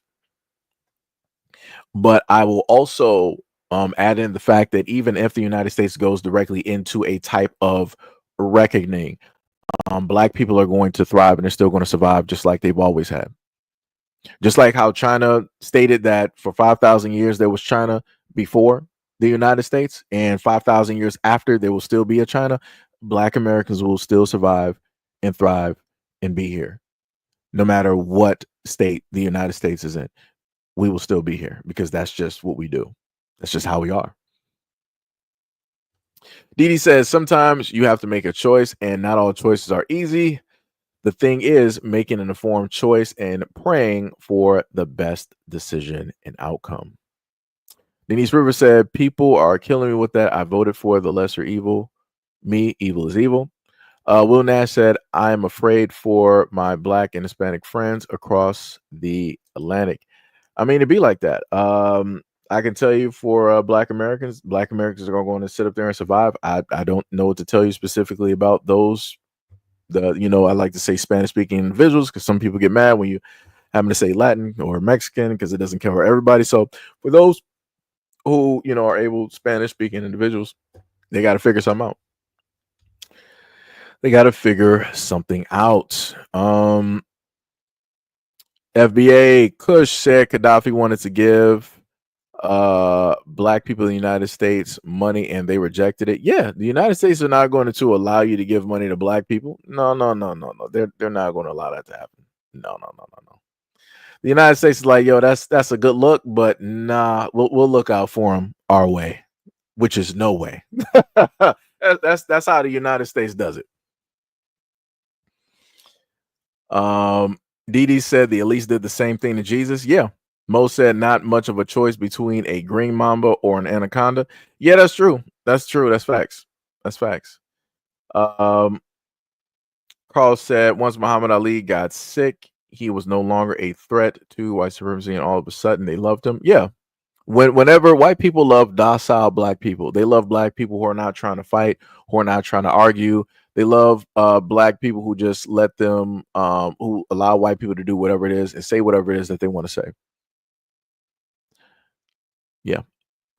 Yep.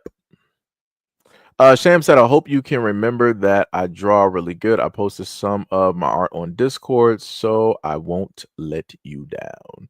All right, I got you. I got you. Trust me, as a person that used to draw, trust me, I believe you 100%. Trust me, I used to be dedicated. Like the amount of time that you guys see me doing like videos and live streams, at certain times I would spend like 10 hours just sitting and drawing. Like I wouldn't even be playing a video game some days. I would just be sitting there drawing like some Dragon Ball Z, working on the shadowing, working on the color, working on, putting multi, type of pictures and stuff. Trust me, I got you. I understand. I got you. I got you. Charles said it's always been a classist war for a long time. Brother, one reason I didn't vote. Yeah, that's the reason a lot of black people actually set out. And we specifically told people that, like, hey, we're sitting back, we're taking the couch. That's our vote. Because no matter how it is that we voted, nothing of interest, nothing of value, nothing of tangibility has ever came to fruition. It's come to fruition for everybody else, no matter how we voted, but it's just never come back in good graces, for us to bless us, and stuff of that nature. Now, Mark said, we are the true children of the creator. All others are mutations. What is that? Cap said, bloodstream setup is giving me OCD. Wait. Wait, how was it giving me OCD? I'm a little bit confused. Like, what happened? What happened? Wait, is it just the way that the pictures look because of the split in the middle, or I don't know. Neil said, well, not without handling fee and commission, of course. Yeah. Yeah, I was waiting for I was waiting. Let me tell you, I was waiting for D Money to sit up and say, because I'm like, every single live stream, this man is like, yo, I need that 10% fight. This man, every single time, I kid you not, every single live stream, yo, I need that 10% finder's fee, man. Real quick. Yo, you gotta cut me off something real quick, man. Oh man, that dude. Let me tell you something.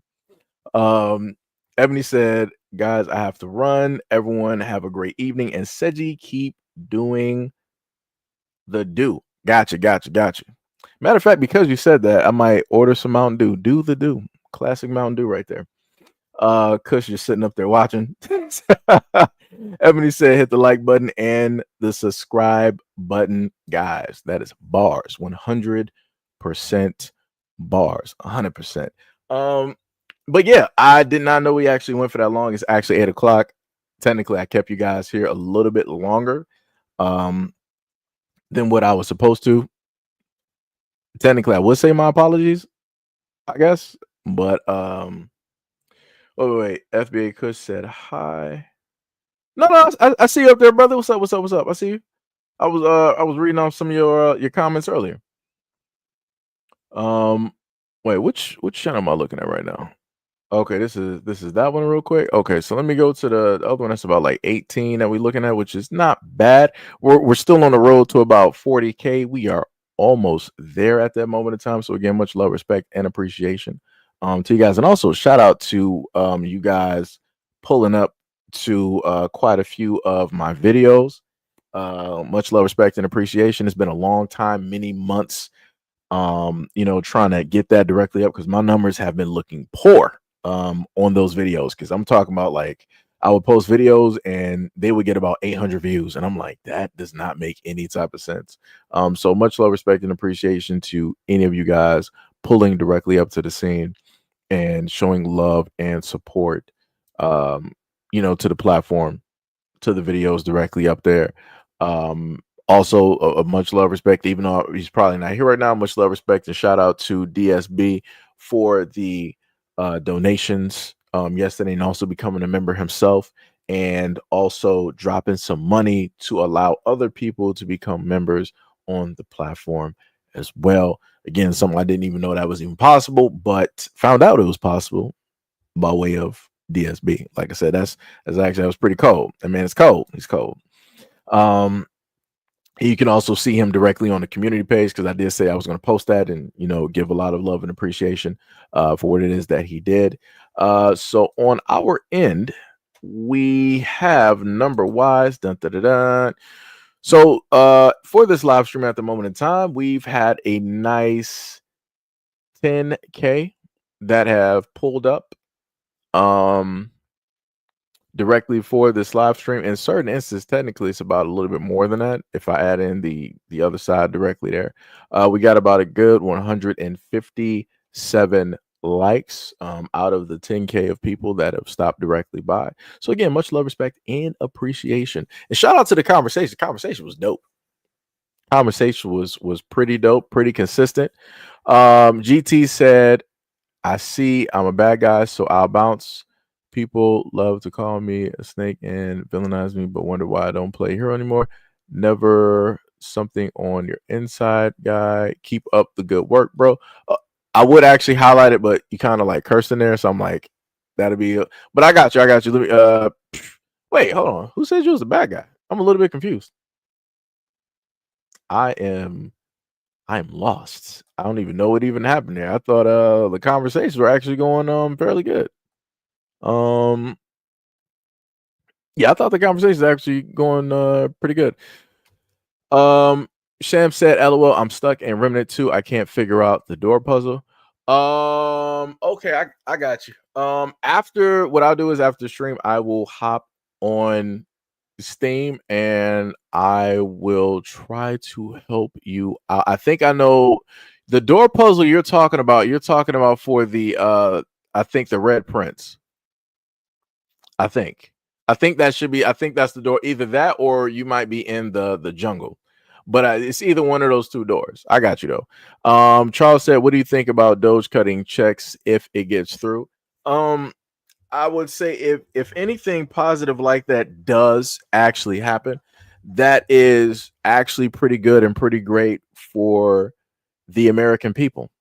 And that's also going to feed money directly back into the United States, because the first thing that people are going to do when they happen to get money. Let me just highlight your comment real quick so that people know what I'm responding to. If this administration does actually cut checks to the American people of upwards of $4,000 to $5,000, that would technically help out. That would give a little bit of breathing room or help out a lot of families or a lot of people out here that are trying to go from job to job, or people that are just trying to figure out their situation. That would be a positive thing for America. That'd be a very, very positive thing for America. But again, it's an if it happens. But like I said, if it does, it will be very, very beneficial for everybody in all industries across the board. Tippy said, I am back. William Berry said, Carmelo. That's crazy. I'm not going to read that one. Tippy said, what's the next story, Seji? Technically nothing at the moment. TMC said this is fire and much love. William Nash said, cheers, stay safe, and don't talk to the cops. Yeah, that's bars. That's bars. Miss Rivers said, Grady Wilson from Sanford the Sun, great googly goog. Now Google. Everyone enjoy your night. Chris R said the Texas Penal Code section 9.31 and 9.32 said you should look them up. Very important for this case. Okay, I got you. Sham said I'm in the unseen tower in the wastelands. Wait, the unseen tower. Yeah, you would have to screen cap that for me, because it's been a minute. It's been like a year since I really played Remnant. And the main place I would heavily stay on is in. Well, before I get on that, I'll just wait. But Seji, wait. D Money says, Seji, what's the Discord? Let me see. Ty, do you happen to have the link to Discord? Possibly. No, I wasn't trying to bother you there, brother. But I'm trying to see if one of y'all might have the link to Discord in there. Okay, thank you. Because what is it? D Money is looking for the link to the Discord, because at one point I used to have the Discord link directly, I guess, like up here or whatnot or whatever, but I forgot it. Tibby said, I'm buying a high-tech cooling fan, the ones that you stick in the window. Okay, that's dope. That's dope.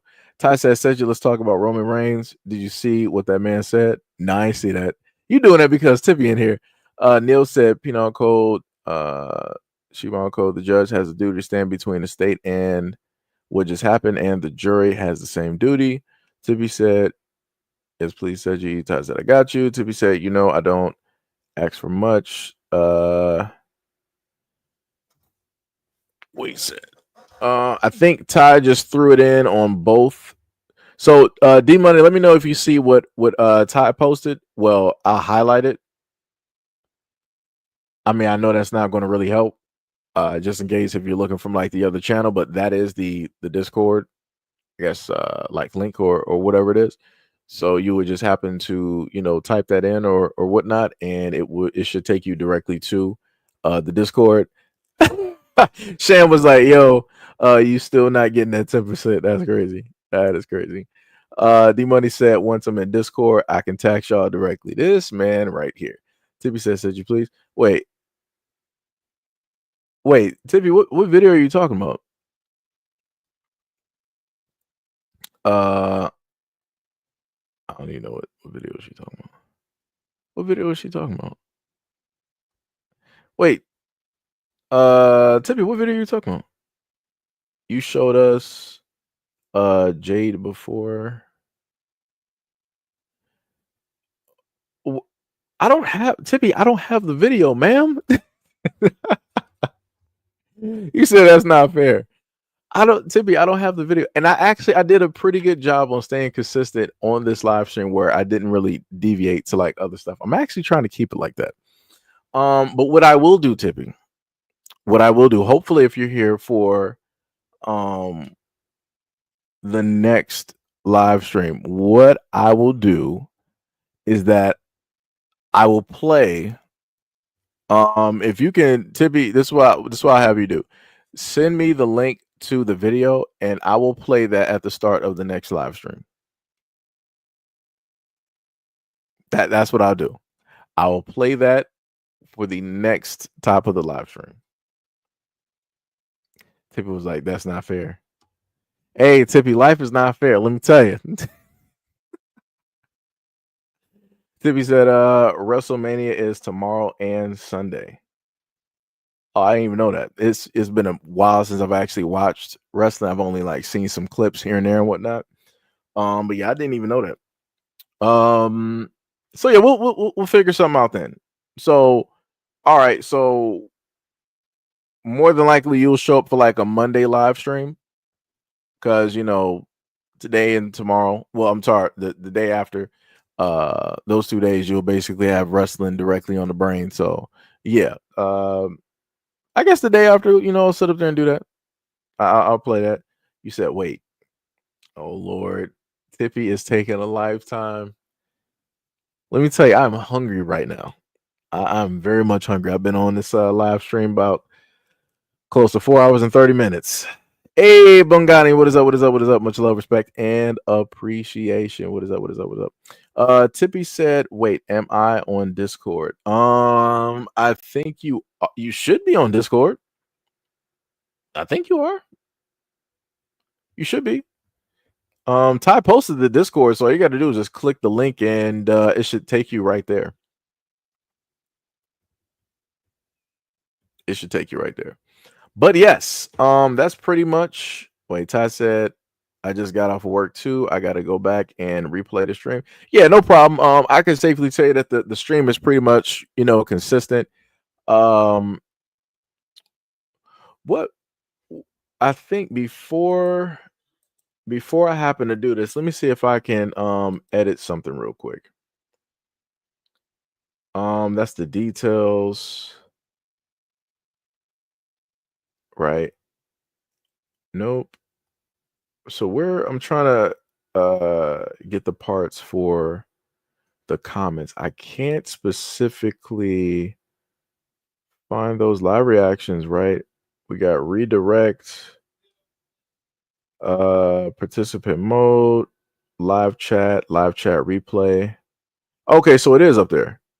Live chat replay shows the original messages sent anytime someone watches the video. Okay, that's good. Okay. So we already got that. That's already, listed up there. So yeah, you can happen to view the live stream and some of the chats and and different things like that, that took place. I was just trying to make sure that was actually on because I wasn't sure if it was on or not. Tippy said it's not working. Tippy said I went on Instagram and seen all of his videos. Did he do another one? I'm not sure, Tippy, but I guess we'll have to figure that out some other time because it is time to go. So shout out to all 63 people that are currently here at this moment in time. Love you guys. Appreciate you guys a lot. Thank you guys for any and all donations that may have come directly through by way of Cash App, by way of, buying some merch. Shout out to anybody who also bought some shoes, over the years. Shout out to all of my Patreon members from past to present. And shout out to anybody who's done any donations by way of the channel, live chats, and different things of that nature. Love you guys a lot. Appreciate you guys a lot. And I'm about to go eat, so hopefully y'all can go eat too. Go spend some time with family, get your feng shui in order, play some video games, or do something. Because I am out. See you guys on the next live stream. Peace.